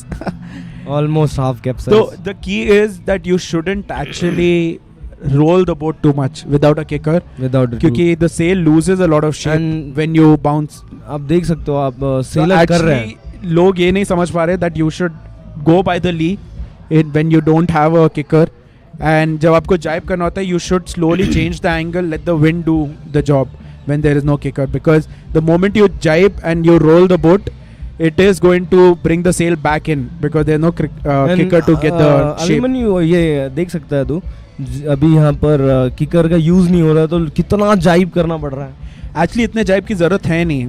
जैसे मैंने mention किया, हाँ, sailor should have gone by the lee. अगर आप सेल पूरा एक्सटेंड करके sail करो, you will be able to manage the shape. अभी प्रॉब्लम ये है कि most of them have their sail inside, they are trying to sail a broad reach. और मुझे लगता है कि वो लोग एक दूसरे को कवर करने की कोशिश कर रहे हैं, इसलिए कवर भी नहीं. एंड सबसे बड़ा गलती ये, जब आप रोल जाइब करने की कोशिश करें, you don't need a roll jibe. यहाँ पे the moment you do a roll jibe, क्या होता है, जब आप रॉक करते हो boat, the sail will come back in because it's not fully powered. तो उसकी वजह से दे गेट सीएसके गुड जाइब. तो अभी इन लोग को क्या करना है, they should extend the sheet. अपने हाथ से they will have to push the sheet more out and slowly jibe. Slow jibe is the key to this race. Okay, this is only at the mark rounding it is going to help. तो जब भी आप देखो ये jibe करके the sail comes back. First rounding by Ram Milan Yadav. तो not bad, he is still able to hold the lead. Is mass. There's a collision. There's a collision near the mark. In Two this boats. situation, Clearly, it's right somebody is going to get a penalty. Sail number 0 will get a penalty. Okay, but why? Maybe उसके पास room था. उसके पास room था, but his jibe was bad, तो जिसकी वजह से he got stuck. Okay, तो without a kicker it is an interesting race, but I think reach sailing will still easier comparatively. Ram Milan clearly doing well and getting the finish. He wins the race. Win the race. So I think he's sailing for Bopal. Is from Hyderabad. So sorry, Sikundraad. So Sikundraad doing well. He gets the win. And there was the highest bid, is what I've been told, and clearly worth the money. He has got them the win, and good points for Sikundraad out there. Having said, the fleet was quite close, and it would have been a challenge for the race committee to note all the finishes. The short quick race with no kicker was pretty interesting. Kafi close. Oh, so no, there is two.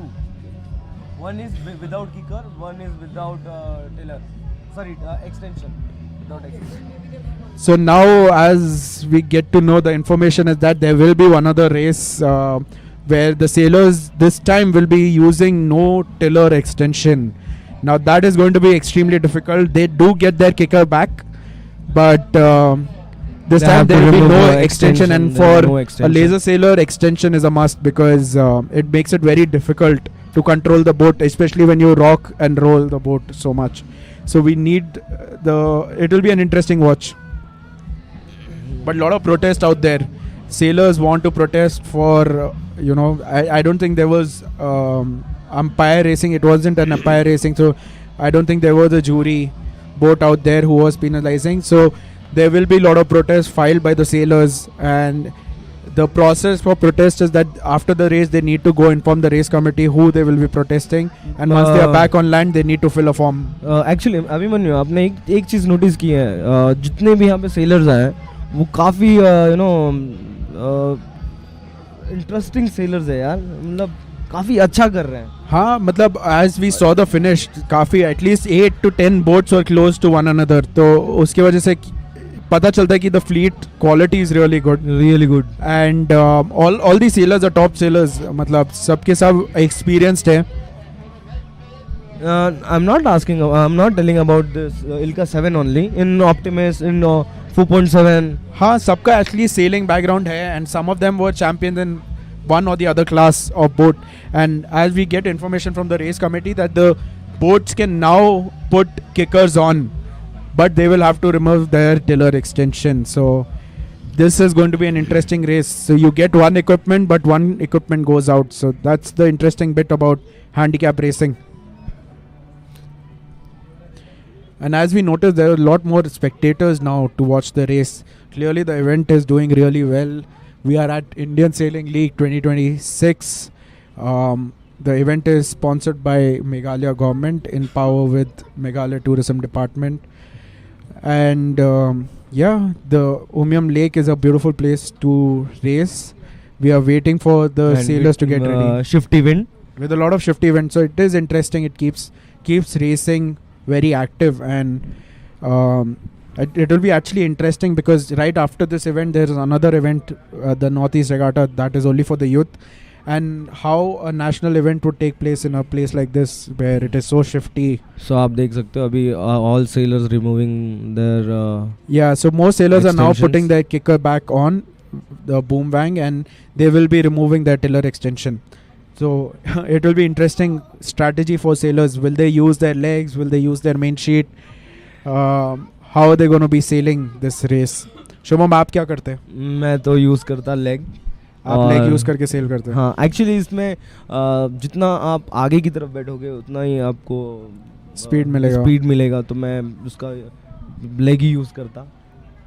But हाँ, मतलब इसमें clear advantage to sellers जो लंबे हैं. काफ़ी role करके cell करना पड़ेगा लोगों को.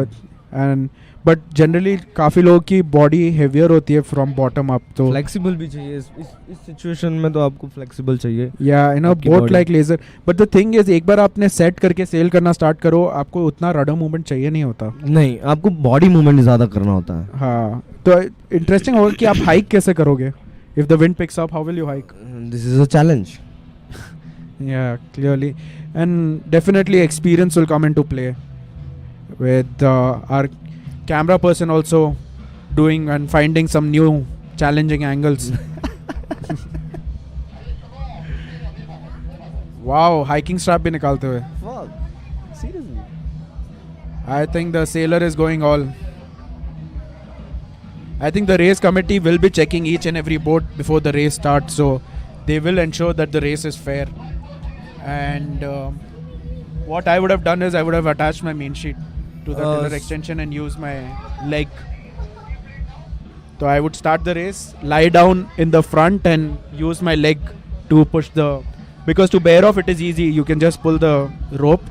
I think bearing also is easy. No, for bearing you have to push your leg further. So if it is the main sheet attached, you can always push easier with the leg. आपने कभी cell किया है अभिमन्यु? मैं तो without rudder cell किया है. Without rudder तो आपने तो विदाउट सेंटर बोर्ड भी सेल किया है. हाँ, तो इट्स कैसा था आपका एक्सपीरियंस? कुछ विदाउट सेंटर बोर्ड ज़्यादा टफ होता है because the boat then only drifts, so you have to go sideways. With that, we have Avinash back, and he will take the commentary forward. We had the first race. Ram Milan won the race, and he was to give you fact without kicker. Without kicker, okay. That was easy, but without kicker, and this one is again without kicker. No, this one is without tiller extension. Yeah, it is going to be interesting if the wind picks up, because will you hike? Will you hold the tiller? What will you do? If the wind picks up is a big if. Looking at the flags here, which are consistently down. As I can see, a lot of the smart sailors are attaching their main sheet to the tiller. I would have done the same. Main sheet to the tiller. Okay. Yes. And So then this I is would Ilka, use. This is Ilka 7. Yeah, this is Ilka 7. So I would have used my leg and the main sheet. Oh, clearly. So that's a small. No, so that's a small rope. He thinks it is going to be easy, but it will be very difficult later on. Is it because it's a very lean, thin rope? Lean, thin rope, and it is easy to bear around. It will be very tough to bear off. No, you can bear off easily. You can't bear in easily. Like you can't point up. Yeah, you can't point up. So that's where you need the main sheet. No, this is the race without. So the sailor is representing Vizag, I think. No, it's not from Vizag. So Our team people managing the official live. So interesting race. Different strategies being used by the Ilka 7 sailors. All of them are experienced sailors, so it would be interesting to see what solutions each one comes up with. So we have clear fans in and around us listening to our voice With the headphone. with the headphone. Yeah, we're back live after the lunch break here. This is the handicap race where there will be no tiller extension. So Avinash, will we have be been interesting to live. see You how are the it one pans missing. out. But I'm back, so we're live now. Yeah, I think it will be much more interesting now. सारे लोगों ने अपना रोप लगाया है. Yeah, I mean it is, but obvious ki people should be using their ropes. But question is, would you use an outside rope? Would you use your main sheet? That's going to be the trick. I think there is no sense to put their main shade or something. So I think it is. I think I would use main sheet, hands down. It is easier. It is thicker, and much easier to control the rope. So You can see there are some people using body weight to move the grid. yeah, that is also a good strategy. Or you know what would have been interesting? I would Yeah. want somebody to see or do this. Take the rudder out and sail only using body. Maybe, I mean, that should have been a handicapped format, but if it's not a format, then No, because you would eventually do much better instead of in this race, this race without a rudder. without a rudder. Explain that. So if you get the rudder out, you have no stress about the rudder altogether. So the tiller extension tiller doesn't make any difference, and there you'd be focused on using your body weight. So less friction, and if you're able to get a good start, you would get the victory. And at hands what down. point would you put the rudder? You don't need to put the rudder throughout the race. Seriously, I'm not joking. You just use your weight completely all through. The only tough part would be to get a start. Yeah. So you will need to position yourself and wait it out and just start from the committee, because nobody is going to fight for committee, and use your weight through and through. Okay, so इसके बाद अभी 420 का race है. Especially if you are a heavier sailor in this kind of But conditions. tacking and rounding a mark, all of those things would be extremely challenging, if not not almost really, impossible. because you just need to put your weight on to the other side, and the boat will roll on its own, and then you just use your weight. Anyways, all these guys are doing roll tacks. So right now the biggest friction for them is to use the tiller. Interesting, but I think there's a reason why nobody is doing that. So Because they are not maybe up we to my should- mark, right? They're not at an international standard. So like Shubham, would you remove the rudder in this situation? Shubham has said, obviously his team has not sent him, so that itself. And that's a big no. It's an obvious no, Avinash. Why? His team had 2 people to select from, and they sent the other guy. So, Shubham, what are your thoughts? क्यों आपको select नहीं किया ये race के लिए team ने? Okay, the Shubham is smiling, but we can see the tears behind the smile. No worries. We're back Avinash, to the don't race. be mean. That's the statement from the audience. Yeah. Also, it was this. So Also, I was having lunch a few minutes ago, and it was actually amazing news for me that people are actually sitting and going back, reviewing the races, listening to the commentary. I mean, they're looking at their races, but the commentary is being listened to. So we do have an audience, and we've received some good feedback. So That's good, Avinash. great job to myself and the other person here. Yes, that's true. The whole event is alive because of us. I would like to give credit to both of us, and a bit And a bit of credit A to bit the too, yeah. folks who have come and gone. Shubham, Shilpa, Smriti, and a few others have pitched in as well at the commentary area. True. And committee really doing some interesting stuff. They have both the orange flag, the Finnish flag up, and they also want to start the race, but they put an AP up. So it's all over the place. Everyone is enjoying Everyone's the vibe, enjoying. the music. The music is amazing. Everything is up to the mark.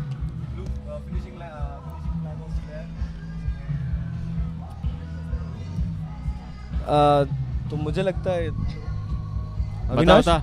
Avinash मुझे लगता है कि ये जो blue flag भी up है, ये जो ब्लू फ्लैग अप है, ये होता है जो फिनिशिंग के लिए होता है ब्लू फ्लैग, और Yes. एपी होता है जो एपी पोस्टपोन के लिए होता है, और ऑरेंज जो कलर है वो स्टार्टिंग लाइन के लिए होता है. तो रेस कमेटी ने ये सब कुछ क्यों कर रखा है? Be loud. लाउड तो बोल रहा हो यार. That is loud.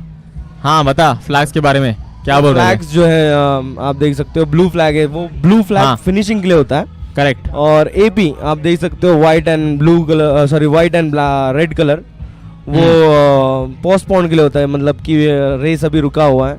और third thing is orange flag, Yes. वो स्टार्टिंग के लिए होता है. तो आरसी बोट ने इतने सारे फ्लैग क्यों लगा रखे हैं? हाँ वो भी है, बहुत सारे फ्लैग्स है. क्या बोल सकता है? Clearly, Blue flag. RC is busy figuring out and making sure that the race goes fair. तो उनने सबके they will go and check each and every boat to see if everyone has removed their tiller extension. Or actually, they will first put the blue flag down, then AP down, and then they'll get going. But abhi they are still changing their course. So right now it doesn't really matter. They have told the competitors ki bhai there is enough time. That's true, and I think while we waited out, let's play a quick quiz. So Abhimanyu and Shubham, are you guys ready? I was born ready. I don't know about Shubham. All right, let's go. So question number 1 for Abhimanyu. This is a game where I'll make a statement and the answer is simple. That's true or false. No questions. Yeah? Yes, I only speak the truth. Let's All go. right. So the statement is proper course applies before the starting signal. True or false? False. That's a clear false. Because if there is no start signal and there is no race, what will you be sailing? There is no That's proper the- course. That's the right answer. We started with a simple question. So that's 1 point to Abhimanyu. Over to Shubham. Shubham, आप ready हो? Yes, I'm ready. ठीक है. A racing boat can be considered an obstruction. True or false? क्या एक racing boat obstruction हो सकता है? Yes, true. Shubham says it's true. Racing boat can be an obstruction. Yes, if the racing boat is a different class of boat in your racing course, it can be considered as an Same obstruction. class. Same class cannot be an obstruction. Okay, I'll just like play. I'll just ask some questions. What if the boat is capsized? Would that be an obstruction? It is an obstruction, and you need to avoid the boat. So a racing In boat this can case- be an obstruction. Yes. लगता है कि कोई boat अपविंड cell कर रहा है और कोई downwind cell कर रहा है, तो That's not an obstruction. You have to avoid a boat which is capsized because its safety comes into part, and you cannot do anything if somebody is capsized. So you will have to avoid him. Consider him as an obstruction. Okay, so actually तेरा answer क्या था?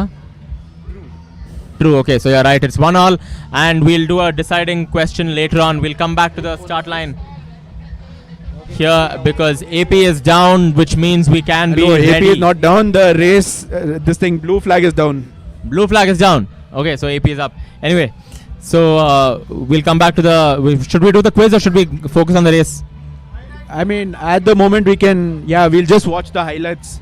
All right, we'll cut to the highlights then. Oh, you can see the OA really cheering, enjoying the race, and supporting his own team, and shouting at them. Woohoo! Crazy. Interesting racing.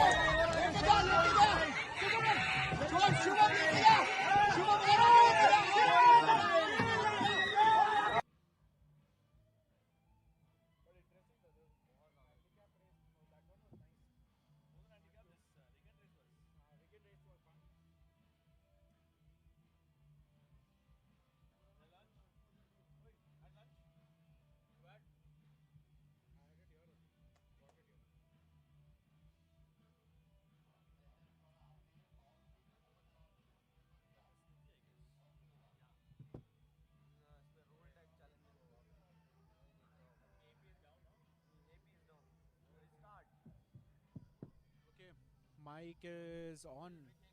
Mic is on.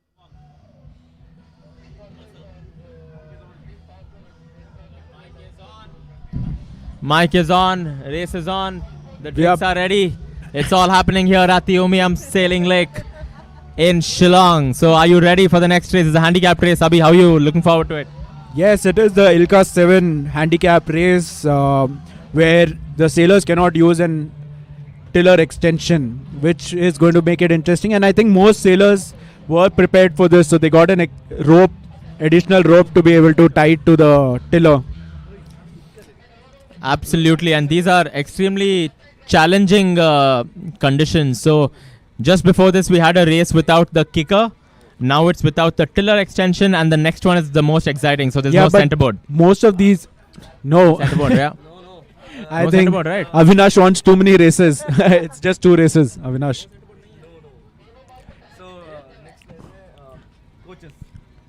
Okay, anyway, so no centerboard is a false statement. Sorry about that. That's on Gautam again, but we'll come back to the race here without the tiller extension.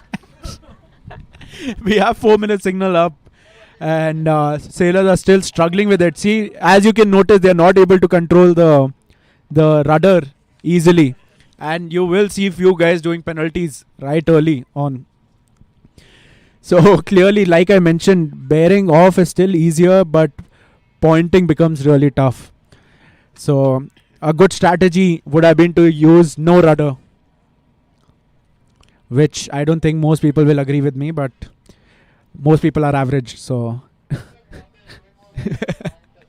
and we have 1 minute to go. 1 minute to go. See, Racing rules apply. This is the Ilka 7 handicap race without tiller extension. so not bad. People are still waiting it out.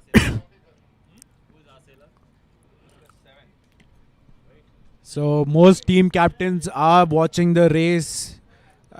They will be hoping that their sailors are able to finish in good position to get good points for their team. Right now, without tiller extension, it is little difficult to sail a class or boat like Ilka 7. So, oh wow, there are a lot of incidents, and I think that it is very close for the race to start. I think a lot of boats will be OCS the way it is starting. 4, 3, 2, 1, and what a start! What a What a start. This is going to be exciting. And it's a clear start. Is it a clear start? I'm sure a couple of boats should be over, I no? think sail number 7 got a good start. It's a good start from few guys, but as you can notice, it has been a challenge for these sailors to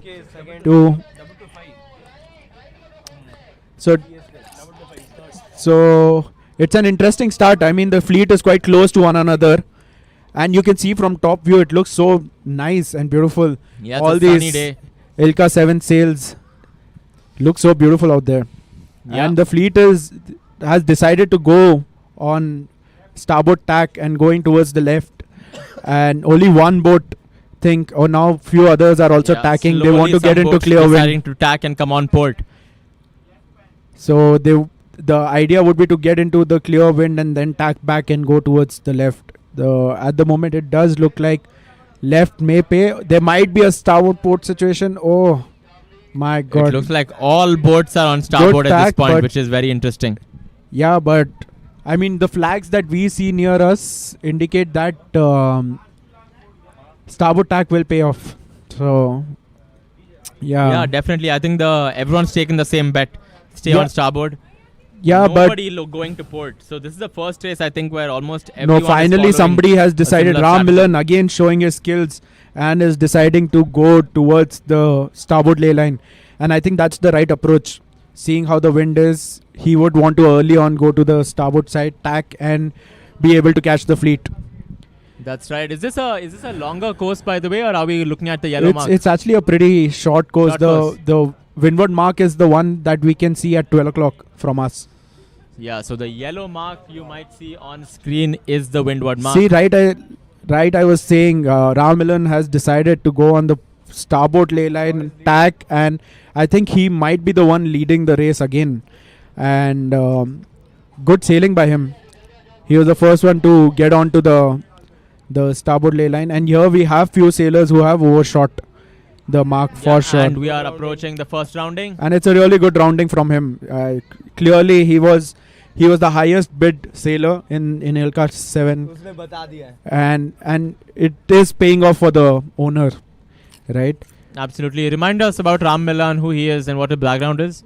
So he is a sailor from Bopal. He has done a lot of lake sailing right from his childhood, and he was part of the national team in Ilka 7. Ilka 4, and then Ilka 6. He has won quite a few national medals, and even in Ilka 7, his best finish was 5th in the country. So he is a top class sailor, and I think one of the best in the fleet. And clearly, in these two races, he is made the money for his owner, the person who has bid for him.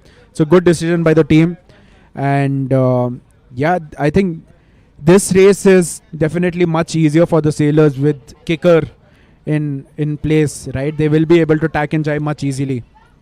Yeah, and I don't think the lack of a tiller extension is proving to be much of a handicap given the light conditions as well. Yeah, but I think now when they have to make minor adjustments, it becomes little difficult. But I mean, these are all top sailors, so they will often use their body instead of using the tiller extension.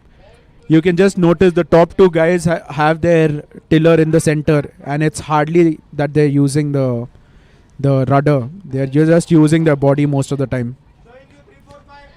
Absolutely, that's the best way So to sail these the are downwind, 3, and the 4, first two 5. boats are clearing out. So 3, 4, 5 have a close race, and I can hear a whistle go. So somebody did get a penalty for either breaking a rule with another boat or for rocking. So it's interesting to it will be interesting to hear them out later on. Why did they give him a penalty?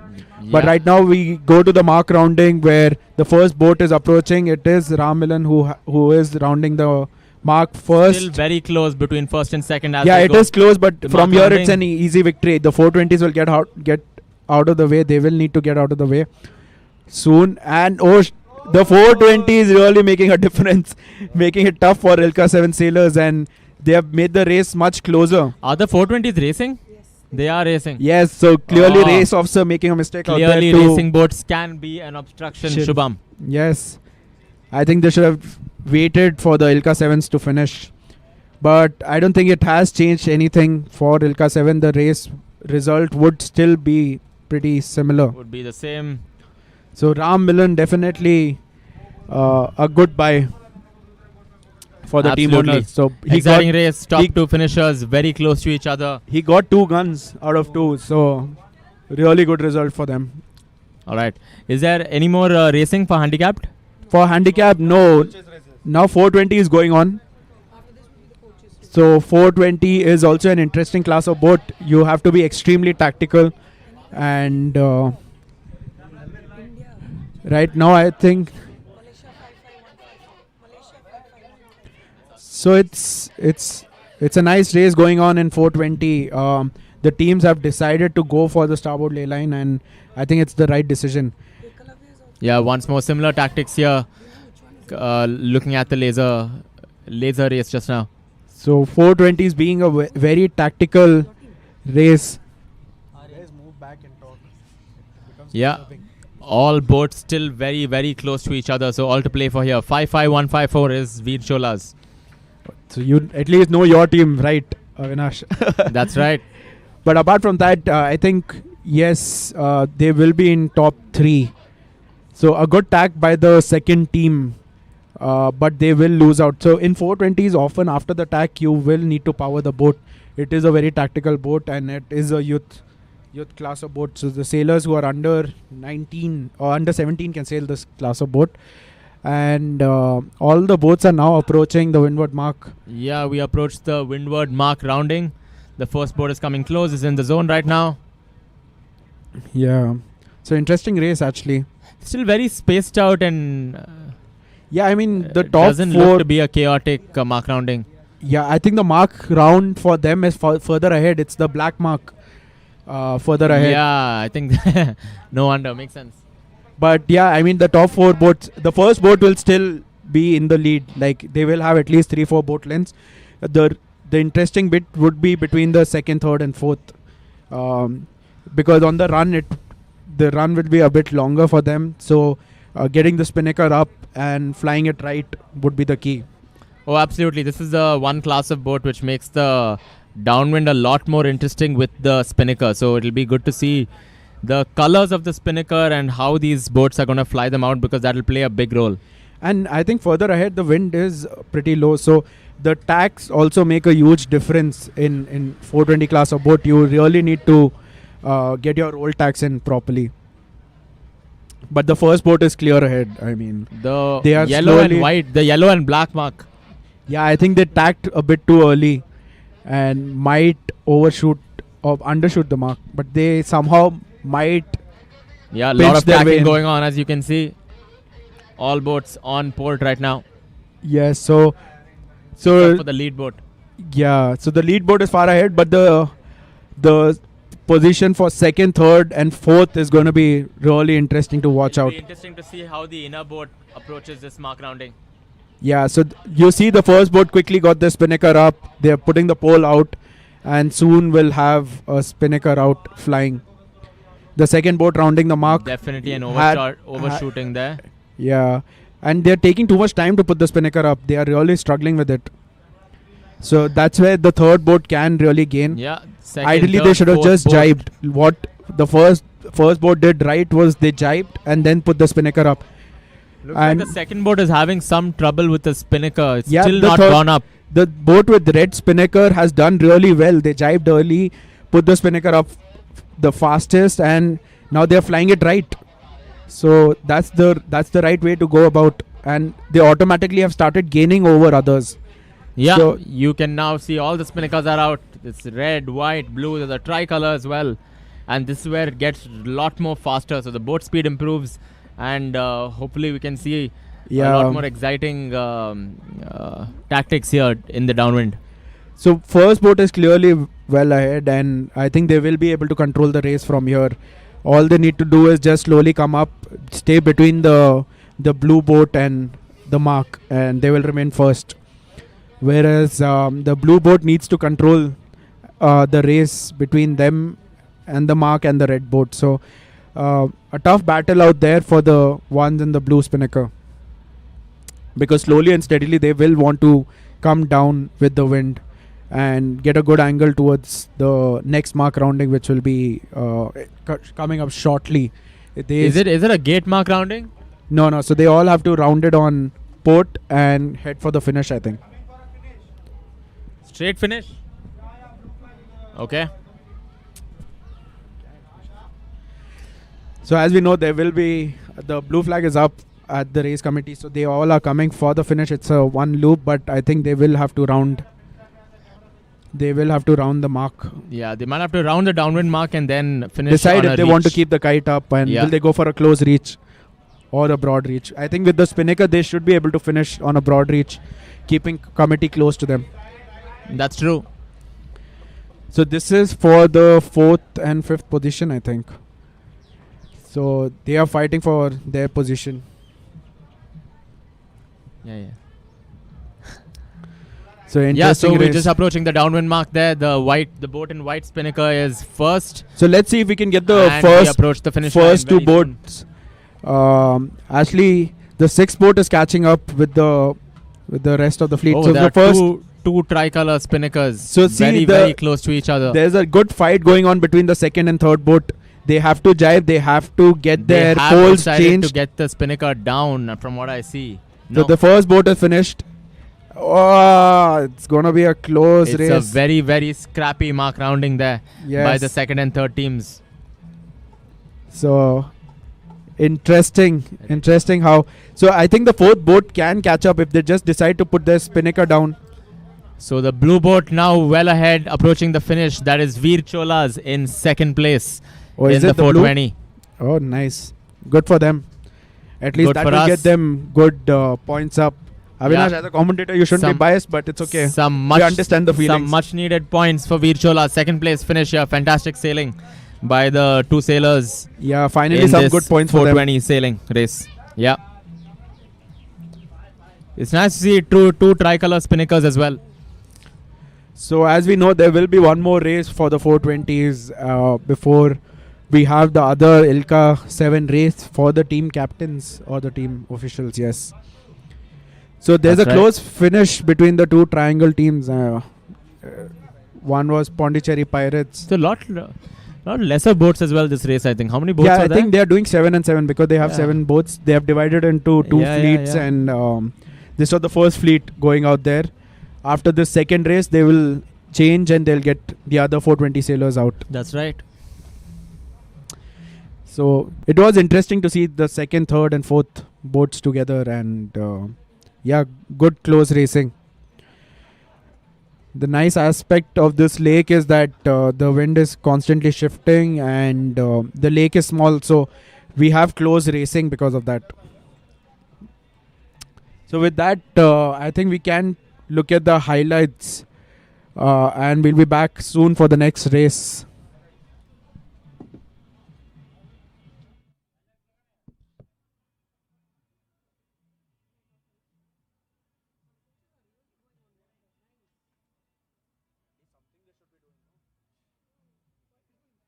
रुको रुको रुको रुको रुको तुम IPL देखा होगा WPL देखा होगा चलो आज मैं दिखाता हूँ आईएसएल क्या होता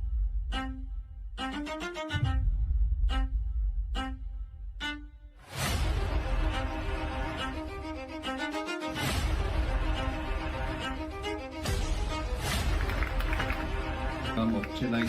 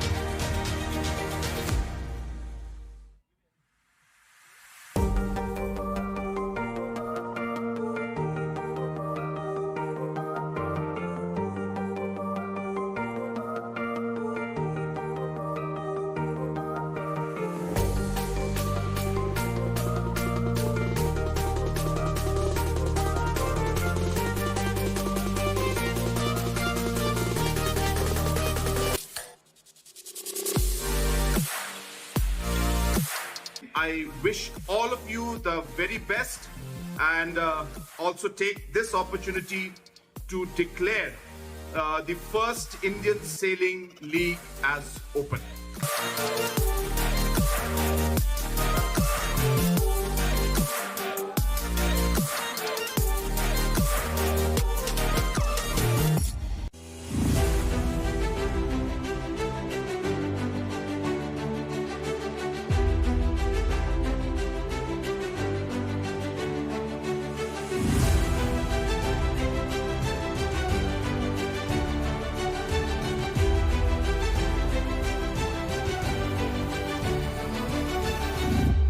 रुको रुको रुको रुको रुको तुम आईपीएल देखा होगा डब्ल्यूपीएल देखा होगा चलो आज मैं दिखाता हूँ आईएसएल क्या होता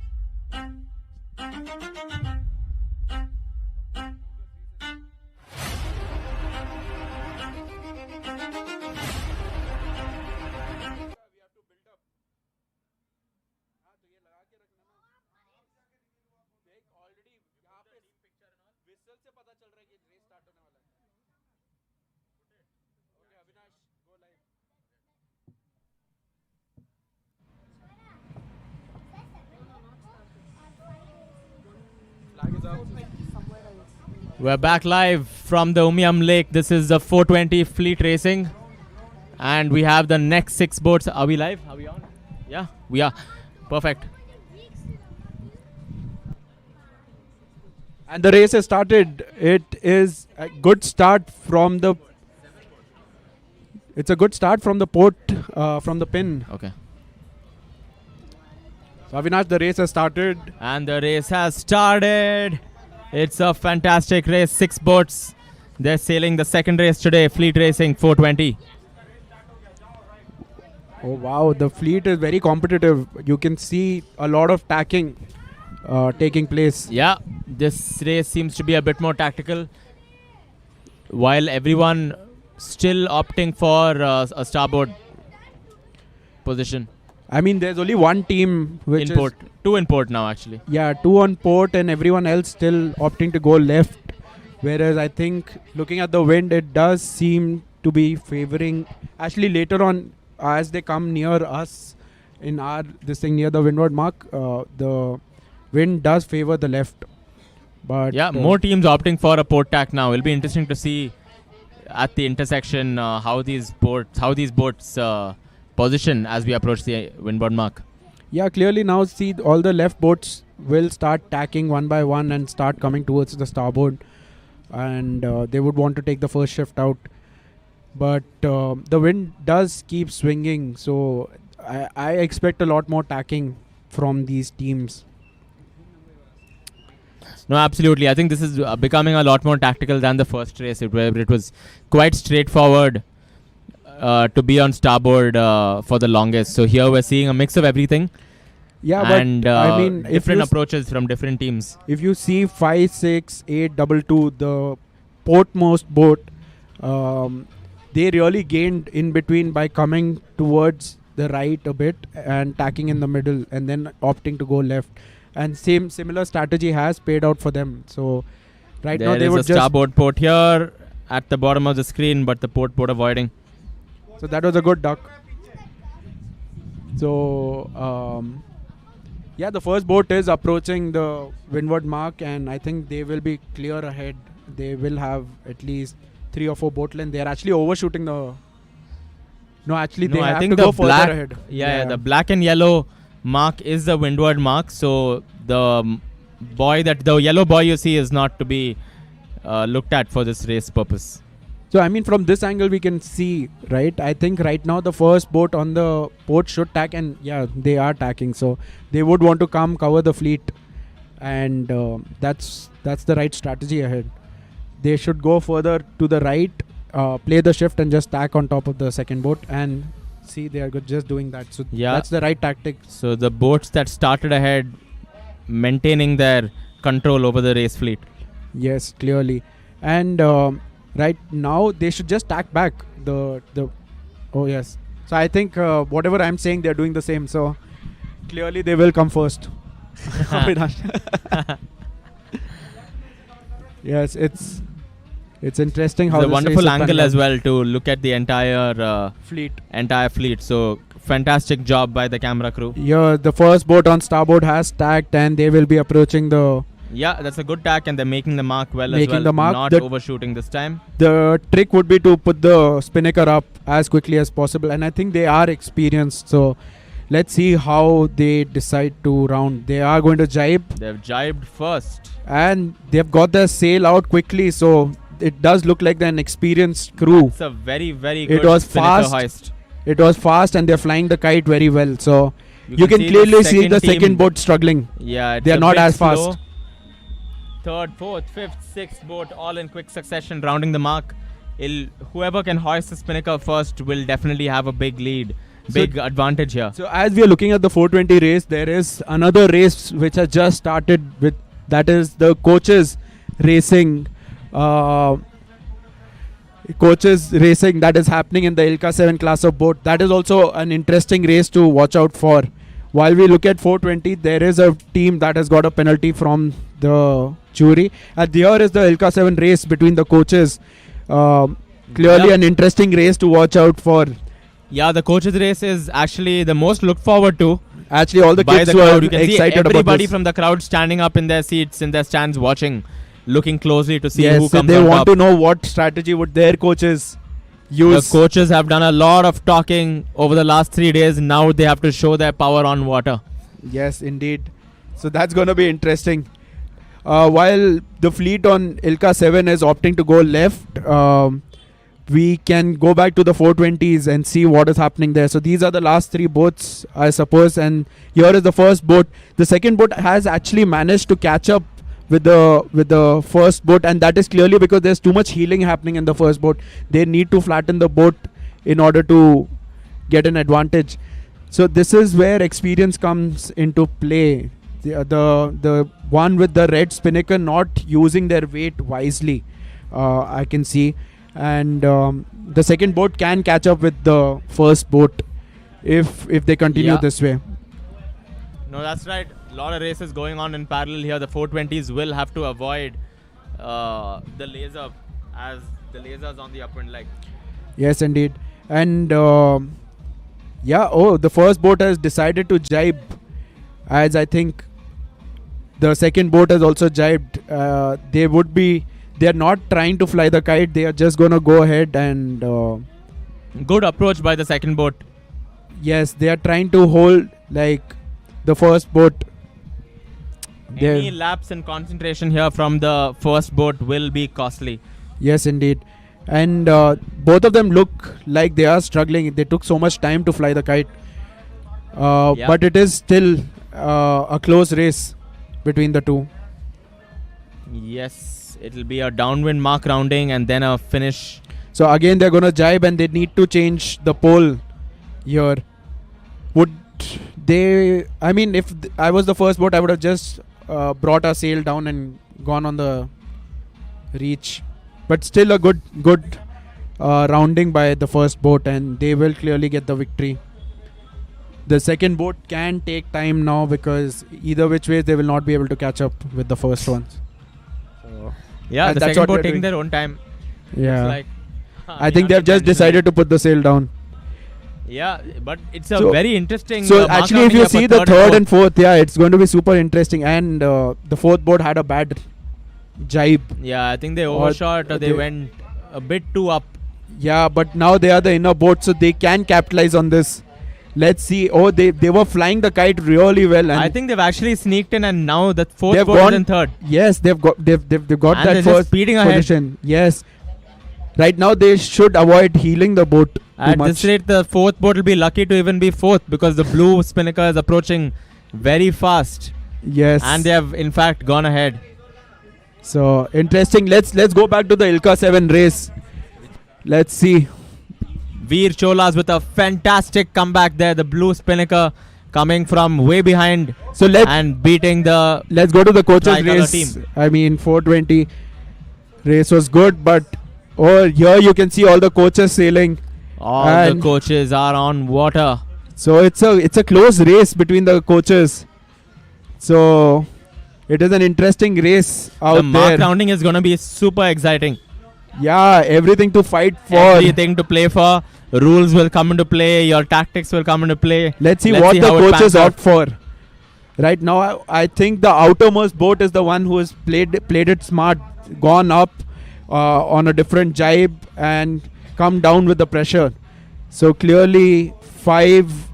Oh wow, it's an interesting mark rounding situation. Oh wait, there's one boat on the outer there. Yeah, they just sailed their own race jibe. and we're in the zone right now. So the Russian coach has done really well. Is the one that has the advantage. Wow, has the right of way. Yeah, the Russian coach has done really well. And I think it's all the coaches are close to one another. Very clean mark rounding there by all boats. And it's a good finish. It's a good finish. It is super close. Look at the margins there between 2, 3, 4, 5, 6. All of them neck to neck right behind each other. So, wow, the coaches' race were indeed the closest one. Amazing. Out of all. Yeah, this is... So, it does show the caliber of all the coaches. They are at par with one another. So, yeah. The race has just got over. It's over? The race? Yes, it's over and it's a good race for... And Vir Cholas in second place there. So, fantastic so with that, racing. I think it is Vir the Cholas end of ISL. All the races are over. We'll wait for Gautam to confirm. But this was an amazing race. One of the best races. So all boats very close to each other. and with- Vir Cholas in second place in the laser. So shout out. So actually, none of us care about Vir Cholas and where they finish. Overall, they must be still far behind. It's the They are team still Bopal above Goa. Titans that we need to watch out for and to see if they were able to hold on to their position. With top 4 teams were closely matched, and in the start of the day, there were only 3-4 days. The only racing that is left is the 420 Fleet B, which is yet to do 2 races. And with that, I think we will be concluding with all the races in ISL 2026. We just have 2 races from the 420 left. 2 more races left. 2 more races left. So 2 more races for the 420s left. The B fleet. And you can see the amazing race officials who have made sure all the racing was fair. So it is interesting. So with that, we'll just look at the highlights, come back for the 420 racing for the Fleet B. The 2 races that are left in ISL 2026. So far, the event has been fantastic. We have had beautiful racing out there and amazing commentating. So with that, we'll take a short break and be back for 420. Let's enjoy the music.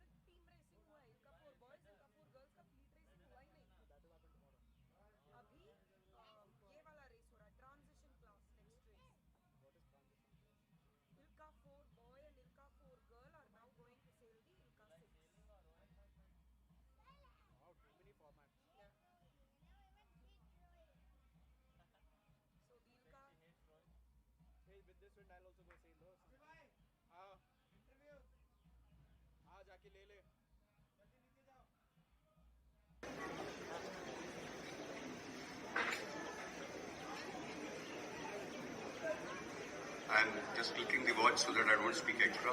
I finish because I have designed the sequence and I don't want to overshoot that. A very good afternoon to you.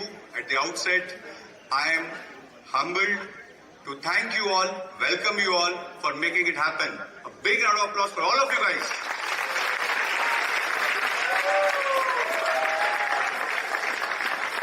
Honorable Chief Minister, Shri Conrad Sangmaji, Honorable Shri M.M. Sangmaji, MTDC Chairman, my dear General Narayanan, all the dignitaries present out here, my dear friend Cyril, all the dignitaries present out here, the sailors, the captains, the support persons, the media, the social media who's watching us live, a big thank you to all of you. This wouldn't have been possible, me standing here, without your coming here. So it all goes to, I don't have a formal speech. Having thanked everyone, I would like to tell you that I've been trying to, I'm a volunteer for Sailor. I don't hold any appointment anywhere in the country. Probably I'm the only one sailor in the country who's not affiliated to any club. I don't have a membership. But yes, I am a volunteer who wants to take my sport ahead. I am a volunteer who want to do everything possible to promote my sport, and this is why the whole concept of Indian Sailing League was thought of about 2 years ago. So I approached Dr. Vijay, who is not here, I'm missing him, and he said, okay, let's do it. So over a period of last 2 years, I've been trying to research how best I can make it. When I say I, it's my entire team, a group of volunteers of 6 people we are, but how do we make it more audience friendly, more engaging, more interesting, which will pull lot of new sailors and we broad-base the sport of the sailing. And when I approached the Meghalaya government here through Dr. Vijay sir, he said, okay, we'll definitely do it, find the time when to do it. Then last year on 6th June, when Honorable Chief Minister sir launched the first inland water sail yacht in these beautiful waters. So I happened to interact with you sir and I requested you, please let me do this. You said, go ahead. Thanks a lot sir for giving me that permission and getting it putting all together right here. So the preparation started somewhere in December when we sent out the survey form that who all are interested in such kind of league. And I tell you, I just thought we had just planned, normally we have around 100 plus minus sailors here, and the international participation in any Indian regattas. So I took the reference of both the two, and we thought somewhere around 100 plus minus we'll have here. So that was the planning parameters we started with. Even in the response was something like this. Then the second phase came, we released the info brochure. Then we had the entry forms, and we had planned, I was thinking if I can get about 4 to 5 teams, that should be fine. 10 sailors per team, that should be fine. Yeah. But then when the entry forms went on the Google Forms, went out, the clock was just, the numbers were just increasing. And I did not know what to do. Because I was surprised when the planning parameters for everything, the funding, the accommodation, the logistics, everything's for 100 people. And when it goes to 300, what to do? So there are 2 ways to do it. One is to cut at 100, 150. But I was seeing it as a growth. So the growth is there, and that is what it is, such a huge participation. I think we are applying for 4 records. The largest fleet in any Indian water. The largest international participation in any Indian waters. And then subsidy of these two claims, which we are planning to file in 2 different, I cannot name those, we are filing. So you guys have made the record already. So big round of applause for all of you. Sir, sorry, I'll take 2 more minutes. I'm actually emotional and going through that. Yeah. So we are here, and I will request, as I always say in all the regattas, my regatta is successful if you adhere to these 3 things. The 3 things are, I'm sure many of you would know. Number 1 is safety. Number 2 is safety in capitals. And number 3 is safety in capitals, bolds and underline. You just give me these 3 things. I assure you the regatta will be successful. We have the best possible technical officials. We have Colonel Kanwar, who is the only Indian IJ and IRO, who is there to take care of all of you, all the races. We have the best international jury composition, and more than that, as per Appendix N. We have the best technical committee. We have the best captains. The best captains of the country who are here, who have taken a step ahead and to make their teams and get their sailors. So format, all you know, it is nothing new in the format. You are doing whatever every day in every race. We have just broken it into parts and testing you, making you realize that all the parts of a race are important. So this is all about the format, and as we go ahead, it's a experiment being done in the entire world. I know entire world is watching us, so we all are in it together. So if you want to have the good results of this experimentation, I want I request rather to support of everyone. We may go wrong at few places. Don't worry. We'll together resolve it and find the best solution. So that's it from my side. One more thing.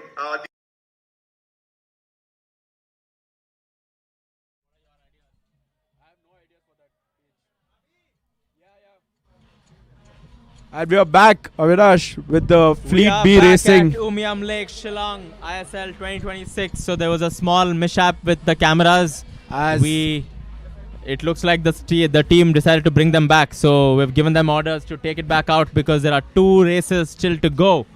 420 racing here. There will be 6 boats belonging to 6 teams. So here I can recognize at least one team, which is Goa. Yeah, and the Because of reason their the teams are being split is because there are only 6 boats. So the teams are alternating after each round. So we have 13 teams, but we only have 6 boats at any point on water. Now they will have 7 boats. They have in total 7 boats. So 1 fleet is of 7, 1 is of 6. 1 is of 7, 1 is of 6. That's right. Yeah, 1 7 1 So 6. it's going to be an interesting race to watch out. Tell us a bit about this class of boat and what makes it different. So 420 is the stepping boat for 470, which is an Olympic class of boat. But the 420 is part of the Asian Games circuit, and it's a very tactical boat. It's a 2-person dinghy, and here both the crew need to work together to be able to power the boat. The setup in a 420 or a 470 is the key to winning the races. And that's where all the knowledge is required, and it's a very tactical boat because it is a little slow. You need to play the tactics really well, and so this class of boat requires the crew to be the smartest one and the helm to be a very good driver. So that's the team combination you're looking for. In most cases you have crew 4, which is 3 2 1 and away we go. Live. We're A up and clear away. start, the race that is committee the confirming. start at the 420 fleet race here. We have 1 2 3 4 5 6 7 boats. 7 boats water. and all the boats opting to start at pin end. All boats going for a pin and start. Yes, that's right. Yes, so I don't know if it is a good strategy. Only one boat tacking early on port. And they would be looking to go get some fresh wind and then tack back onto the fleet. So that could be a good interesting play here from one of the boats deciding early on to go towards the starboard ley line. And the way wind is, I think that could be a very good strategy. You're saying the boats on port? Yeah, the boats on port, like the first boat on the port, can actually catch up with the fleet, because here the flags that I see, it could help them out. So they did a bad tack, but they still can catch up with the fleet. Yeah, they can still catch up. So 3 boats on port, or rather like 3 boats on the right side, and 4 boats opting to bang left here. Yes. So here the tack was poor, but the decision of tacking was right, I feel. So they should be able to cover up with the fleet. Here we could see the sailors from Goa have decided to tack on top of the fleet coming from left. They must be definitely in a pressure on the left, and that is why they would have opted to tack and come towards the starboard ley line. Whereas the rest of the 2 boats have clearly decided to go ahead and be more on left. Now the fleet on the left has decided to tack and come on port towards the fleet. So definitely there's a wind shift that has taken place, and it will favor the boats on the left. No, absolutely. I think the left was has been the favored side or the favored option. At the early on, there it has been a favored side, but as you come near the shore or up ahead, the wind does go right. So it does keep swinging. You have to keep tacking and playing the shifts. That's been the key to winning. That's where the upwind becomes extremely tactical, especially in at the Umiam Lake, because we've seen a lot of shifty conditions here consistently, in fact, over the last 3 days. So here, if you notice, the boat in the middle has done well. They have the speed, they have the height, and that is also because of the right setup that they've opted for. Most teams are trying to power their boat, and here even the weight combination makes a difference in the 420 class of boat. So absolutely. So the idea is you need to sit far ahead. The crew needs to play with their weight. If you notice the first boat, which is Goa, has their crew sitting in on the leeward side to balance out the weight and counter the weight. So the second team, Bopal Tritons, have decided to tack and go further left. And with that, even Goa has decided to tack. I think the wind is favorable now on right, or they would just be doing a covering tack to cover the fleet. Are we looking at the yellow? No, the black and yellow mark, right? Yes, The windward? it is going to be the black and yellow and mark. And Upwind, downwind, single oh lift. wow! So the international sailor, the helm, has caught up with the first boat. So clearly, left was paying out for them. Just going a bit longer, they were Yeah. able to gain boats. Yeah, that's right. So Goa clearly struggling with the weight balance. They've That's not attack been there. able to adjust to the wind conditions, and they have too much heeling. So yeah, I've noticed that they lost out on the starboard tack only because they're heeling, and It they think looks- there is something stuck in their rudder. So the helm going back to check, Yes. and that's there is right. good pressure now. So Goa is in a good spot, and they have got a good height, but they are more worried about the other sailors. So because of which I think they are dropping in speed. Yeah, we're approaching the zone now. The windward mark rounding. The first three boats are quite clear ahead. Still very close between the first and second team. Okay. So a good tack from the Goa team, and closely followed up by the Very second close boat. mark rounding. Very close mark rounding. Here the key would be to put the sails up as fast as possible, and the helm in the first boat looks pretty slow. Yeah, the spinnaker hoist is extremely important here. First two teams taking their The time second with team it. putting their spinnaker up much faster and gaining an advantage, but here the Goa sailors have opted to give them a penalty. So they are trying to take the other boat up with windward leeward. So let's see what the jury would decide in this situation. Yeah, and a penalty in the downwind leg with a spinnaker on can really hurt you. So it'll be important to see what the jury decides. Actually, here. the third boat is also catching up. So this race is really close. Not a great mark rounding by the team in blue there. Yes, it did indeed lose. So Goa team is losing a lot of speed. They are not being able to fly the kite that well. So I think the crew is well experienced. The helm seems to be struggling. And if you Well, that's true. notice, the third team is also coming close and could be going ahead of the blue boat, which was so if you first at notice, mark rounding. most of the teams are not flying the kite well, and they are not using their body well. There's a lot of heeling which is happening, which is not the best way to sail the 420 class of boat. So every time there's a heel, the boat would want to go and sail higher, right? And that's where the helm needs to come back and roll the boat a bit. If you want to drive the boat, you need weight on windward rather than heeling the boat on leeward. Yeah, a lot of the helms seem to be opting to sit on the leeward side here. Yes, but they're not using the body well. So I don't understand why have they decided to jibe early on and lose two boats. Oh wow! Okay, that is crazy. So we have just seen the first boat decide to jibe. The second it boat looks is now like- jibing, and I think the third boat will also opt to jibe. And it does make sense. The mark is much lower, so a good jibe from the other team. Oh, that's a good jibe from the Goa sailors. They did catch up with the fleet. And they're actually ahead now. Yes, So so from struggling to be in second, third place, they're up and clear in first position here. That's the blue boat in which is Goa. see, now they need to balance the weight. The helm sitting fully there is not going to help them that much. You need to flatten out the boat. So No, clearly absolutely. the Boats coaches can need to be a have lot a flatter. talk. Yes. But the crew is really flying the kite well in the first boat. He can ease the sail a bit to fly it much better. But yeah, they are in a commanding position. So I think they should be able to finish the same way. Yeah, all boats are actually flying the kite really So well. the It took some order- time, but now it's quite clean here. So the order is the same as we saw at the windward mark. The first boat has been able to Yeah. get back their The position. first boat going into second. See again, almost the third, helm, back in first. the helm needs to. Okay, I mean they decided to put the crew out and balance the weight that way.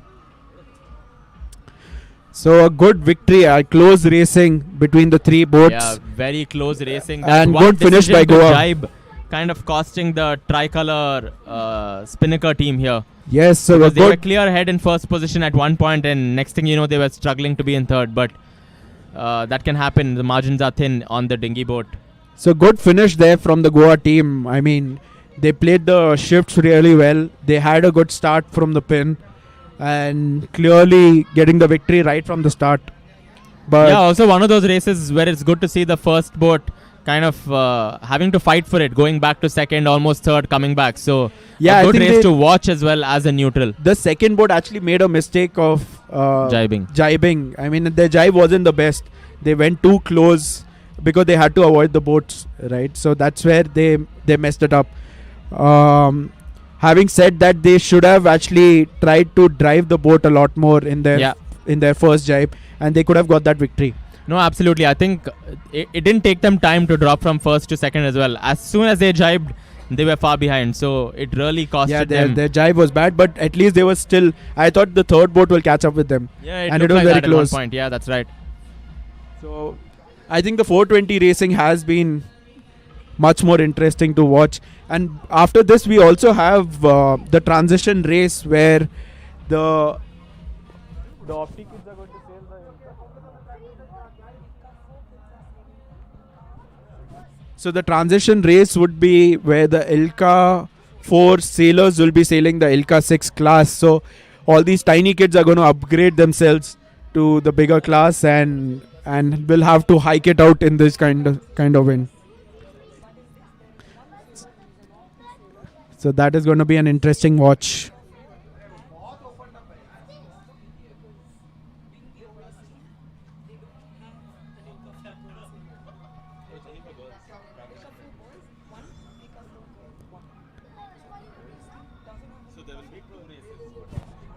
So with that, if you notice, all the Ilka 6 sailors are preparing and getting themselves to start this race. But before that, we will have another 420 class race, 420 fleet race for the fleet B, with 7 boats out there fighting it out. And the top 3 boats were really very close. The distance was only a half boat length. So an interesting race to watch out for. With that, on land we have live music going on, which is making the event a lot more interesting and fun for people on the show. Avinash, what has been your favorite bit in the event so far? No, I think today has been my favorite day. The excitement, the intensity has been a lot higher.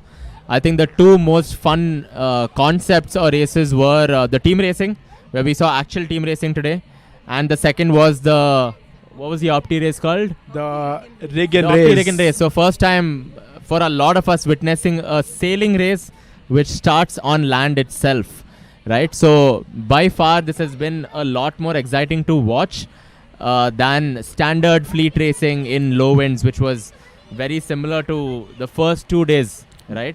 Definitely. And now we are going back to the 420 race, where this is the second race for fleet B of 420. There are 7 boats that are going to fight it out. Isn't this 5 the minute transition race? No. This is the 420 race. You can see the 420 flag up by the race Oh, yeah. committee. Yeah. And pretty soon we are going to get the race underway. Yes, challenging conditions. It's suddenly gotten a lot more chillier as well. So it's chilly, it's nice and windy, the water is cool. It is So- pretty patchy out there. So Yeah, it's quite patchy. So I think this Tactically a is challenge. similar to yesterday as well, where this started to happen at around 3:30. But the difference is today we actually have sailing. So yesterday we had to wrap up by 3:15ish, unfortunately, when the wind picked up. But yeah, I mean, that tends to happen in a lake, especially a closed lake like this, where you have mountains in and around.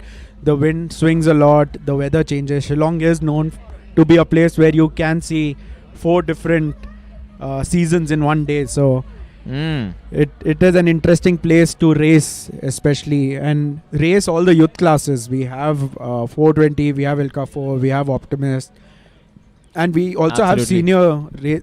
senior Ilka 6 and Ilka 7 races. So it's a good mix out here. Lot of different formats. We have the preparatory flag up for the 420.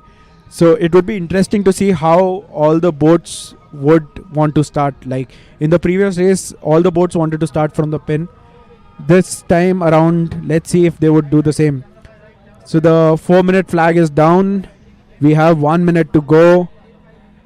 And let's see how the fleet would gear up to start this race. Yes, this is going to be exciting. The 420 is also a good boat to sail, good boat to watch as well, because the downwind becomes a lot more tactical with the spinnaker and with the shifty conditions. Yes, all the boats are approaching the start line now. I think hardly 40 seconds would be left to start. Yep, less than 30 seconds to go for the start of the 420 fleet. And in a fleet like this, it all depends on your start, right? You want to get a good start. There is one boat which has lined up near the mark. I think they are a bit early, but they should be able to, because there is no competitor in and around them, they should be able to use their weight and get a good start. Yeah, and it's a lot more easier to start a race strong when you only have 7 boats on the start line. So let's see if we can get another angle on this race start. So the race started. And the race is underway. And someone is OCS, so they need to come back and round the mark. I think. Yep, that's your race gone right there. Yeah, they would dip and start the race. Let's see if the flag comes down. And yes, the flag does come down. So there were to be more boats, OCS. Yes, so there were two boats that dipped the line and have gone back racing. But I think they should still be able to catch up with the fleet if they tack properly. Oh, is that boat doing a penalty? I just noticed they're doing a 720. So we missed the incident there, but it seems like a very early penalty for one of the boats. Yes, 100%. And like the previous race, the whole fleet has decided to go left. And Goa Marinas again look like they will be leading the race, where they did get a good start and they are going towards the left. And the wind does look like it will favor the left. There is more pressure out there. And we have seen this in various other classes as well. The people who opted to go early on towards the left and then tack, come back into the middle and play left middle have always gained. No, that's true. It's interesting because on the first day we were noticing right middle was the favored end, but it slowly started to change. See here, the team that decided to dip, tacked, and bad tack out there. Then they had to do 2 tacks back to back, which they slowed down a lot more. Yeah. Either they should have just dipped or should have waited out for the boats to tack. So the first 3 look similar to the last race at the moment. Yeah, teams opting for the left are significantly gaining here once again. So we once again have Goa Marinas who are leading the race from the left currently and look to be in good position this time. But absolutely. But I mean, it's still a long race. That it's a long beat. But most of the boats are all on the port tack, approaching the ley line towards the starboard. So it's going to be in middle, where they will all play it out. No, 100%. This is going to be an exciting upwind race. The boats on the left continuing to move ahead and extend their lead. So the mark in yellow and black is the upwind mark here. So that is to be noted, as like the other races. So yeah, and if you notice the setup that Goa Marinas have opted, even in the last race, I noticed that they were the ones who were able to pinch higher than the rest of the fleet, and that did help them a bit, but it also slows them down. So they have been the ones who have been pinching a lot and sailing higher than the rest of the fleet, which is an advantage. But rest of the fleet has been opting to go for speed. Right now there is one boat which will approach the mark on a starboard tack. Yeah, that's right. And as we speak, there's a laser race as well happening. So that's about to start any minute. But the focus right now is on 420 well fleet. And truly on the 420s as we approach the windward mark rounding. So it does look like the boat on starboard is further behind and will take time to reach the windward mark. And clearly the Goa Marinas will have a fair advantage here.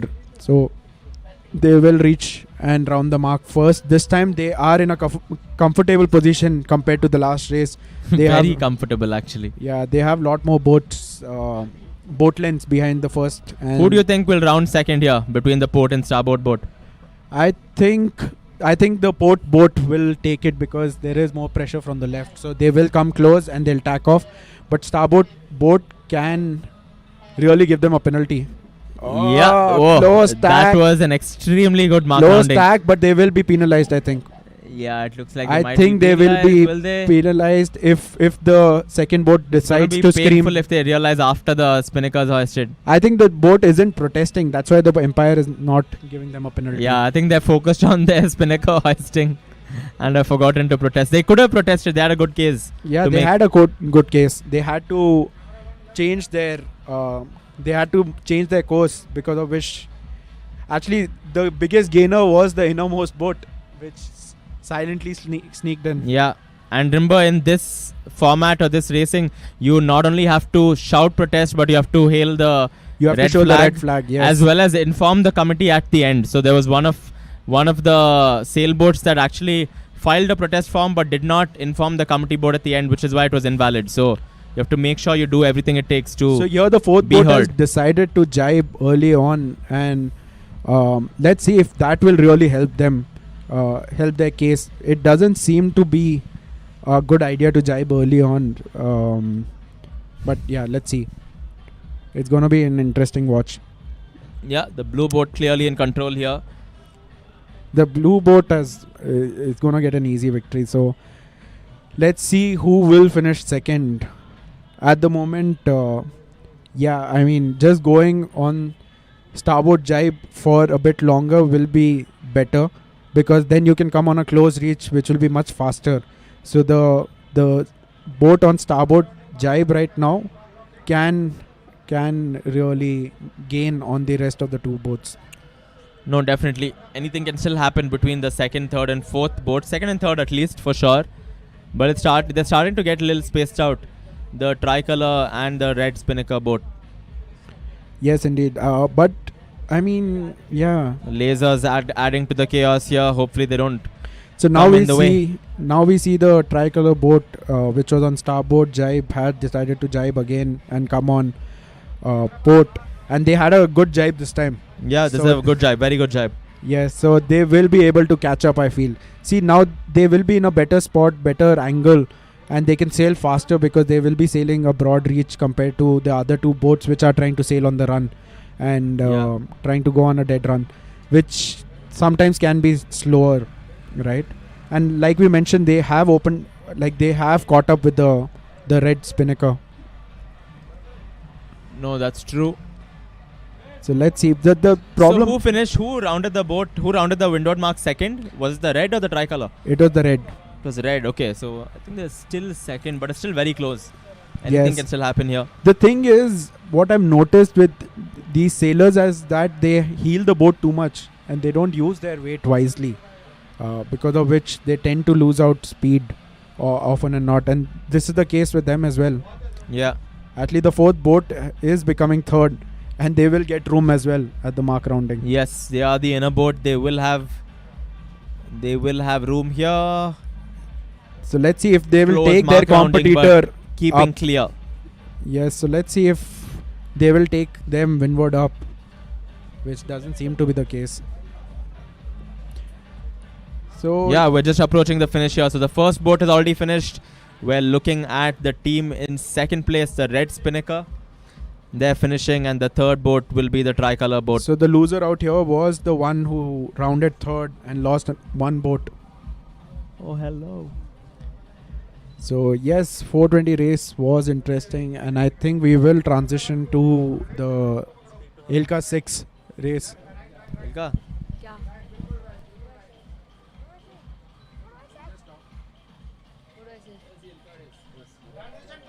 Okay. So we're moving on from the 420 race to the Ilka. Is this the Ilka 7? Ilka 6. Transition, I think. This is the Ilka 6. So this is a transition race. I think so. Okay, perfect. So this is a very interesting format actually. So everyone you see on the Ilka 6 right now is traditionally an Ilka 4 sailor, or some of them are even Opti sailors in fact. Yeah, they're just So I will. So yeah, so this is a very interesting format and one of many formats here at the ISL 2026. With me we have Shreya, who's just joined us in the commentary area. Hi Shreya. Hi, Avinash. Hello. She is one of the team coaches for the Sikundraad team, right? Is that Yes. correct? Is that correct? Yeah. Also one of the top sailors on the Optimist. So recently graduated from the Opti and was ranked number 1 in India. So good to have you here. Thank you. Good to be here. How's it been as a coach for you from being a sailor to a coach? The transition's pretty tough because, we think like sailors, but here we are. We have to think like coaches, and we have to be really, really responsible for everybody. And like basically coaching is pretty different from sailing because usually when we're sailing, we just think about ourselves and all that. But here we are. Yeah. We have to. Coaching is basically like each sailor. We have to teach them because they have unique ways of learning. So we have to teach them in each different That's way right. and stuff.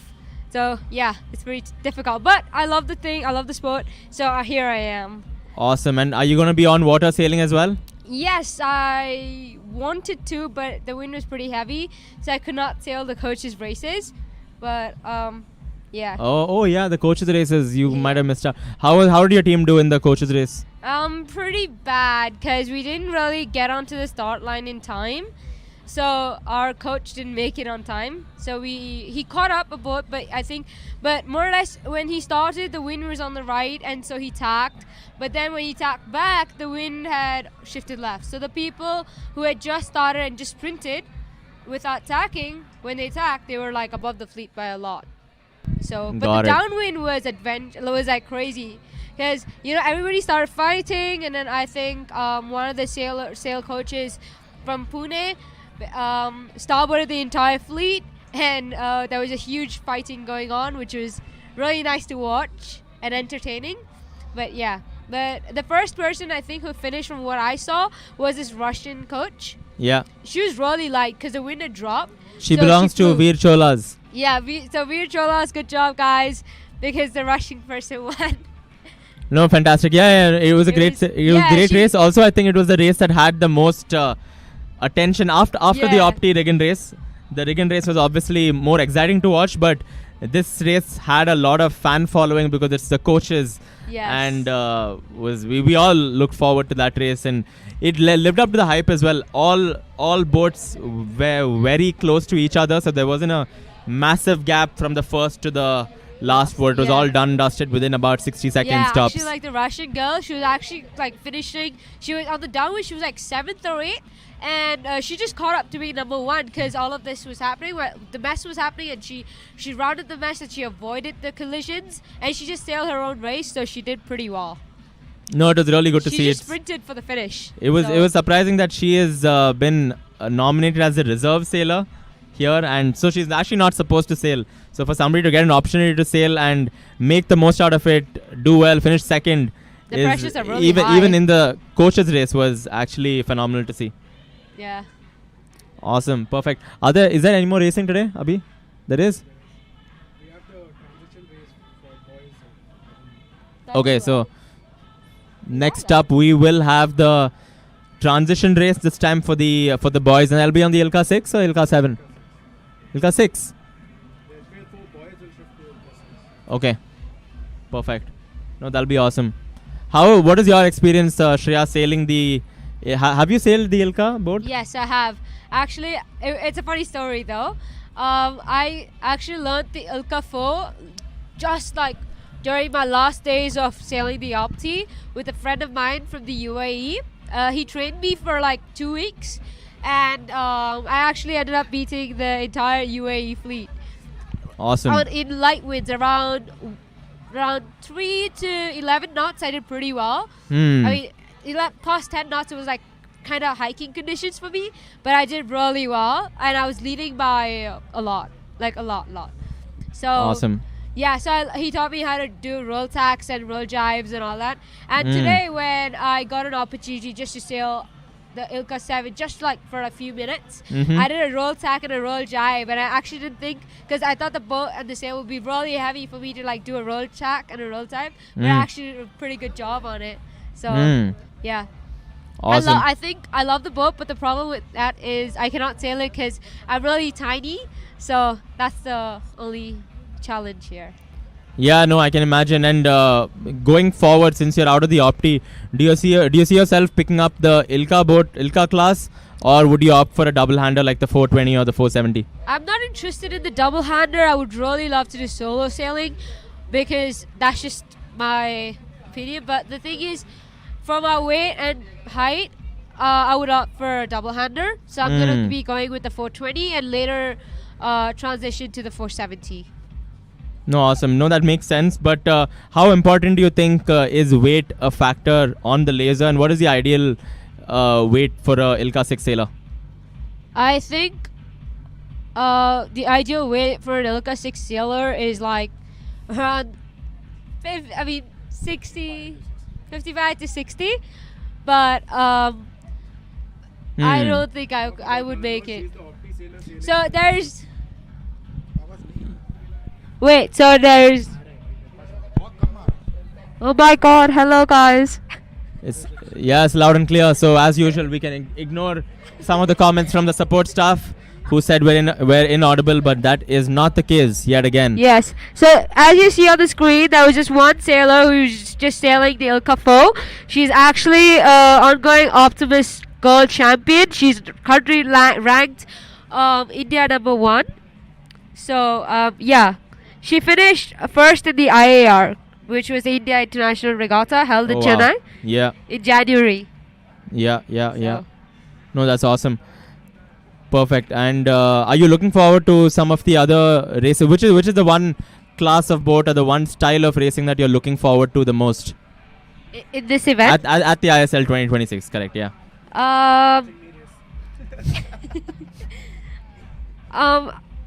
I actually Any of them or none of them? Honest opinion, none of them. But if I had to choose one, it would be the coach's race because I was really eager to do that. I really wanted to. Because you wanted to sail. Yes, because I haven't actually sailed in like 4 months, and now I cannot sail for another 4 months. So like I really wanted to try out the Ilka 7. Shame that you couldn't. Yes, it is such a shame. No, absolutely. Perfect. We'll just take a quick break then while we wait for the next transition class. It will be the Ilka 6. So in a transition class, it'll be in that the Ilka 4 sailors, boys, will be on the Ilka 6. So we'll come back shortly. रुको तुम IPL देखा होगा WPL देखा होगा चलो आज मैं दिखाता हूँ आईएसएल क्या हो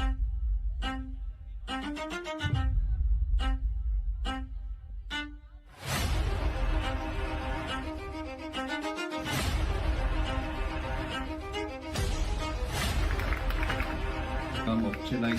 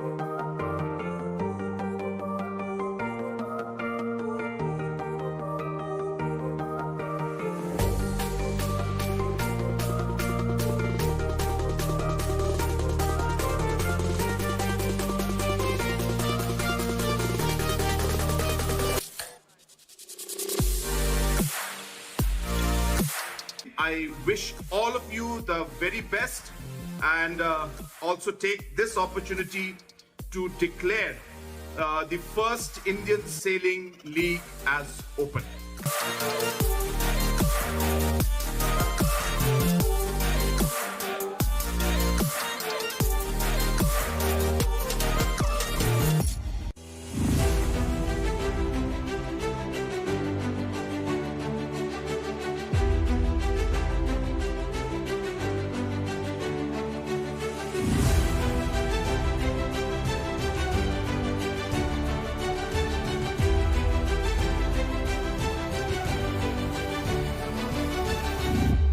रुको रुको रुको रुको रुको तुम आईपीएल देखा होगा WPL देखा होगा चलो आज मैं दिखाता हूँ आईएसएल क्या हो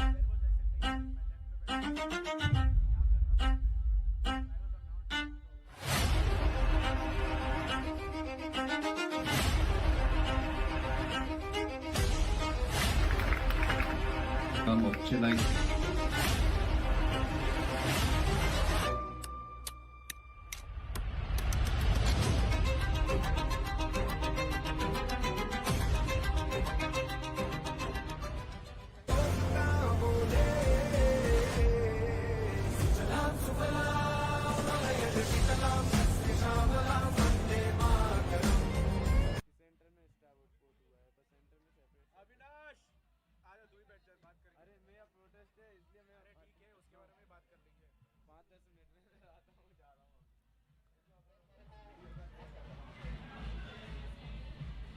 So we are back live at ISL 2026. This is the transition race of Ilka 4 boys sailing Ilka 6. And this is going to be an interesting race because the wind is a little high for these young sailors, but I think they will be confident sailing this boat. And we have less than a minute to get started with the race. Just like the 420s, everyone is trying to go for the pin. And it would be interesting to see the start line. Clearly, most of the boats are overpowered. There is a jury which is giving a yellow flag to one of the sailors. So clearly, somebody needs to start doing a penalty. And that is the worst thing that can happen to a sailor right at the start, to get a penalty and to be spinning, especially when there is only 10 seconds to go. The race has started. A good start from sail number 7 and 8, who have started from the pin. One strategy would be to go left and then tack once the wind shifts. So a lot of the sailors opting to go left. They did have to tack to get underway.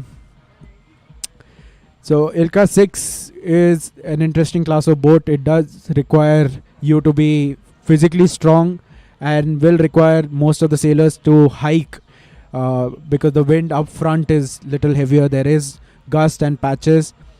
At the moment I can see sail number 21 from Bopal Tritons doing really well. But there are a lot of tacks that are being done by the fleet. So we can see one of the boats capsizing, which is unfortunate. And yeah, it is something which will really... And while capsizing, he also touched the other boat on his leeward. So that is a penalty. If the person decides to scream protest, the other person will get disqualified for sure. So let's see how this race goes. So the fleet here has been tacking, and another capsize. So I think it's a trend in this fleet. Most of the young sailors trying to do a roll tack and often losing their positions. Here the Bopal Triton sailor was in a good spot, but with a bad tack and capsizing, he has lost a lot of position. So clearly Ilka 4 sailors, young and naive, trying to do roll tacks and losing out. So let's see if we can get a wider angle to see who is leading the race. Here we can see boat number 17 is in a good position. Boat number 7 and the sail with no sail number is doing well. They all are approaching on port ley line. And yeah, there's one sailor, sail number 8, who is sitting at the right position, hiking well. The boat looks like to be in a good space, using the kicker well, approaching the starboard ley line. And I think he's doing really well. He has to just come to the starboard ley line, tack, and he will be leading the race. Having said that, it seems much easier said than done, and he is just now approaching the starboard ley line. He will have the other two boats on the port who will try and squeeze in as much as possible. So let's see how he approaches this. I think his tack was pretty bad, so his angle is, I don't know, I don't understand that angle. So sail number 8 now tacking. I think boat number 7 has rounded the mark from the wrong side, which I don't understand why or what is the person trying to do. He overshot the mark. Sail number 17 just overshot the mark. It is so interesting to see this. The sail number 17 overshot the mark. He went around on starboard, rounded the mark, tacked, and now he's rounding again. Awesome. So this is the transition. and definitely few people are going to get penalized here. I mean, there's a lot of chaos in the zone. There's so much chaos, and it's just funny. These Laser 4 boys have jumped into Ilka 6 and now are struggling to hold position. Right from the start, we have seen 2 capsizes. Oh, we've seen 2 capsizes. Oh my god. Yes. This is the first race I'm missing, and seems to The be Ilka 4 boys had too much. Oh my god, so many incidents. There is mark touch. It's gonna be crazy. For sure, and a lot of penalties. In fact, There are a lot of penalties. I think there will be a lot of protest by end of this race. The jury is keeping an eye on things because there's a lot going on in the zone. And you know, in Ilka, people are protesting all the way through because they want other teams to get disqualified so that they can move up the ladder. Even now, I just happened to meet Ram Millen, who won both the races, handicap races, and he has a protest on him, apparently, for a starboard port incident where he wasn't even involved. So that's the interesting bit. No, it's amazing. The race. There's more racing off water than on water here in Shillong. So I mean, it has to be the case because you have so many formats. About 6 to 8 protests Even per front day. of me, I can see one man going with the protest form towards the beach master. So Yeah. from Goa Marinas. So interesting bit. So clearly the Ilka 4 boys did not do well in team racing, but are now doing match racing with Ilka 6 boats. So clearly using the wrong skills at the wrong place. No, I think this has been quite fun to watch. But surprisingly, for the number of incidents we just noticed at the inside the zone and at the mark rounding, I'm not seeing that many penalties here. See, now again it's some sort of match racing happening between the between the two boats. The boats fighting it out They're to on be their own second. Yeah, both of them are trying to be second. It is funny. The first boat is way ahead and has got a good lead, whereas this is boat. And in this chaos, I think the team. Oh, somebody else has also got a penalty. I think the jury has given a penalty. Wow. Finally, it is an absolute chaos. This is insane. I didn't notice the incident, but it looks like everyone's doing a penalty. Now, because he is doing penalty on course, he can get penalized again. Yeah, it's important to know you've got to And do a he was penalty first. outside of the race course or outside of the area. It's just funny what all is happening. So this is what happens when you send young sailors with more power. They forget their basics. Sail number 8 is doing all sorts of things. and if you notice, sail 225, he capsized, and he still made up good ground. And he's still second. This is amazing. Yeah.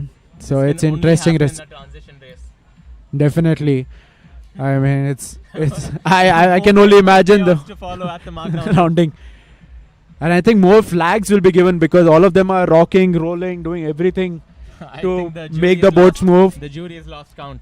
Yes, indeed. The jury will be kept busy once they come back as well, because we can see a lot of people walking around with forms. And actually, I would be keen to know the perspective from jury, because unlike the normal fleet racing where you know who the sailors are, the amount of flags that you have given to a particular person and everything, how do they keep account? Because here everyone is using different equipment and constantly there's something or the other happening. So how do you decide or But remember you a still have protest? the sale numbers, right? Shouldn't be a problem to make No, notes. because every time the sale numbers are also changing, right, with the sailors. So it is very difficult to keep a count as to and which protest is coming in and everything. It's going to be difficult for the juries to remember an incident, a particular incident. No, absolutely. I think easily the most chaotic race. It's unfortunate I missed the first What one. is? Yeah, it's a chaotic race, but an amazing regatta out here. Shillong. Because there are different formats, making it interesting for each and every one. There's no dominance from one sailor, and keeps it interesting for everyone to watch. No, absolutely. And I think with that, are we done with racing for day 3? I think so. Yeah, I think we are done for the day, Early and sunset here as well in Shillong, so it's a good time to wrap so up. still people doing penalties and trying to finish the race. This race has been the most chaotic one so far. There's still penalties. Oh my god. Yeah, jury is making sure that they do their job, and they are still asking him to go around and finish the race. Hopefully he finishes before sunset. But there is no blue flag, so I don't know if the race committee will give him a finish. Actually, yeah, there is no blue flag, so it might be a DNF here. Yeah, all sorts of things happening at I ISL wonder what the time 2026. limit is for DNF. Yeah, I Just think so. the It should talking be. was 5 minutes? 5 minutes. Maybe Just it is got the 5 minutes. information. Awesome. So with that, we wrap up day 3 at the ISL. What is your recap? What is your favorite moment? So I think team racing to start off was very interesting. And there the Deken skippers got an easy win over Goa Marinas. The finals was one-sided.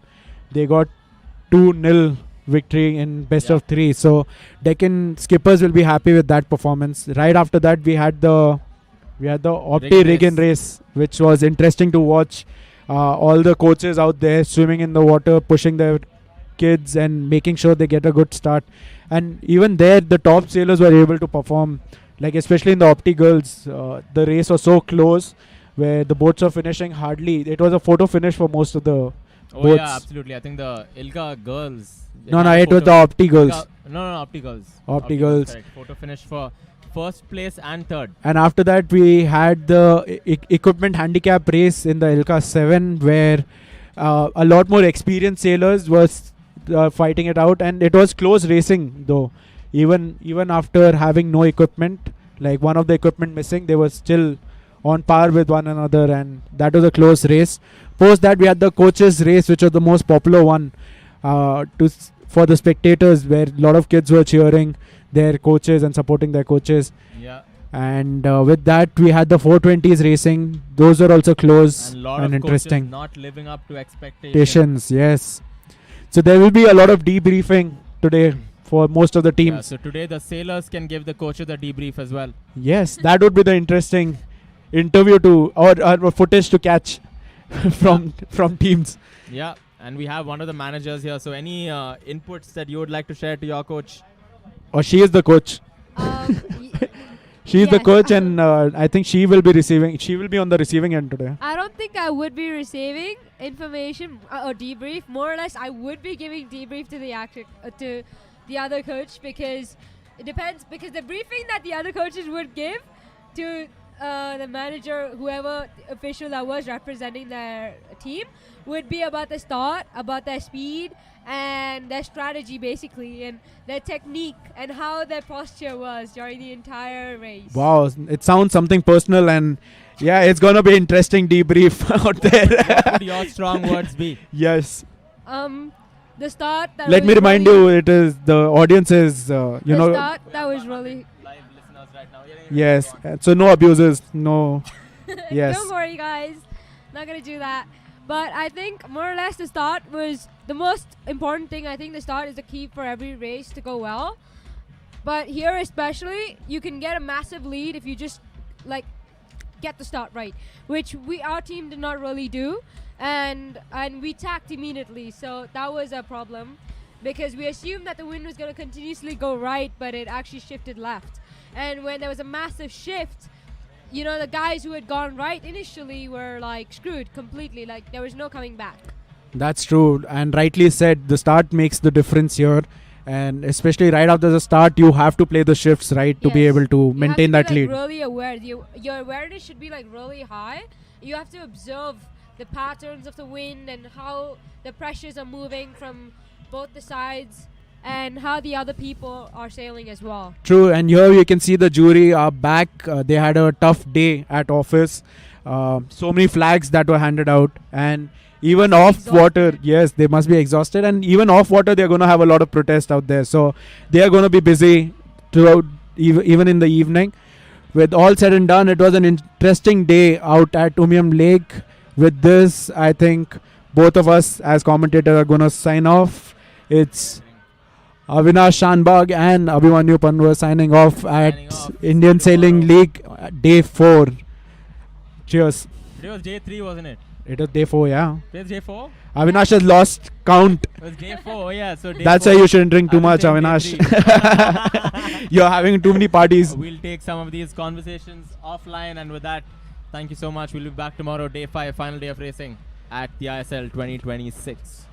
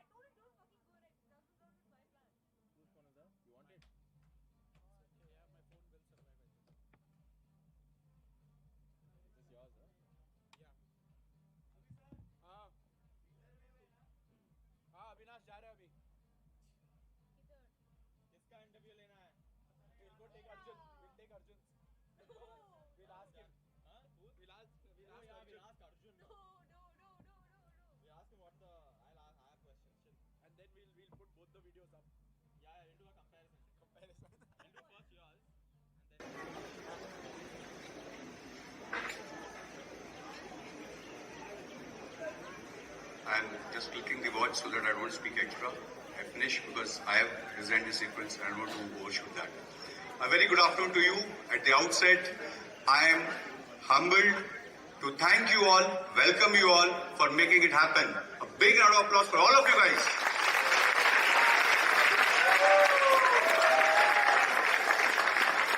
Honorable Chief Minister, Shri Conrad Sangmaji, Honorable Shri Sangmaji, MTDC Chairman, my dear General Narayanan, all the dignitaries present out here, my dear friend Cyril, all the dignitaries present out here, the sailors, the captains, the support persons, the media, the social media who's watching us live, a big thank you to all of you. This wouldn't have been possible, me standing here, without your coming here. So it all goes to, I don't have a formal speech. Having thanked everyone, I would like to tell you that I've been trying to, I'm a volunteer for Sailor. I don't hold any appointment anywhere in the country. Probably I'm the only one sailor in the country who's not affiliated to any club. I don't have a membership. But yes, I am a volunteer who wants to take my sport ahead. I am a volunteer who wants to do everything possible to promote my sport. And this is why the whole concept of Indian Sailing League was thought of about 2 years ago. So I approached Dr. Vijay, who is not here, I'm missing him. And he said, okay, let's do it. So over a period of last 2 years, I've been trying to research how best I can make it. When I say I, it's my entire team. A group of volunteers of 6 people we are. But how do we make it more audience friendly, more engaging, more interesting, which will pull lot of new sailors and we broad-base the sport of the sailing. And when I approached the Meghalaya government here through Dr. Vijay sir, he said, okay, we'll definitely do it to find the time when to do it. Then last year on 6th June, when Honorable Chief Minister sir launched the first inland water sail yacht in these beautiful waters. So I happened to interact with you sir and I requested you, please let me do this. You said, go ahead. Thanks a lot sir for giving me that permission and getting it putting all together right here. So the preparation started somewhere in December when we sent out the survey form that who all are interested in such kind of league. And I tell you, I just thought we had just planned, normally we have around 100 plus minus sailors here and the international participation in any Indian regattas. So I took the reference of both the two and we thought somewhere around 100 plus minus we'll have here. So that was the planning parameters we started with.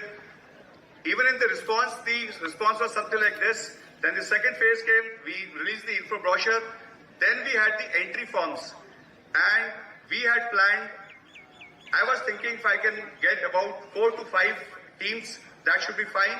10 sailors per team, that should be fine. But then when the entry forms went on the Google Forms, went out, the clock was just, the numbers were just increasing. And I did not know what to do. Because I was surprised that the planning parameters for everything, the funding, the accommodation, the logistics, everything's for 100 people. And when it goes to 300, what to do? So there are 2 ways to do it. One is to cut at 100, 150.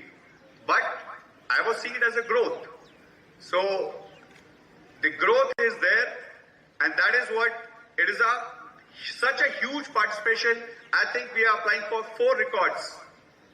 The largest fleet in any Indian water. The largest international participation in any Indian waters. And then subsidy of these two claims, which we are planning to file in 2 different, I cannot name those, we are filing. So you guys have made the record already. So big round of applause for all of you. Sir, sorry, I'll take 2 more minutes. I'm actually emotional and, going through that. Yeah. So we are here and I will request, as I always say in all the regattas, my regatta is successful if you adhere to these 3 things. The 3 things are, I'm sure many of you would know. Number 1 is safety.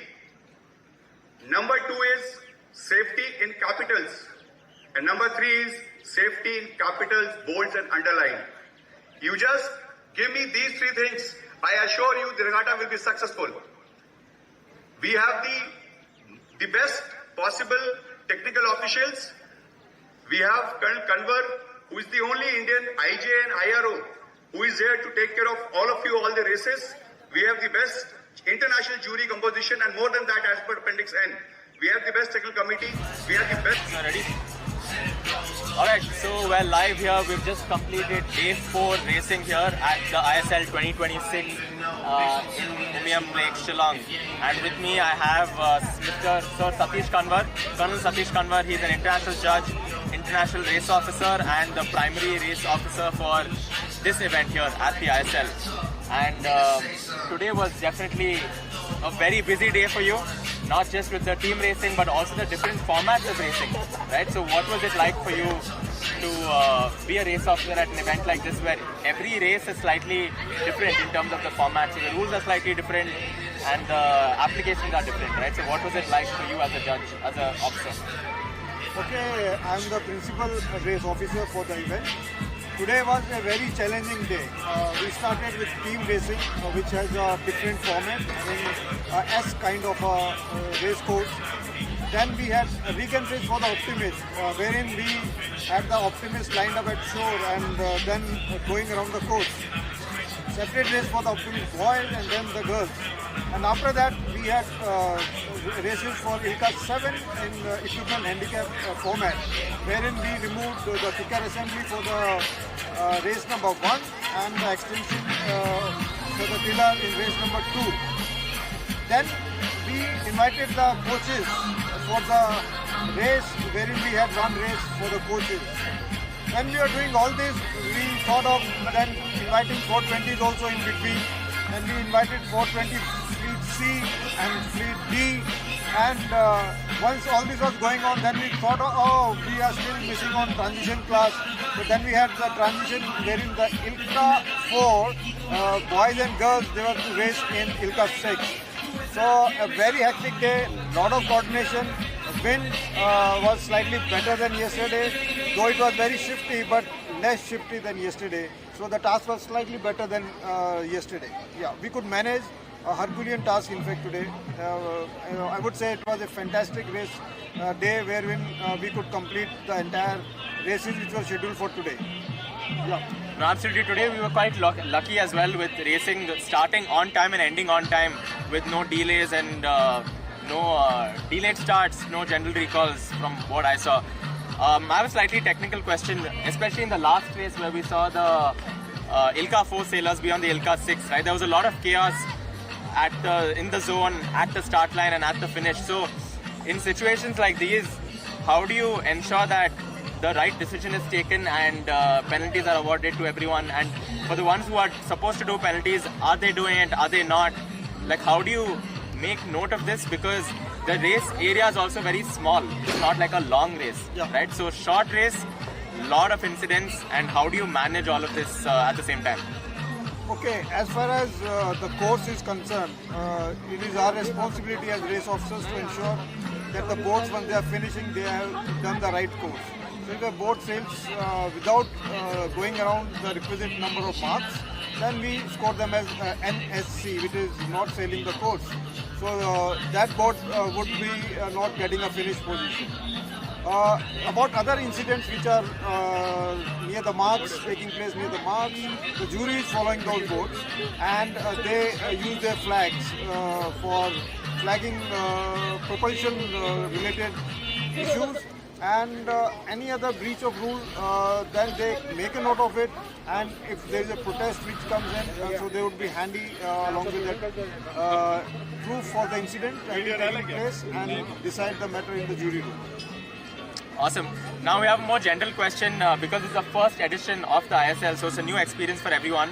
What has it been like for you in terms of being a race officer from being officiating a national event, international event, to an event like this where it's a more team-based racing, right? So what has it been like for you from that perspective? Okay, from the very beginning, this event has been a challenge. If you would have noticed, this is more so a race officer show overall, with so many formats which have not taken place in the previous events anywhere.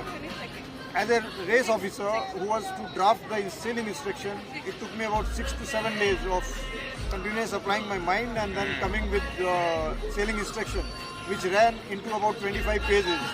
And looking at the complexities, I decided to break it down for the team captains, one event at a day and looking at one day at a time.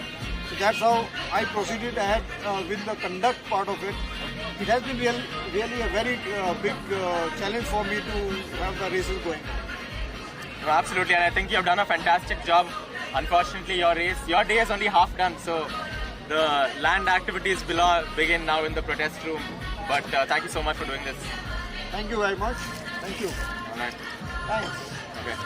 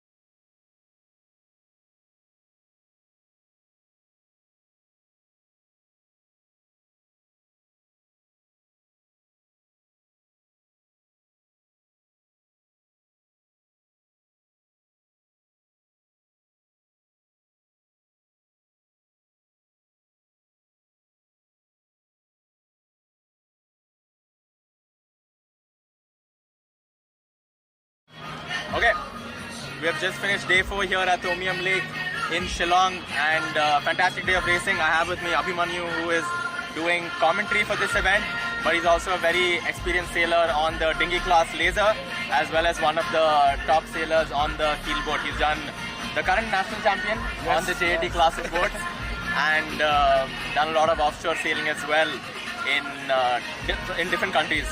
How's it like being here in Shillong? It's been an absolute pleasure, and with me I have actually Avinash. So we both have been doing the commentary for the past 3 days. So if you hear the beautiful voices, it's us. And all said and done, Shillong is a beautiful place. I mean, it's the first time for me to be here and to witness this type of an event, which has so many various formats in play. So this has been an interesting challenge so far, Avinash. And as we were seeing today, there were so many different formats that happened. Everything was interesting, and this is just one event where you cannot predict who will be the winner. That's what keeps it interesting. And how was it for you to commentate on something like this? I mean, I was kind of pulled into this, but it's been refreshing. It's actually been quite fun because it's a new skill and it gives you something to do during the day. So you have like 8 hours to kill here. So good to be on the commentary for about what, 4-5 hours? 4-5 hours, yeah. So it's good fun. Okay.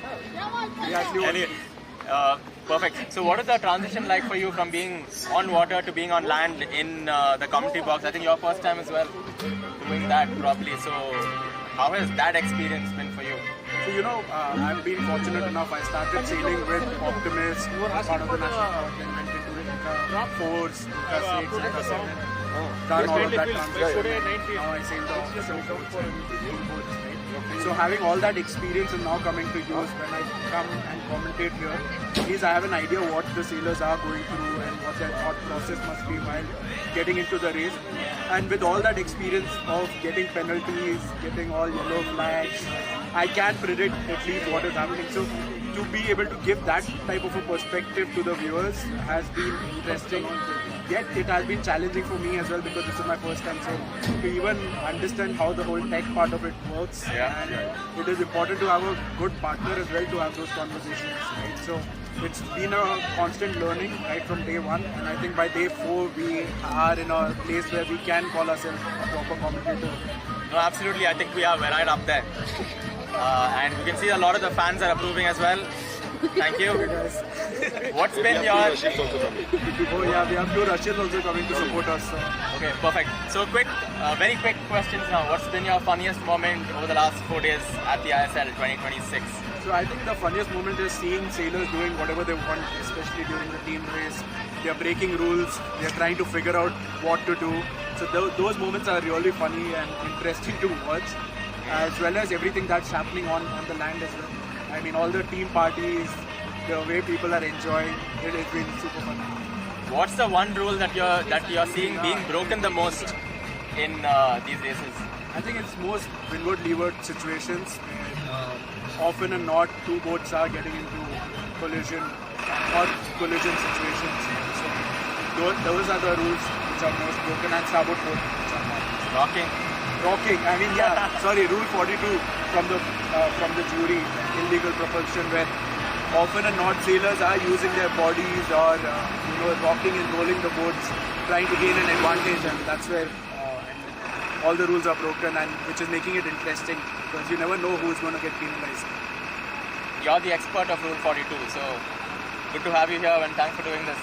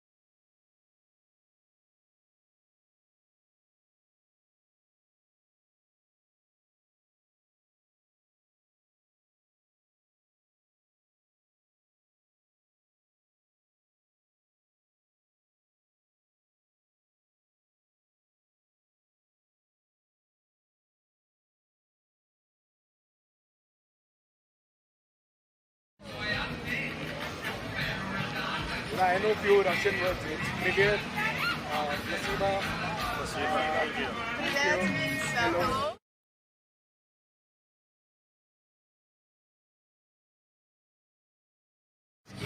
Half Russian.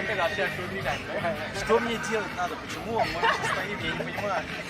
He's asking what he should do, but the camera is up. Да, я не понимаю, а какие вопросы будут? Какие вопросы будут? Start? Yes, start now. Okay, perfect. We're live here. After we've just finished the racing, it's been day 4 and we've just completed. We have 2 fantastic sailors and coaches. They're all the way from Russia. They're representing Chennai Sailing Knights as well as Vizag Vikings. Right? First of all, welcome to India. I know it's been 4 days, but how's it been the experience at the ISL in Shillong? Thank you so much. First of all, India is a very nice country. We are loving it at all. And actually, everyone's enjoying it. I don't know what to say more. Awesome. How's it been for you?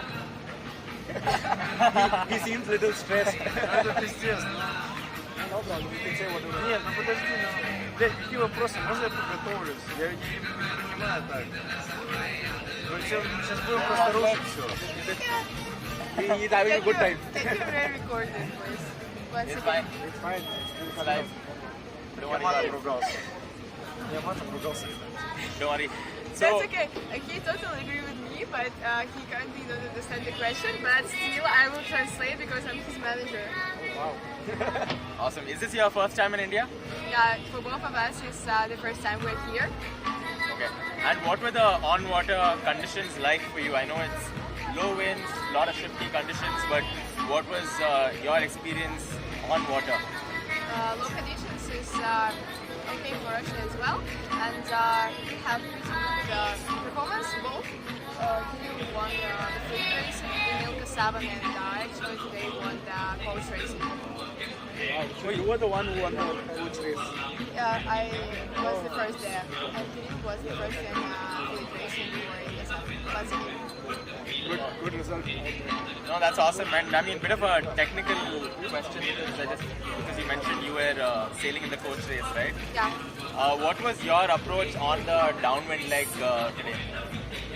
I go up and after the mark, and that's why I come first because I just drive through throughout this location. Yeah. No, it was actually fantastic to watch. If I'm not wrong, you rounded about 6th or 7th at the upwind leg, is that right? In the fleet? Yeah, the fleet racing. The fleet racing, I was 6th in Ilka 6? Yeah. Yeah, so... Can you explain me, please? Yes. Oh yeah, sorry, my bad. I said that in the fleet race in Ilka 6, I was the 6th one, actually, and today as a coach, I was the first. And I think that's weather conditions too, but mostly is my emotional sustain. Awesome. And what was it like for you witnessing the different formats of racing, right? There was a rigging race which started on land. There was, I don't know, transition race. What else was there? The handicap race, yeah. So all of this was a little new for us as well, but what was it like for you managing a team, being part of that whole chaos? First of all, it's pretty funny, but a little bit nervous. And I would say that it's an interesting experience for all of us, but it's some situations are pretty unexpected there.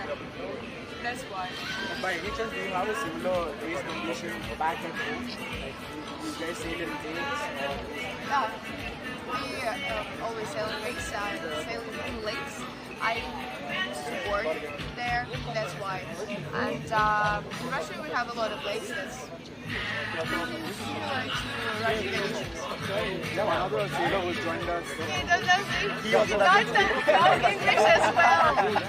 I like his confidence. But he is my teammate. He's from GC Vizag. Yeah, and I'm the corporate translator. That's why I'm talking for all captains, interviews, and many people.